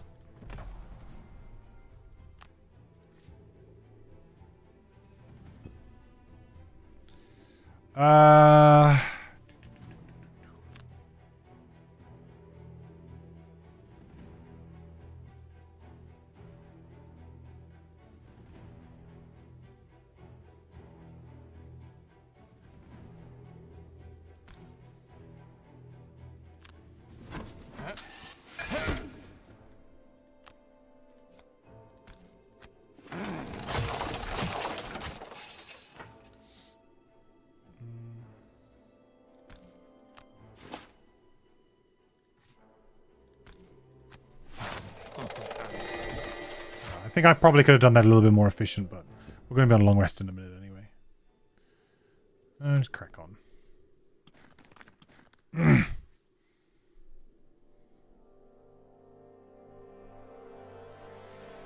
Chat really needs space for his solo minigame. You made a spreadsheet because it somehow never worked out to your satisfaction. Yeah, there's definitely an optimum way to sequence these cards, for sure. Mike.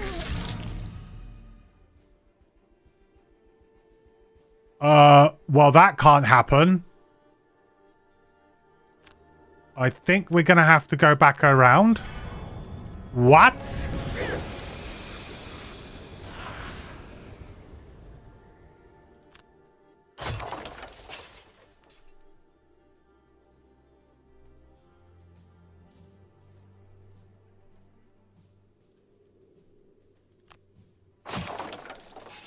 Back we go. Didn't think that one through, huh?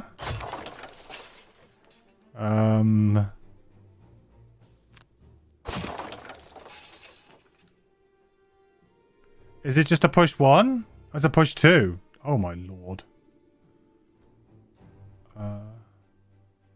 Range 5. I mean, you can kind of get everything, right?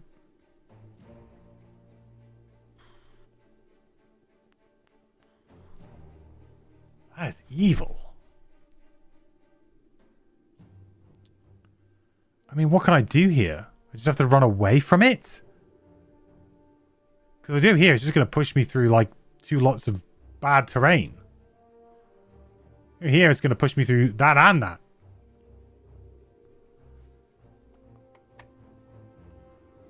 Or I use my jump boots to go here, and then it can't push me, really?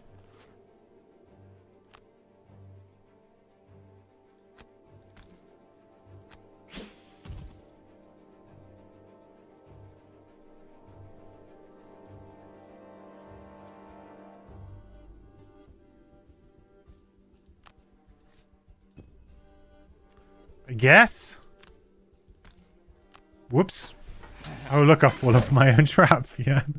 Always a risk with playing like this character, I guess.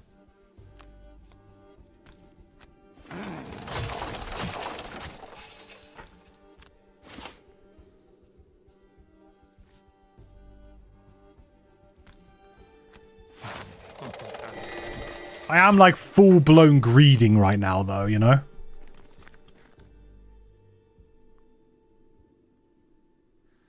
Does he actually ever move? I mean, surely he has the same, like, boss, you know.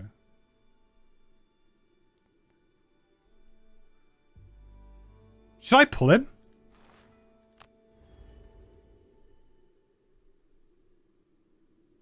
Well, apparently not.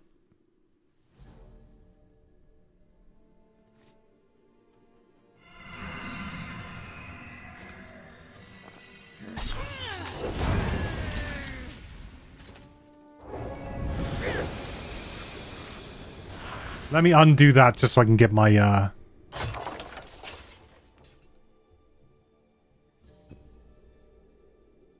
item back.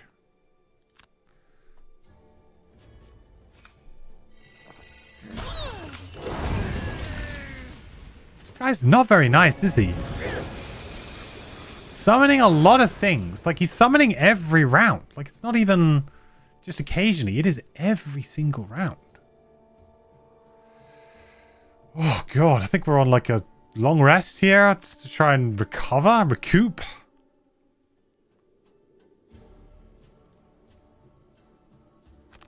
The problem with a long rest is it feels like you are just allowing him to summon again, you know? So maybe I need to short rest. But the problem is I can't really short rest here because this is the wombo combo. If we lose a combo piece, that's it. So maybe we can short rest here just to kind of make something happen. Am I going to be able to afford to play this again?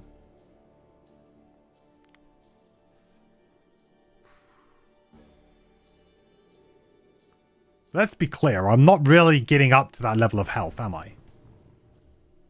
I am going to be stuck probably around about 6 health the entire time.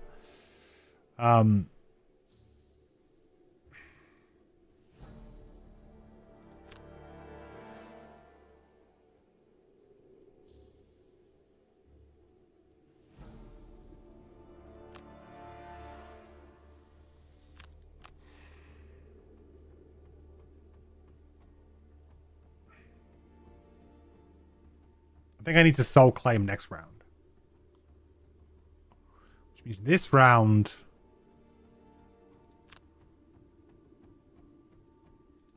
essentially we can go for the double heal. Bannerspit's kind of screwed though.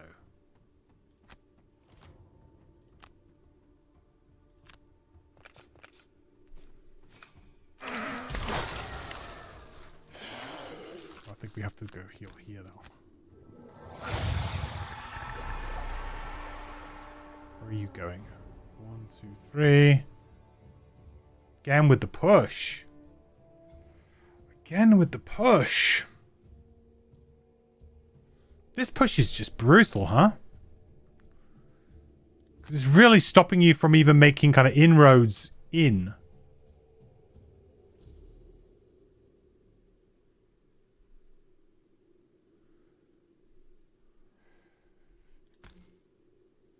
Not to mention I'm going to be taking the damage on the banner spear.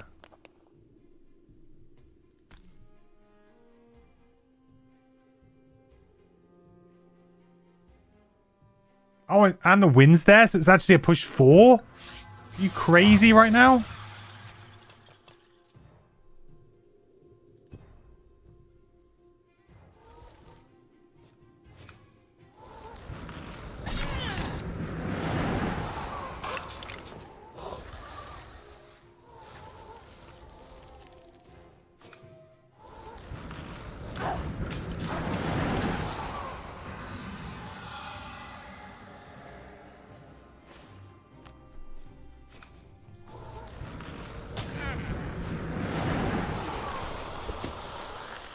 At least die because of the poison trigger. Please don't summon something else. Just summoning a wind demon every round. What are you supposed to do with this?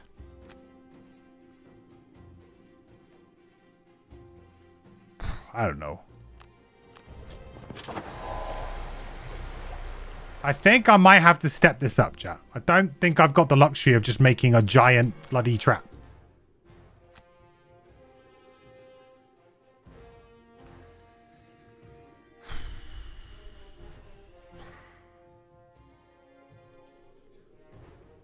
Reduce the difficulty? Never. How dare you, sir.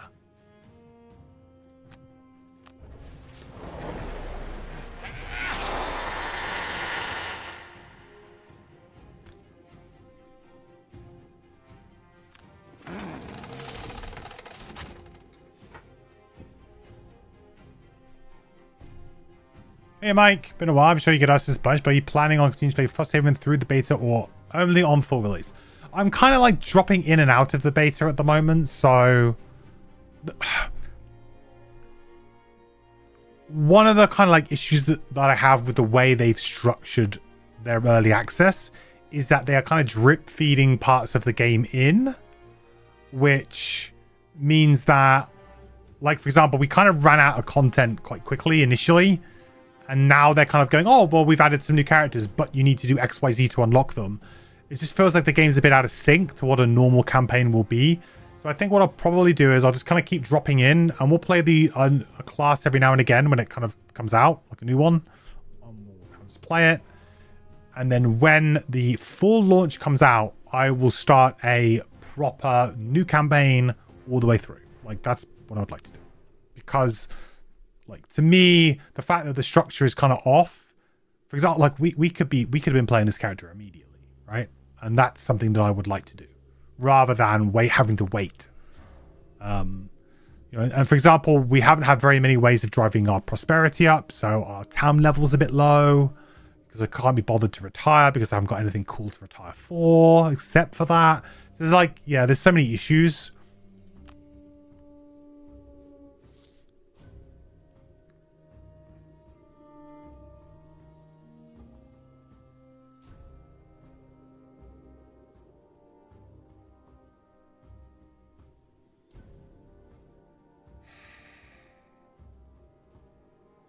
Oh Lord, I'm in trouble. Pass.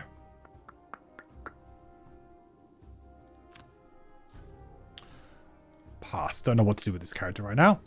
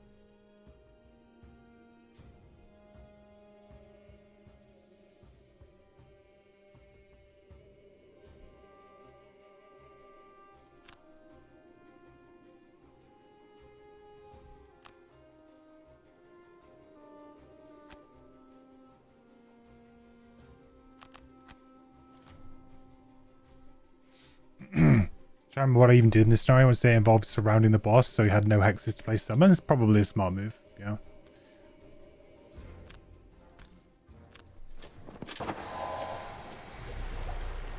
Sounds legit to me.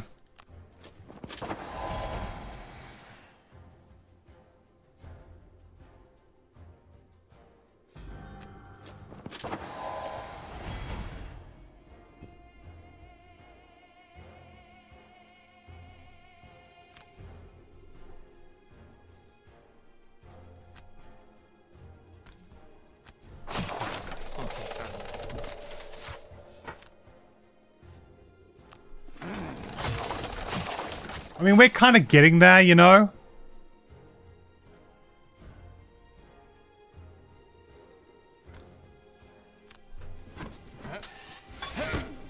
what have we got now? A 22 damage, wound, trap. Like, we're getting there, but it's probably not fast enough, really, right now. Probably not fast enough. Not to mention, we're probably going to be attacked by this now. 1, 2, 3. Yeah. Yeah.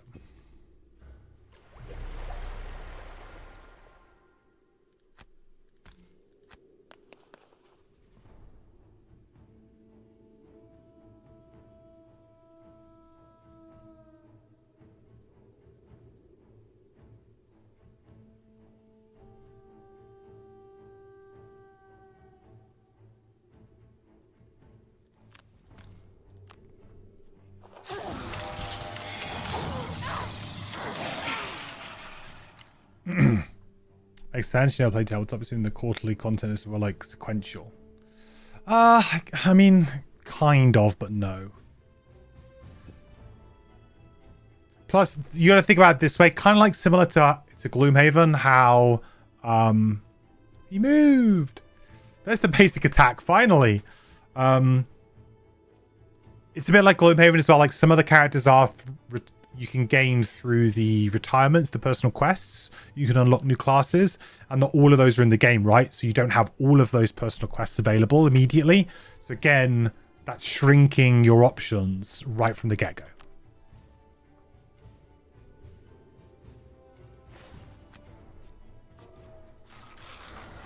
Well, that's got rid of the ×2 out of the pool, which is kind of nice. Disarm is really irrelevant to me, so...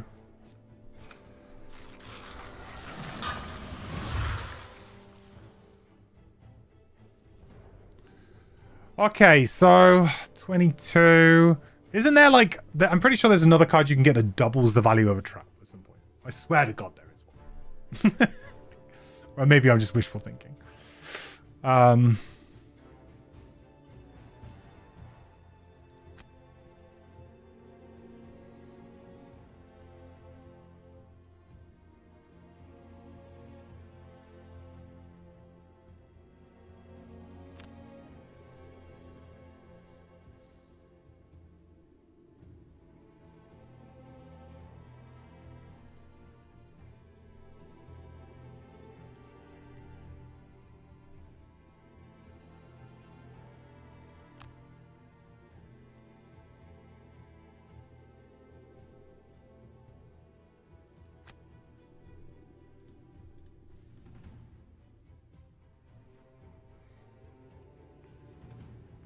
I'm just like so screwed right now with everything that I'm doing.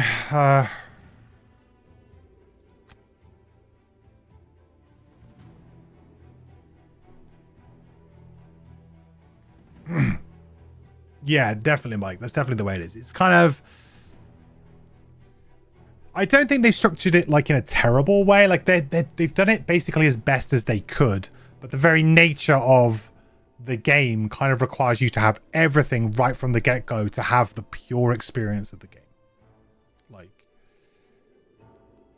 that's not to say that you can't like play through the game, you know, in that way. Like, start now, you know, play fairly casually, and then by the time 1.0 gets launched, you're kind of there with everything. Just means that your campaign will be kind of like in a not a weird order, but a different order, right? Than perhaps it could have been. You probably end up finding that maybe you play the game a bit longer that way because you don't get to the end as fast. Because you're kind of like just kind of playing to wait for the drops. Depends on your speed. I think maybe after the... Depending on what the next update brings, it might actually be a situation where, oh, you know what? Actually, absolutely you can start playing because they've covered the first half of the game really well, and maybe there's just 1 or 2 personal quests that aren't in the game that you're like, okay, it's fine. Don't really know what to do here. Kind of go lay it and hit the model, I guess, because I can't do anything else.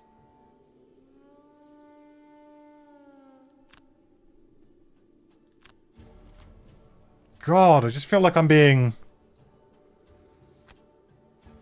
bamboozled. Oh, you mother... You've just ruined my trap spot too. Absolutely ruined my trap spot.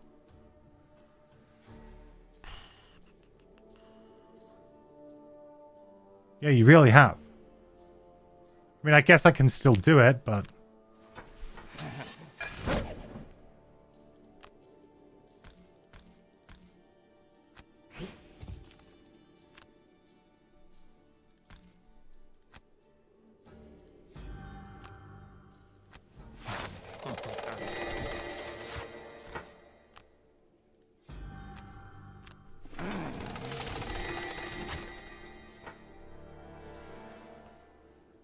What are we going to do? We're going to combine these 23. We're going to have to take a bit of a swing. I haven't been getting blessings into my deck while I've been doing this, which is maybe not good.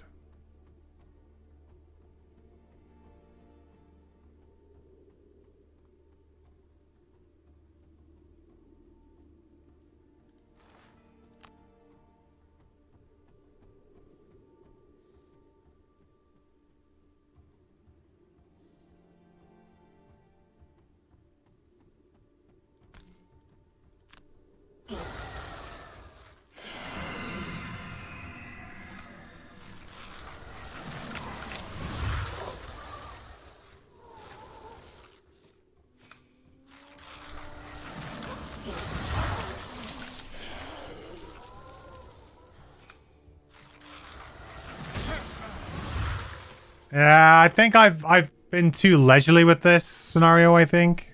Definitely going up to the boss, surrounding it, would have been the way to do it.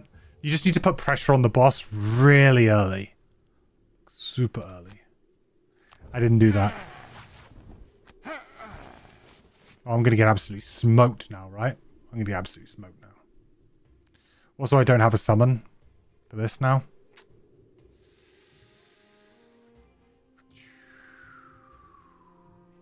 Yeah, I feel like this is probably over. But we could go back to Frosthaven and the Carpenter will be built. So perhaps we just kind of get some loot here and go about our business, you know?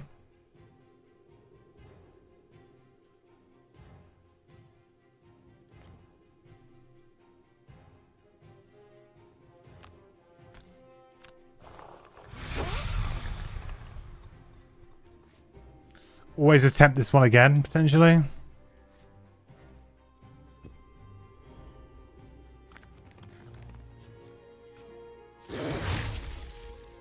Nice. Love putting a curse on top. You don't really want to make wind against these characters, but...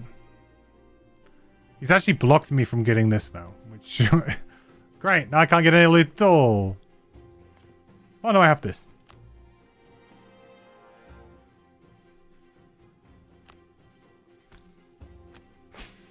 It's a shame because I felt like I had a pretty good set of battle goals for this too.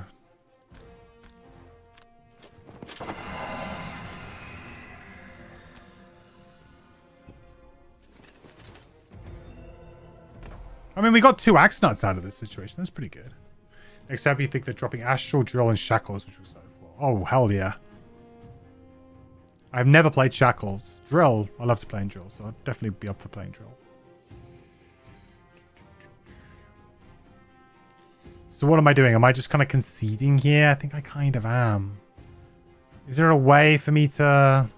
23, even a ×2 is not going to be enough. It's just too slow right now.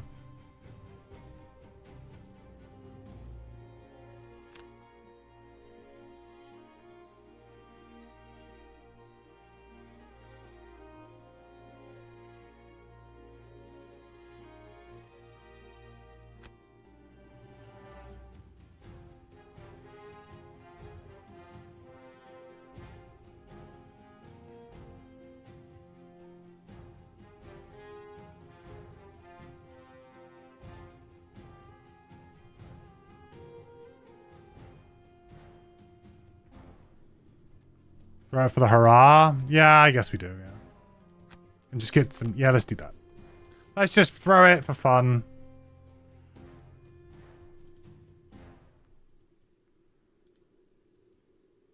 We'll run and get some loot too.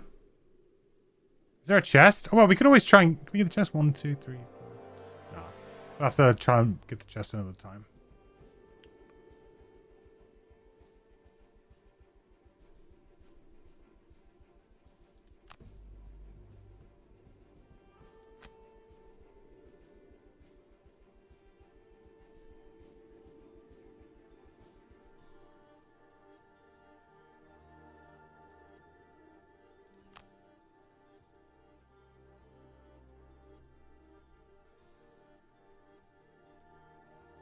Trying to think if there's a good position that I can go for the trapper here to at least give me something, but I don't think so.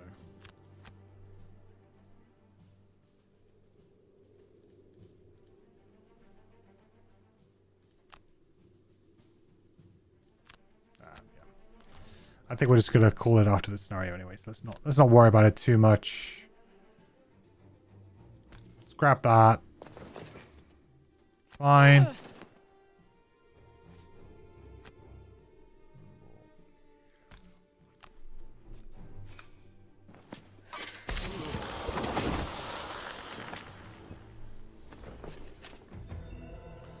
A little bit of lumber.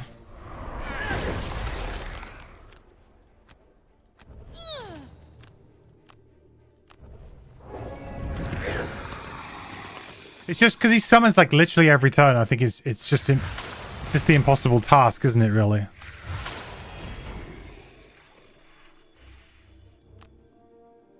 All right.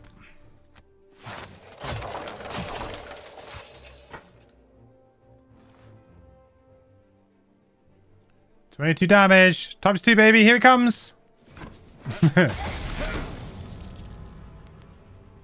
I mean, you can see what we were trying to do, right? I'm actually not too far away from being able to get that.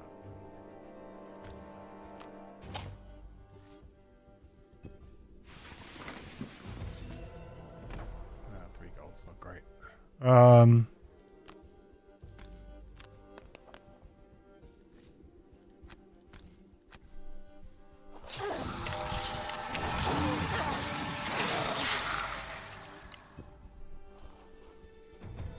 More metal.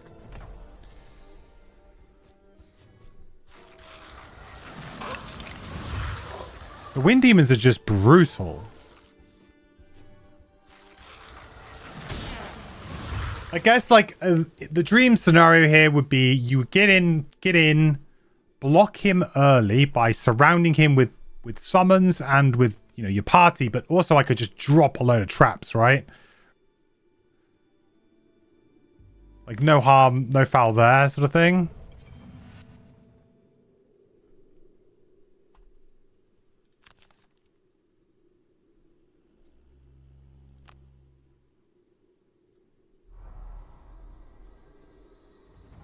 What difficulty's on? +1? Yeah, I think so. Yeah, I think +1 is that the standard? It's on standard difficulty, whatever that is. But I think that's not even +1. I think that's just, like, flat. It's a difficult scenario. Like, Frosthaven is one of those ones where you can play the game on plus difficulty, but you really, really need to have a plan for each scenario because each scenario is such like a unique challenge. Whereas like Gloomhaven, you can pretty easily kind of just play on like +1 or even +2 difficulty once you're good. Just kind of rocking through it, you know? You don't really have to worry about it. That's not really the case in Frosthaven. Like, party comp, different scenarios. You really need to think about what cards you're bringing. It's tough.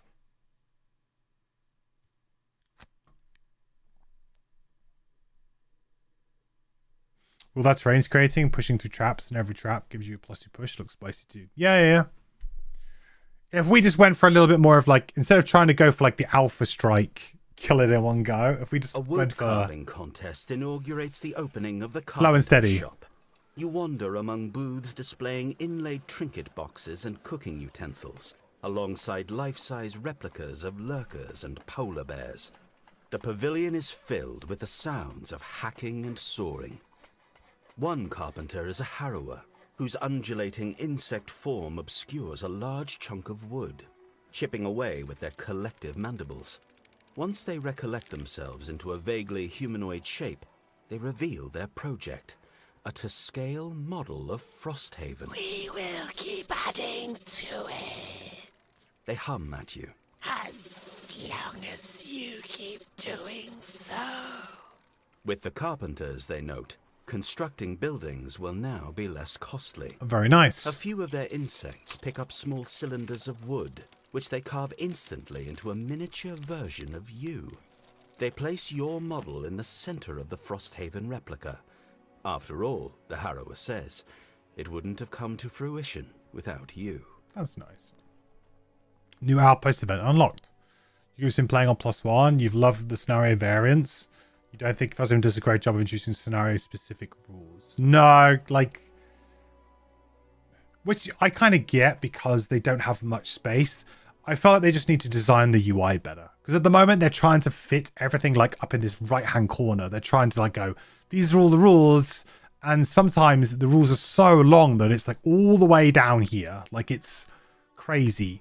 And even then, you're a little bit confused. You're not quite sure what it means. They need to have some sort of pop-out UI where it goes like more rules. And you click it and it'll give you a full breakdown. Almost like what you would get, like almost the text from the book. I wouldn't be adverse to it just being the text from the book with any changes that need to happen because of, you know, the digital implementation. But I'd be more than happy with that because I feel like at the moment the scenarios are just not giving you that. And the other thing as well is that the scenarios, they're not telling you before you go in what the kind of goals are, what you might have to deal with. So, you know, remembering to sideboard and stuff like that is a bit trickier if you're not kind of reminding each other and stuff.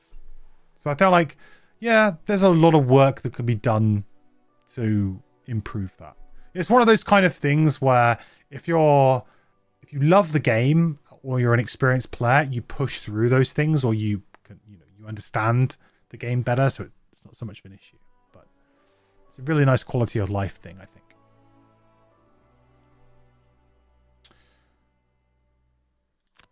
You're enjoying a stiff drink when a fly drops into the liquid with a light plunk. You fish out the suicidal bug and we're nearly out of flick winter. it to the floor when it musters the nerve to sting you, resulting in a reflexive slap. The injection point leaves a spider web of black ink tracing down your veins. The bug itself is no bug at all. Uh-oh. It's a minuscule clockwork machine with a long brass stinger hanging off the end. You turn to share your discovery and are horrified to see tiny brass dots pinging against the window. It's an attack. Outside the glass, you can see a glittering cloud of metal against the snowfall, descending on Frosthaven.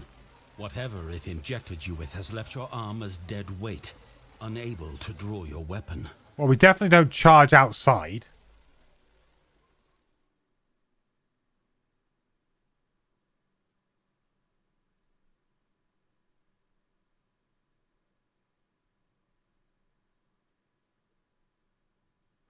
Well, sealing the door would mean then that everyone just kind of gets screwed, right? But if I charge outside, I'm going to get absolutely peppered. I feel like I've got to warn people. You burst out the door, hollering and screaming. Yeah. It gives the town guard a split moment's notice to ring the alarm bell, saving countless citizens who rush inside. Okay, we can deal with 1 damage at the start of the next quest. Well, some of our characters can. Well, we have no soldiers, so this is going to be fun.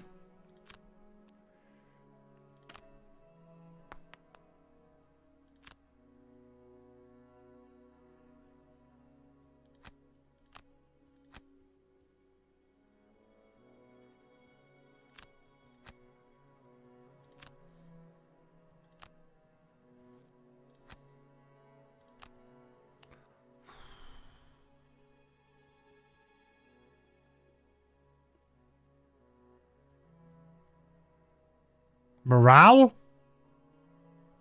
No, I want to try and get max morale. Ugh.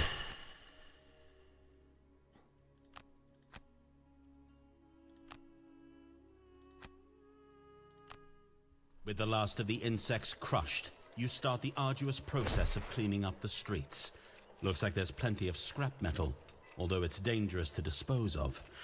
You still feel pretty ill, actually. So I'm going to start the next scenario with 1 damage and poison.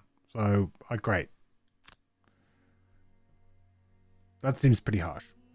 Did we not unlock a new character? I thought the carpenter's supposed to unlock... What? Am I crazy, chat? Wasn't the carpenter supposed to unlock something? Or am I just completely off base?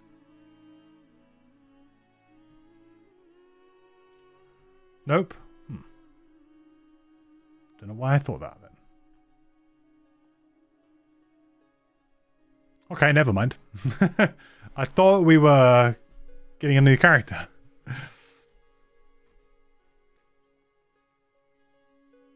Right, let's look at the level up though for this character. So, level 4, mines do. Okay. Maybe that's where I'm getting confused. Boldening blow. So attack 4, target 1 monster in these squares to gain disarm. Bless all allies in blue. So that's kind of cool. But you do need 2 allies, right? So this is you plus 2 allies behind. And then, I mean, it's a very good attack. It's just a very tricky one. But it's a very good attack, though.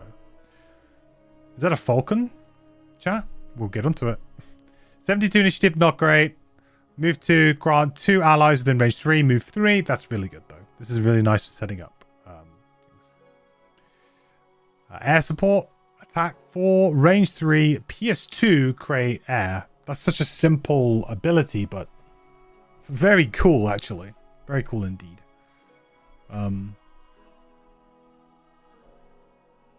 You think about it, like that will be so good against those wind demons. It will not necessarily one-shot them, but it will come close to one-shotting them if I get like a good draw from my modifier deck. So air support actually is very consistent. 20 initiative is good too. Creates an element that's useful. Trained Falcon is 1 health, move 3, attack 2. Very weak, but it is a replayable summon. So 1 XP and is replayable. So if it dies, you can always bring it back again. Keep playing it. And because it's got flying, you can position it probably much easier. So like for example, when I want to move to try and do stuff like pincing maneuver or what's the other one I just got? Head of the hammer, right? This can be a bit tricky because it kind of requires your team to surround an enemy. No, sorry, this one doesn't. Piercing maneuver is what I'm thinking. Meat grinder as well, right? These ones that require sort of like some interesting positioning that can sometimes be tricky. Flying can really help with that.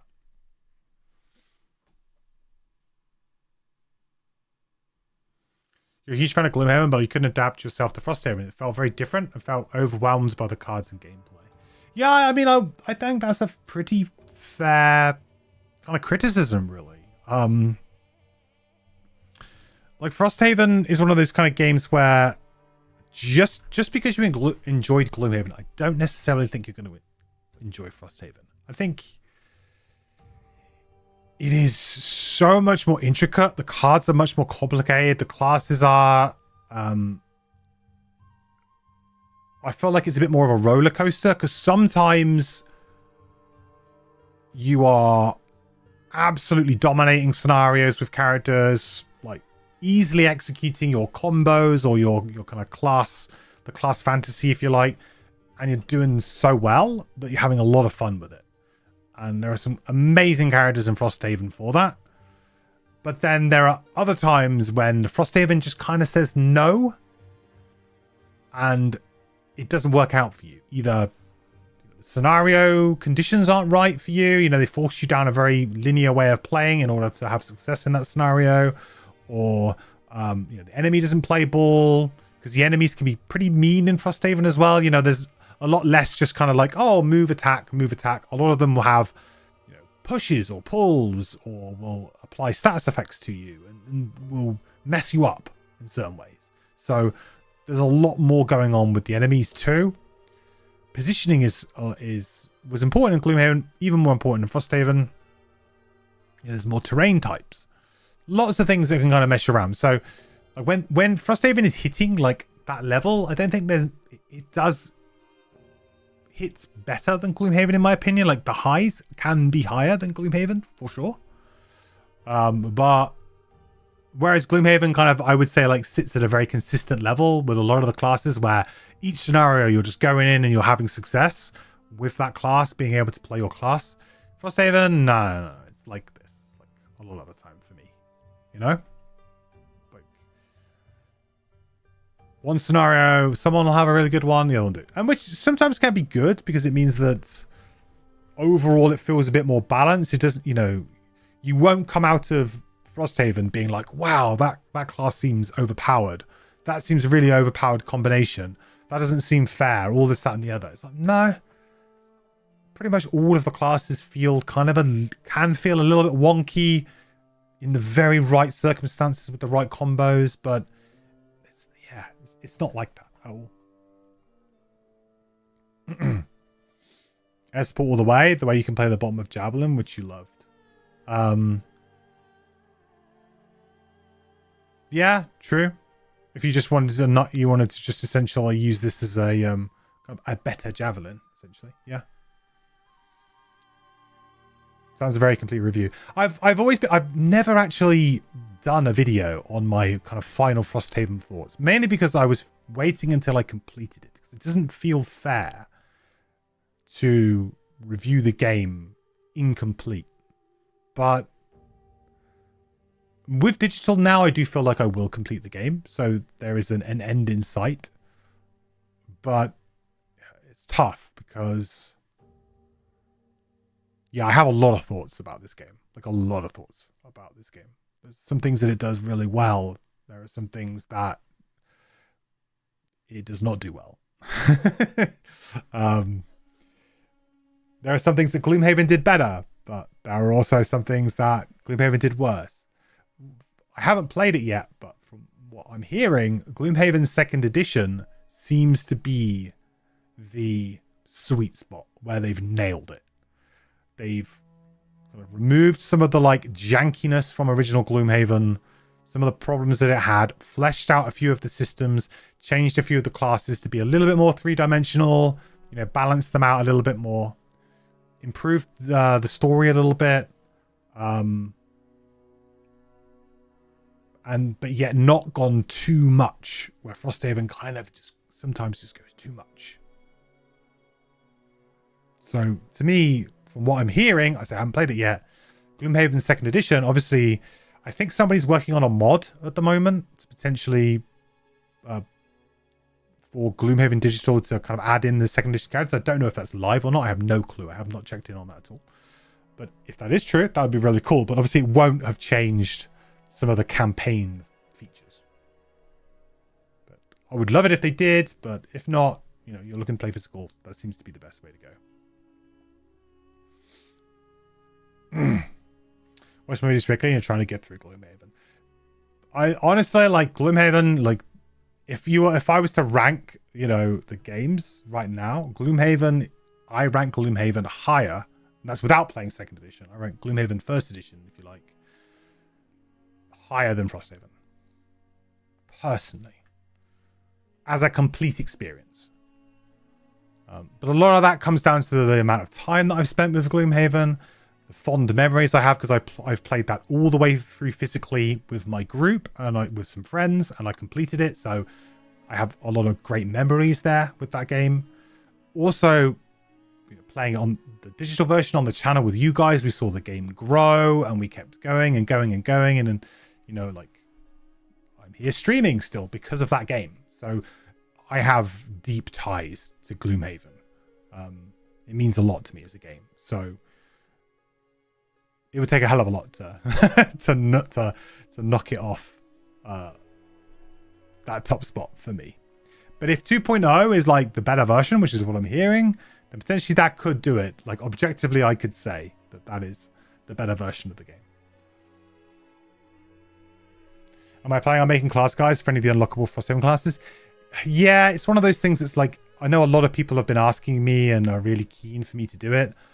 I want to do it, but perhaps it's a bit of a fault of myself where I don't like to do anything unless I'm like really, really into it, like really behind it, and I really believe in it.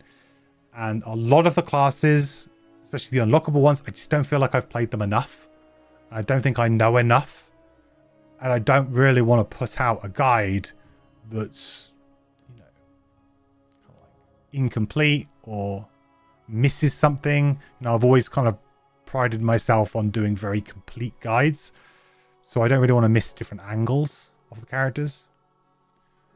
And it's a huge time commitment too. So there's kind of like that as the other flip side of the coin. So it makes it very difficult for me. But yes, they're kind of like the monkey on my back, if you like. Preferring 2.0 characters so far, but you're only 4 scenarios into it. More balanced in your opinion. Yeah, I mean, that's what I'm hearing too. I think the Mind Thief is probably the one I'm most excited to try out again, because I loved the concept of augments, but just obviously the Mind's weakness, the original one, was just too strong and it kind of overpowered the character.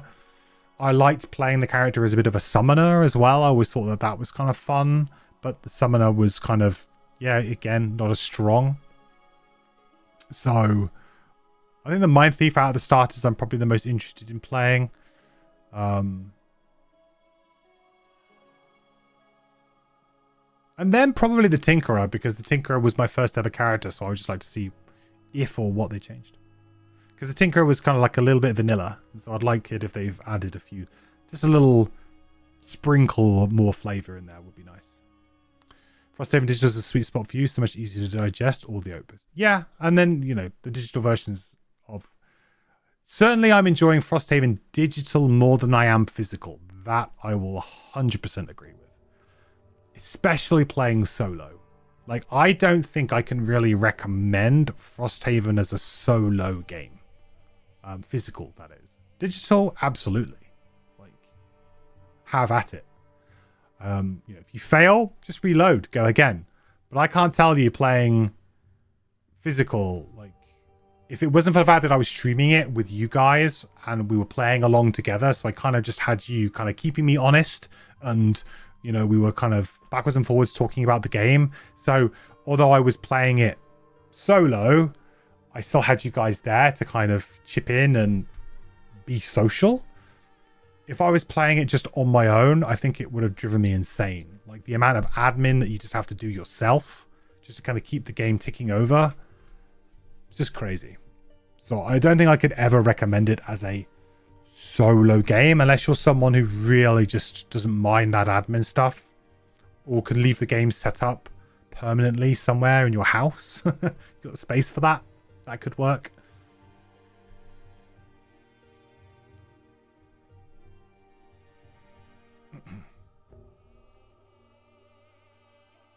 Tinker's rather amazing. Cool. Glad to hear it. I think I got to level 7 was amazing the whole time, as opposed to first edition where it kind of falls off. Yeah, that's fair. I remember like leveling up Tinkerer first edition is like, do you take this really bad card or do you take this slightly less bad card when you level up? You're like, huh? Yeah. Do you take this burn heal 6? Not really. Or do you take this terrible summon? Oh no.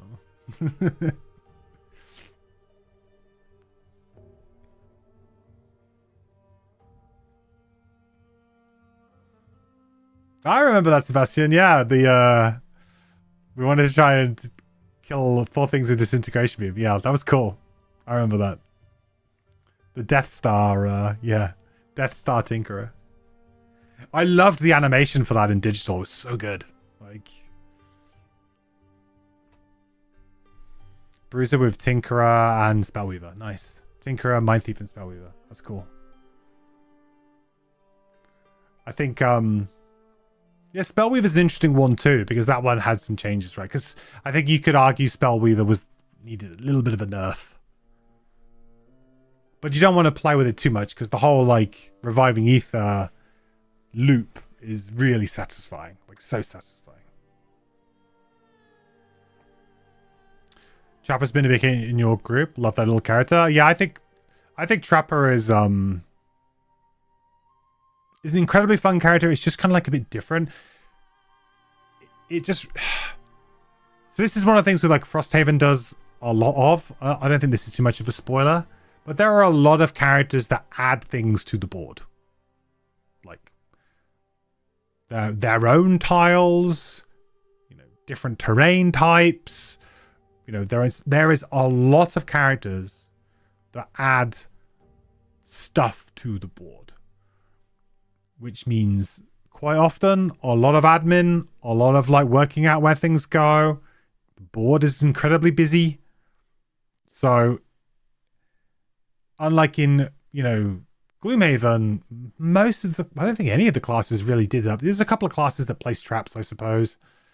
They weren't particularly great traps, and it wasn't a kind of a core strategy. I know angry face traps was a thing, but it wasn't really a thing, but you could try it. And I think we might have even done like a video about that, about trying to make traps good. But there wasn't really like, I guess you'd say Crackheart with terrain. Crackheart and traps in general.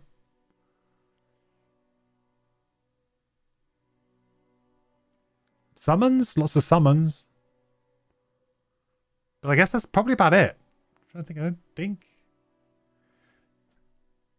any other classes do, but there's so many in Frosthaven that just add stuff to the board. Is there any sequel coming out for Gloomhaven Digital? In what sense? I mean, this is Frosthaven Digital, which is, I mean, it's not technically the sequel, but I mean, because it's not, like, it builds on the mechanics. I wouldn't call it Gloomhaven 2. I would call it something different, but it's, yeah.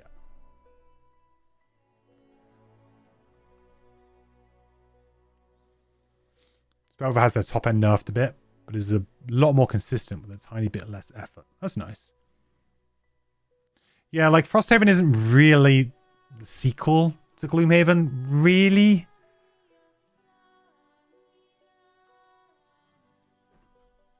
It's kind of like, I'm trying to find like what's like a comparable like thing. Okay, so it's kind of like, if it's kind of like subclasses, the game, right? Like Gloomhaven, think about it like this, like Gloomhaven, for the most part, all of the archetypes in that game are kind of like main classes of things. Yippee. You know, like they are, okay, I'm a berserker, I'm a rogue, I'm a wizard. You know, they're kind of all that. They have their own names, they have their Haven names, but they kind of fit within that. Then I would say like Frosthaven is like, okay, we're now introducing like subclasses. So it's kind of like when you're like D&D, so it goes, yeah, okay, you do that kind of thing, but you also have this kind of stuff, and you also have this rule, and you also have this rule, right? It's kind of like that extra layer of complexity. It's like you are a warrior, but you're actually a shield maiden that has XYZ and this, that, and the other, right? So like, whereas Gloomhaven is like, yeah, warrior, rogue, wizard, like berserker. There are other, you know, there are some classes that are a little bit different, but bard, blah blah blah. There is, in Frosthaven, they are all kind of like subclasses, almost like of that kind of idea, and they have extra complexity that goes along on top of that, as well as, oh, by the way, we're going to make just the overall campaign structure more complicated and, you know, more in depth and stuff like that. It's, you know, some people don't like to play subclasses that have loads and loads of text. Some people just like to play a warrior. And so if you want to do that, you need to play Gloomhaven. Right? Ziffa, thank you so much for the resub, buddy. Yippee. Hope you're having a nice day, week, month. And happy Frosthaven'mas. Haven'mas? Yeah. You want to like Frosthaven, when you look at the complexity, you get frustrated. Look at those cards on the screen. There seems a lot going on. Yeah, and the other thing that I think certain classes have a problem with, and this class is definitely one of them, is you have so many flavors of the same thing, right? So this character's mechanic is formations. So yeah, you're going to stand in one spot, your allies are going to support you from another spot, and then you're going to have a pattern, right? A pattern that you need to try and fulfill on the board. There are so many different patterns, right? It's just pick your poison, right? It gets to a point where you're like just swimming in patterns because there's so many of them. It's just kind of nuts, right? I mean, look at this. Like you start with a bunch. You have so many patterns that you're sort of kind of go, oh, I want to do that pattern. I want to do this pattern. I want to do that pattern. Now, as you play, you will start to pick them out and be like, okay, I want to play this one. This is my play style. So as you play, you will pick these out and you will get much better at sort of differentiating them and understanding which ones are good to use. But it's a lot. And if you want to see a character that is the worst, in my opinion, for this, like honestly is terrible for this, I might have to create a new character.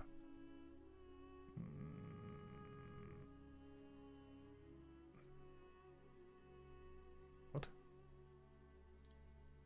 Blink Blade. Let me just get to the cards for this character. Hang on, back. The cards here. Right? Oh my lord. The Blink Blade is like, okay, attack, move, attack. Okay, but then you have a card that's like attack, move, attack, attack, attacker, move, attack, attack, then move, loot, attack. You know what I mean? And this gets even worse as you level up because all of the cards when you level up are just variations of move, attack, move, attack this, attack that in a different order. So when you're looking at it, you're like, okay. it's a like, oh my god. I mean, the character is amazing fun to play once you get your head around it. But my god, like looking at it, you're like, oh my, what is this? You know, like it's just crazy. And the way they've designed them in Frosthaven Digital, I think is, I mean, you can't really do much better than that. Like the physical cards were sort of similar. Like, you know, there's only so much they can do there.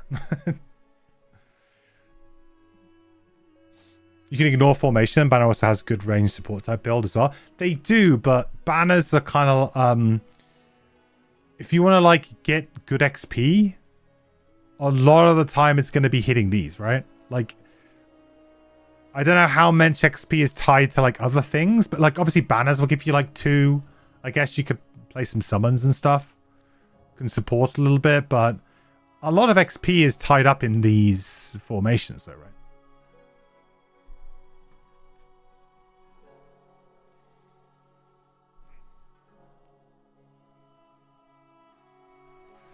$230 hours on Gloomhaven, still couldn't give us in mind. Honestly, I'm not surprised because it is kind of crazy. And what I will say is that a lot of the time it does happen, it still happens, but a lot of the time you don't really get that kind of like when you level up, you go to look up your level up cards and you're like, oh my god, that's so cool. Oh, I really have to have this one. Like, oh, that's so broken, or that's so cool, or I can see exactly how I want to use that, and I know exactly what cards to switch out. Everything is kind of like, and it's more balanced, but because it's more balanced, it's become like, okay, like what do I really want to do here? You know, okay, and then you kind of end up with this kind of like, it's kind of hard to have, it's hard to have a bad build in Frosthaven, I would say. You just kind of like are probably just like playing not optimally. That makes sense. Because all of the cards are pretty good, and most of the cards can kind of be interweaved into each other in a decent-ish way. But it's kind of, yeah, it's kind of bad to have, it's hard to have a bad build.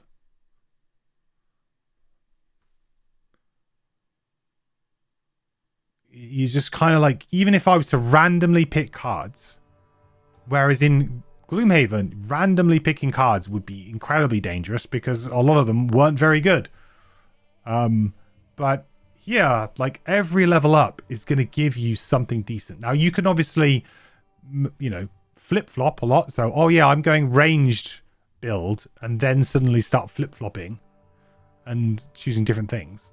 That can be a problem. So then I go, oh, ranged build, and then I start taking shield, you know? Would be kind of maybe not the best, but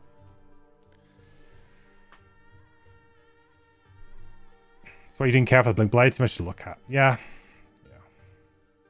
How you feel about Magic the Gathering? Now, I keep wanting to kind of get back into Magic, and I just can't. Like, every time I feel like going into Magic, they're like, oh, it's yeah, if you want to play now, you need to get SpongeBob SquarePants, and you need to have like SpongeBob, and then you need to like pair that with Cloud from Final Fantasy, and then you need to put them on a jet bike, and then they fly off, and then you need to equip them with a hamburger, and then Spider-Man comes in and gives you a buff. I'm like, what is this game now, man? It's completely lost me, dude. Like, I'm out.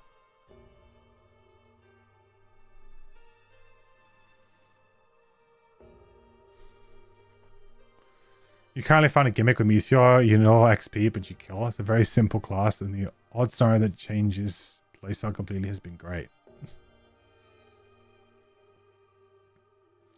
I mean Meteor, I like Meteor a lot because it is just the kind of it's the evolution of the crowd cart, right? Is the way I would call it. It's the evolution of the crowd cart for sure. It's got a little bit more like a little bit more complexity to it, a little bit more strategy to it. Not so straightforward. But more rewarding if you play it well. Get them with a hamburger goes crazy, yeah. Man, I can't do it, you know? I'm a Ravnica guy, you know? That's me. I like... My favorite block that I ever played was... Well, my favorite block that I ever played was actually probably like Theros. I loved Theros.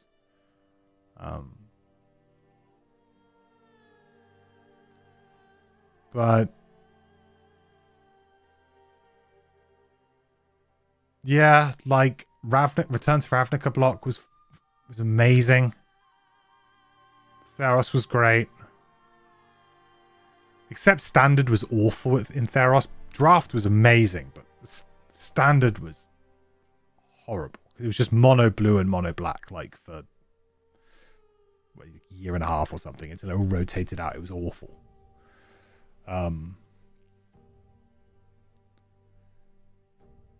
But apart from that, like Draft was brilliant. What else? What else did I like? I didn't play like that long after that, to be honest. I played a little bit of Khans. Khans was good. That was probably about it. Oh, and the Eldrazi one as well. Whatever that was. I think that was like a return to Eldrazi again one. That was quite good. But yeah, man, they just see these... Magic is just crazy right now. I could never get back into Magic. Like, I sold all my Magic. I got rid of it. And I own a very small amount now, a couple of like old pre-cons or something. That's I got in a box somewhere. That's it. I got no other Magic. And I just don't see myself getting into it ever again. And the only time I think I would get into it is if they were to like a pre-release for like a set that just looked really cool. And I do have a local game store, so it's fairly close to me, and they do pre-releases. So if they were to do like a pre-release for like Return to Theros or something like that, they might intrigue me enough to go down. That's about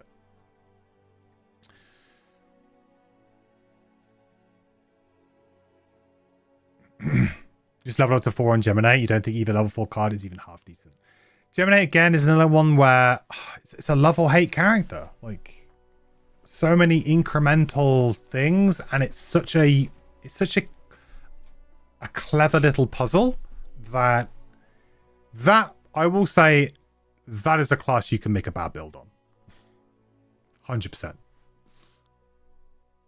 That is an exception to the rule with Frosthaven.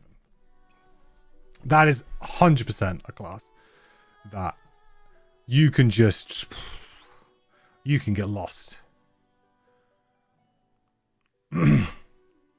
Sorry for being obtuse and attempts at spoiler avoidance. No, it's fine. Like we generally try and avoid spoiler stuff here, but I mean, it's kind of ironic because most of us in the chat have played, so we kind of know. So there's only maybe a few people who don't know, and even then, like I feel like the noise around spoilers for these games has kind of dropped a little bit over time now. I feel like initially it was like blasphemy to talk about spoilers, especially with original Gloomhaven, was absolute blasphemy. And then now people like are going into it, especially like if you're looking at Frosthaven and you've played Gloomhaven and you're like, oh, I'm looking at Frosthaven, will I want to play it? Something that people are going to want to look at are the classes, because you want to know what you're getting into, right? You're like, well, is there some classes in there that look really fun?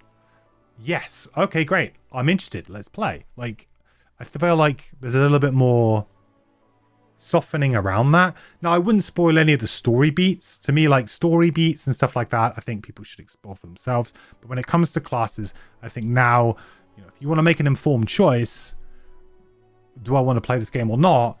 Looking up a class list and kind of going, okay, well, yeah, okay, that sounds fun. That sounds fun. Okay, cool. I'm in. But if you look at the list of classes and you're like, oh, there's nothing really on here that really floats my boat, then you just saved yourself some money, I think. We still got to pick a card. That was a good classic MQ ramble there. Right.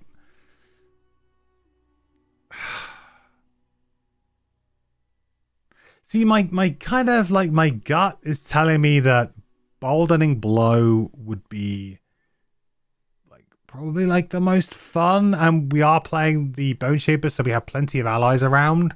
Like, it should be reasonable, but is it just too complicated? The bottom is quite nice, but it's a small move. Air support, just to me, seems like a really clean and easy card. Really clean. 20 initiative too. It's just so simple. And it combos really nicely with pinning charge, because we can kind of reliably do this. So I think it kind of works better with what we've taken. I mean, we have this to make wind as well, so yeah. If you like, Bolding Blow is probably like the shoot the moon type card, where if you're really good at pulling this off, Bolding Blow is probably the better ability overall. But air support is just simple, effective, easy. He's going to one-shot a lot of wind demons and stuff like that, potentially. I mean, like if we had air support in our last scenario, I think it would have been a lot easier. Whereas if we had Bolding Blow in our last scenario, I don't think it would have changed anything, really.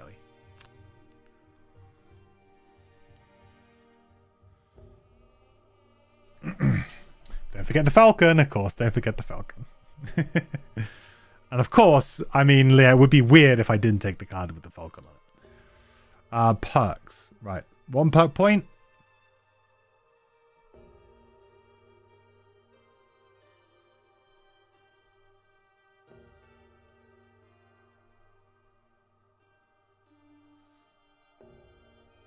Yeah, I think I just work on replacing the -1s, right? It's just really good. It's just efficient card thinning, really. And again, like we've just got a card that's got, you know, a decent base value attack with Pierce. So drawing a -1 would kind of suck. We would definitely want to be drawing pluses much more frequently. And rolling shield, even if it doesn't really matter on the round that we draw it, it's still nice, you know, it occasionally come into use. Might even give us that bit of extra information to move forward or something like that. Right, Alchemist. I think Yeah, I really need to get 10 level 4 because then we can do 3. Because that is in the game now. I believe you can now do 3 potions, right?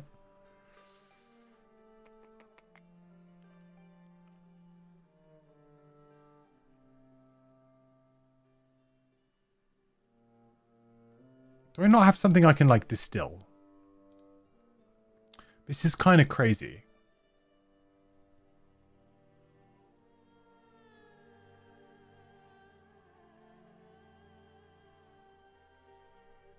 Ah, I could distill this. I mean...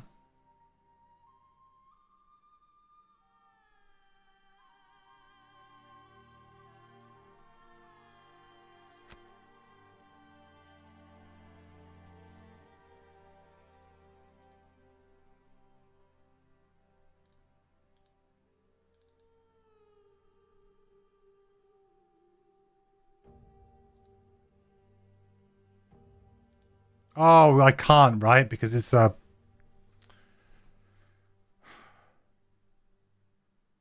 some strange reason you can't, because although that's what it takes to do it, it didn't.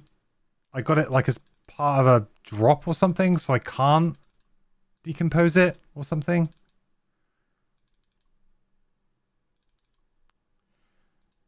Some random thing.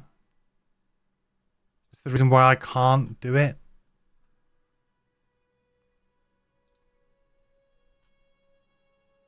I mean, maybe Stamina Potion is pretty good, but I just want to unlock more stuff.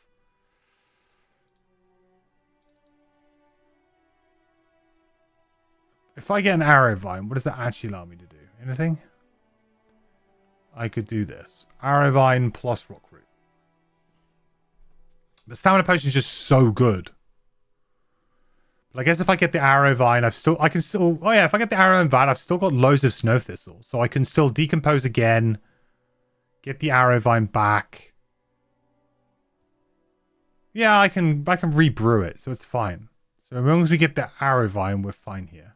Let's get the Arrow Vine. That allows us to then brew this. We just can't lose the Arrow Vine, basically. Healing Potion? You're telling me that we don't already have a healing potion unlocked? That's kind of mad. But I did. So then we get rid of it again. We get the Arrow Vine back.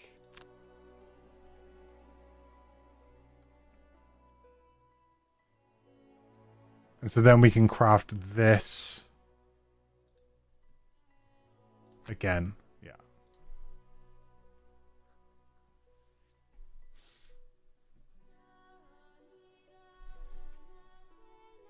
Another great thing about Gloomhaven 2 and mastery perks are a great challenge. Yeah, I do like the mastery system in general in Frosthaven. I think it's a good thing. One thing that they did really well was perks. They really kind of nailed perks in Frosthaven. Which is why I'm so glad that in Gloomhaven 2nd edition they kind of brought all of those learnings over. And that they upgraded that game with the perks, because the perks were so flat in Gloomhaven. It's just, okay, yeah, upgrade your attack modifier deck, you know, and pretty much regardless, there was a mathematical correct way of upgrading your deck. Like, this is the way you should do it. And if you don't do it this way, then all you are doing is doing it worse. So the fact now that in Frosthaven you have all these extra perks that are not necessarily to do with the attack modifier gives you that, oh, okay, that's really useful actually. I want to go that route. I want to go this route. I want to, you know, so there's so much, like, it's not so black and white. It's not so cut and dry, right? I'm so glad that they put that over to Gloomhaven 2nd edition, because then, yeah, that's one of the best things that they kind of changed. They really figured it out that, yeah, it was hella boring. Is 2nd edition in Gloomhaven digital out? No, it is not. And to be honest, it is incredibly unlikely that it officially will be. Now, not to say that it can't be modded in some ways, but the limitations of mods will probably stop at some of the perks, I would think. Because the problem is that a lot of the perks will be fundamentally do something crazy, and a mod won't be able to add that. You know, a lot of modding that I've seen so far in Gloomhaven Digital has been, you know, you can create new skills if like kind of like the base of the skill already exists, right? Like, so you can kind of copy another skill, change it a little bit in some ways, but creating a fundamentally new thing is very tricky. You kind of need to copy something similar. So it's fine for if like values want to change or something like that, but it's really tricky.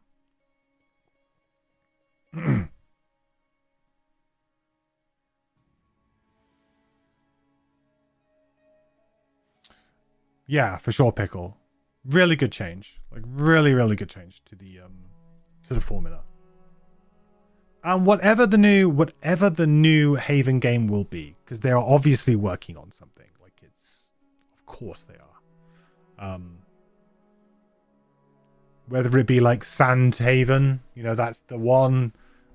Personally, I think they might go something a little bit more like a jungle type vibe. I wouldn't be surprised if we see ourselves going to like kind of like, you know, because for me, like when I think of like really good fantasy campaigns and places, like I feel like the classic like Diablo jungle kind of like temples and things like that, like that stuff is cool. It's so cool, and you can do lots of really kind of funky things. Or you could go like the sand front and you could bring in maybe a little bit more of like, you know, Egyptian vibes, like that kind of you know, mythology stuff from that kind of like pharaohs and gods and stuff like that. They could bring that kind of thing in. I personally would like a jungle one because I feel like they could be really vibrant with it, make it really colorful. You know, the color palette in a jungle can be crazy, and we can have, you know, reworkings of classes like Beastmaster, of Doomstalker. We can have kind of like some reimaginings of those types of classes, which I think are really fun.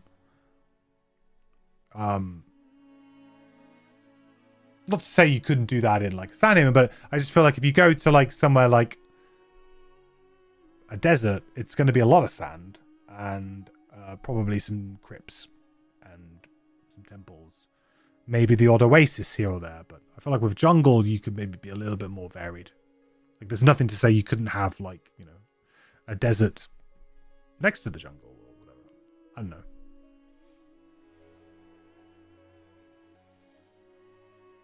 Do you think it's Starhaven? Like a Spelljammer vibe? That could be interesting. That would actually be a really interesting twist, actually. If they were to say, do you know what? We've done fantasy, we're doing sci-fi. And kind of make it a little bit more like I don't know, like a Mass Effect or like an XCOM kind of vibe. Maybe? I don't know. Frosthaven strongly hints who the next game will be. I haven't finished the game, so obviously I don't know what that is, but there you go. Sandhaven with water is a limited resource. I believe there is a fan-made spin-off that does that already. Not saying that that means that they can't happen.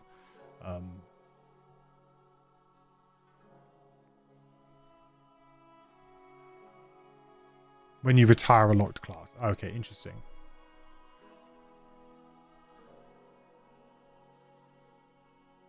But what I generally hope for the next Haven game is that they, like, I feel like it's been a bit of a rubber band type effect, right? Gloomhaven, really good. Like, I still feel like it deserves probably to be number one on Board Game Geek. Controversial opinion.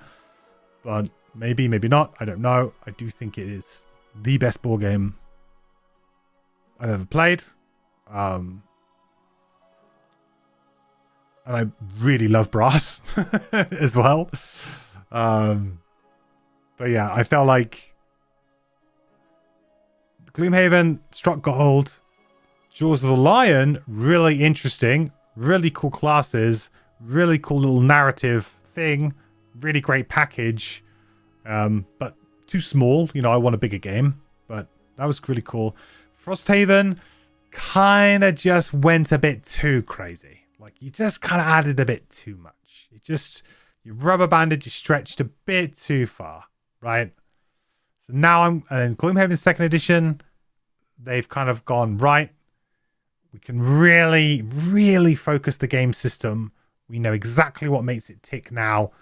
We understand it. It's kind of like patches on a video game, right? It's like, yeah, we're balancing it, we're getting it, and then we hit that really good sweet spot. And I think that's Gloomhaven 2nd edition.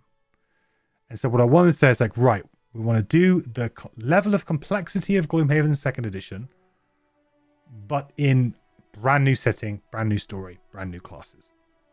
But let's keep that level of complexity, like there-ish, right? Have a couple of classes that are a bit more complex. I think classes is where maybe you can stretch things a bit.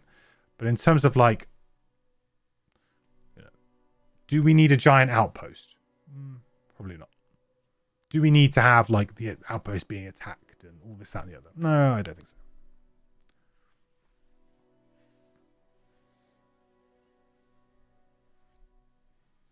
Deep Sea Haven with Krakens. I mean, there's plenty of,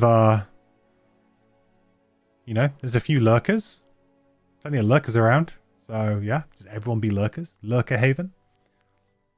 You like Frosthaven, but it's also mentally exhausting. If you get to play second edition someday, it's truly phenomenal. Yeah, I mean, it's sat down there. It's literally down here, next to me, on the floor, staring back at me. I would love to play it with my girlfriend, although she's, like I said, she's really done an amazing job at like embracing my hobby because she's not into or wasn't into board games at all. I mean, she likes playing card games and things like that. That's kind of like what she's used to growing up. But so,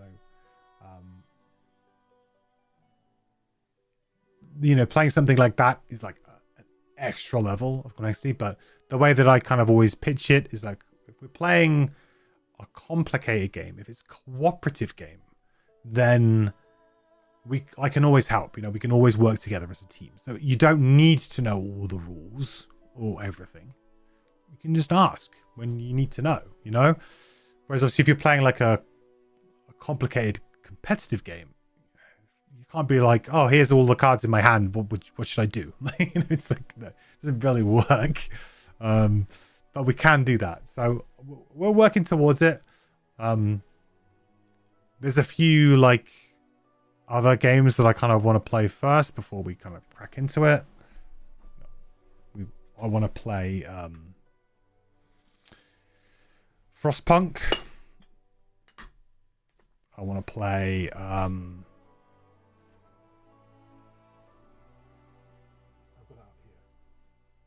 Daybreak.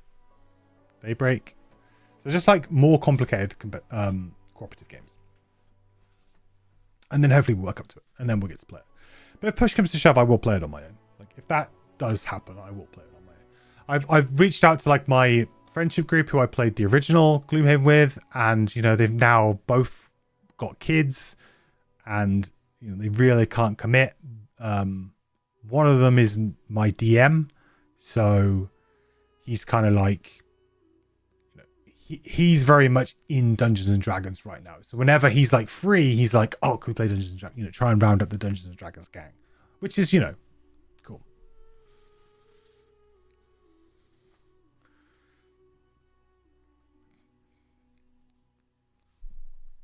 Is second edition really different enough to warrant replaying the whole game, or only if you are planning on replaying anyway? From what I've heard, yes, it is worth replaying the whole game. Yes.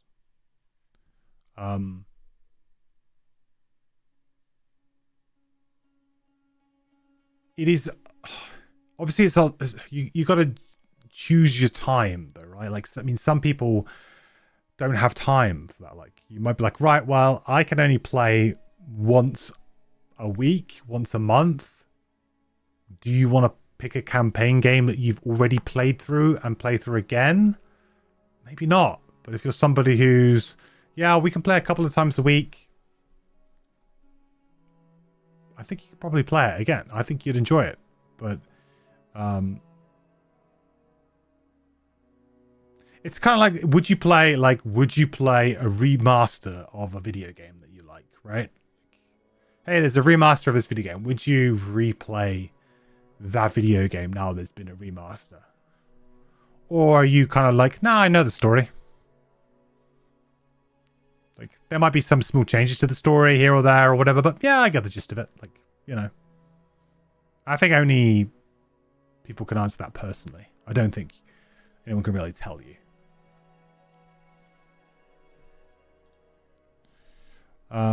Did we change our hand? I don't think we did, right? With the new card. We didn't. Air support.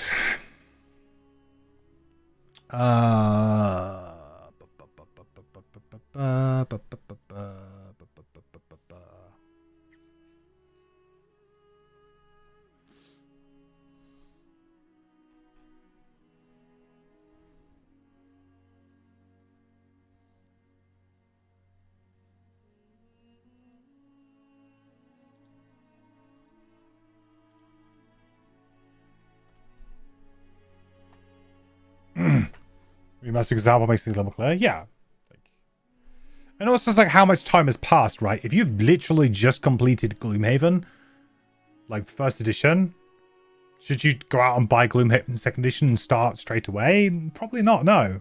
I wouldn't do that. But, you know, a lot of people played Gloomhaven the first, you know, round it came out. And, you know, it came out, I can't remember how many years ago, but yeah. The last time I actually played through, I mean, I played through Gloomhaven digital, of course, but the last time I actually played physical Gloomhaven, God.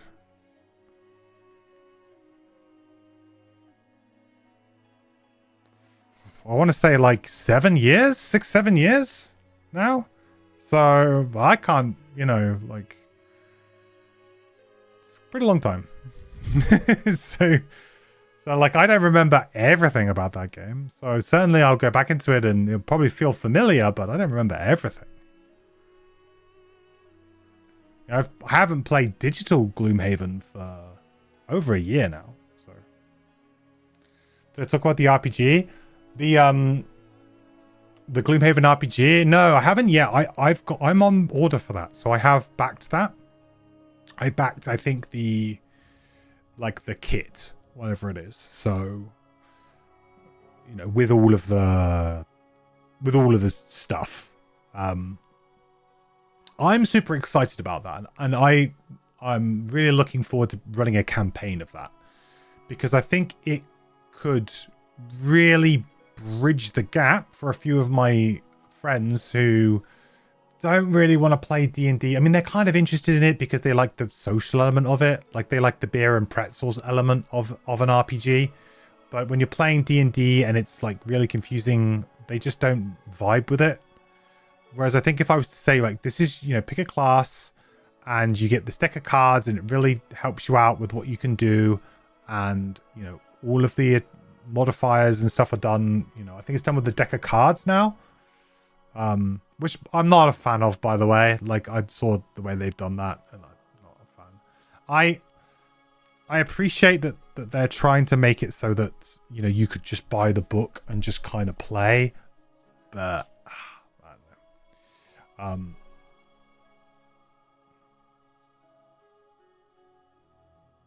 when a special guest arrives in Santa, it was clear. I will bring her back because I think I'll be wrapping up the stream soon. So I will bring Cleo back for another fleeting visit.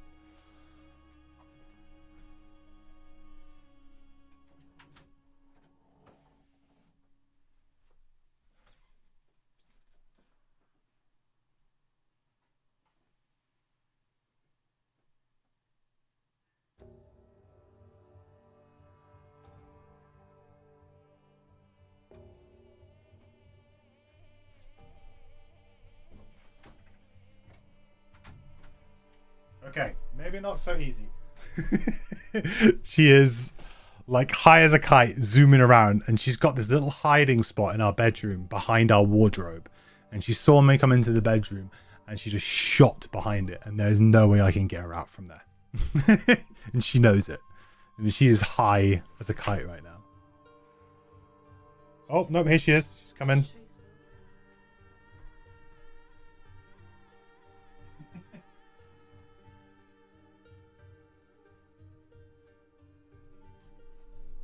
Sorry, my girlfriend just opened my door because she came to my door. If I leave my door open, she might come in for a second. If I leave it in. Here she is. Yeah, here she goes. She likes this room because it's so warm. Hello.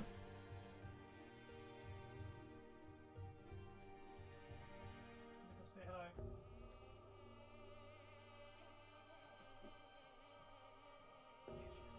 Here she is. Oop. Oop.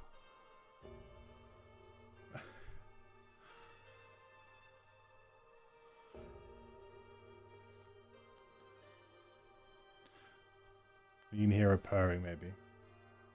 If she starts purring.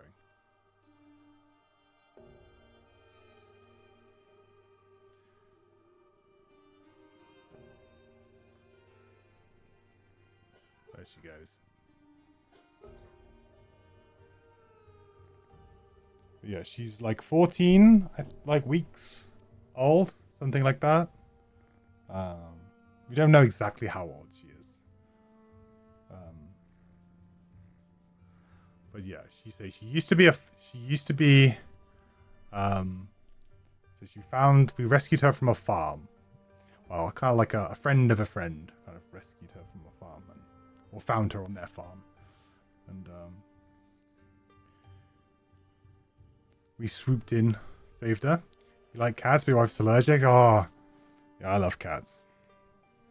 I'm definitely a cat person. Always had cats on my life, so. And she's very sweet. She's got a nice little she's got like we got her a little Christmas bandana.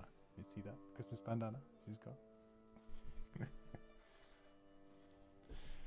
She's so wriggly. It's very hard to grab her. But yeah, she's great. We say she's an amazing waste of time because you can just spend the entire like day just watching her just play, run around.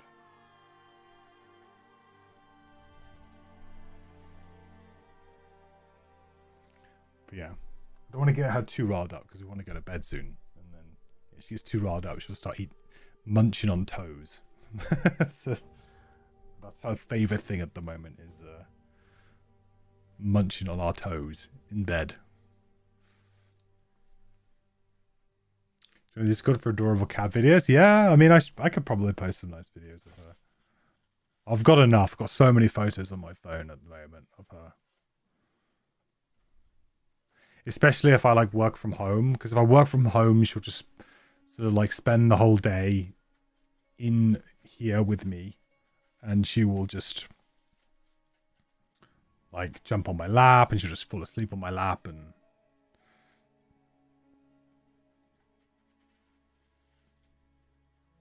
she loves laptops as well. She will try and sit on my laptop. So sometimes I have to actually like remove her from the room because she will just sit on my laptop. Like I'm trying to do work. She just sit on it. Refuse to move. It's like a universal cat thing, I think. But yeah, she's got a like I got a shoebox. And she has absolutely destroyed it. But she loves it. She's sitting in it right now, so she just sort of like sits there down next to me in the shoebox, chewing on it. Adorable. But my god, is she stinky sometimes. Stinky cat. We had a few toilet problems. We had a few. But to be fair, she's been quite good for the last like few weeks. There were some issues where she was kind of just not, she wasn't getting to the litter tray in time. Also, we have quite a lot of like potted plants around the house, so she was just jumping in those and using those, which I guess is like a natural instinct for a cat. She's like saw dirt and just thought, yeah, this will do. But now she's very good. She's very trained. She'll go to her little tray. She makes a mess of her little tray. She spreads the litter all around and flings it out of the tray. But she does go in the tray. So Yeah, she's great. And that's why I haven't been streaming. No, she's part of it, but no. Yeah. No, she's great. And the Christmas tree as well.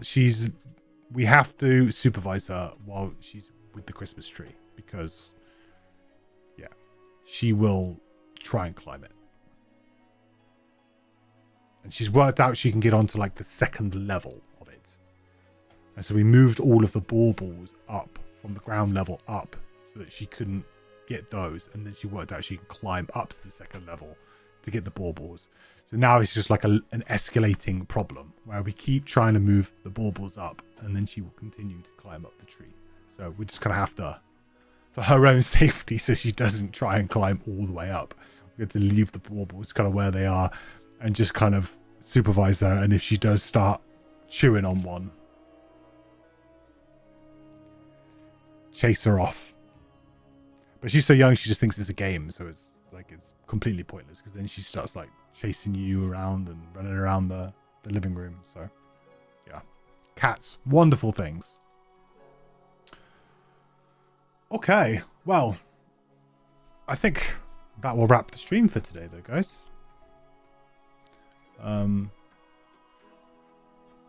I might try and get on again like at some point during the Christmas break. Like, I don't know, like my Christmas is crazy busy. But probably sometime like towards New Year, like maybe like Jan, like certainly like early Jan, I can probably jump on. But yeah, maybe like I think I'm free like 28th, no, hang on. December. Yeah, maybe like December 30th, the Tuesday. I think I might be free then. So I might try and jump on then and play a little bit more. And I want to retry that boss scenario because it is definitely winnable.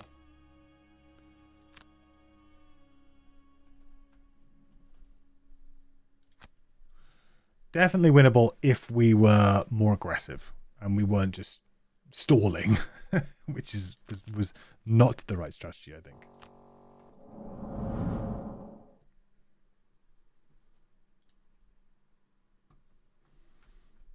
All right.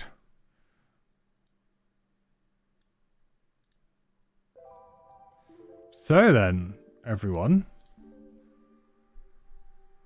have a great holiday. Yeah, have a great holiday. Collector and everybody out there, have a lovely Christmas holiday. I hope you are breaking up soon from work, whatever you might need to do. And yeah, have a really nice, hopefully board game filled holiday. I said I've got some good plans to play. I've got a game day with all the guys. We're going to play some like pie games with family. We'll do some like some 2-player couples games as well, which should be really fun. So yeah, I'm hopefully going to get quite a lot in. And I will report back. I think I'm going to play a game called War of Whispers with the guys. I don't know if you guys have heard of that game. Looks kind of intriguing. I picked up like a cheap copy earlier this year in a sale. And I heard really good things about the game. It's kind of like a little kind of like intrigue type game. Little kind of Game of Thronesy type vibe I was getting from it. So, and we really like Game of Thrones. It just takes too long. So, but I think it's a much shorter, intriguey type game. So that should be fun. And yeah, play some Haven if you can.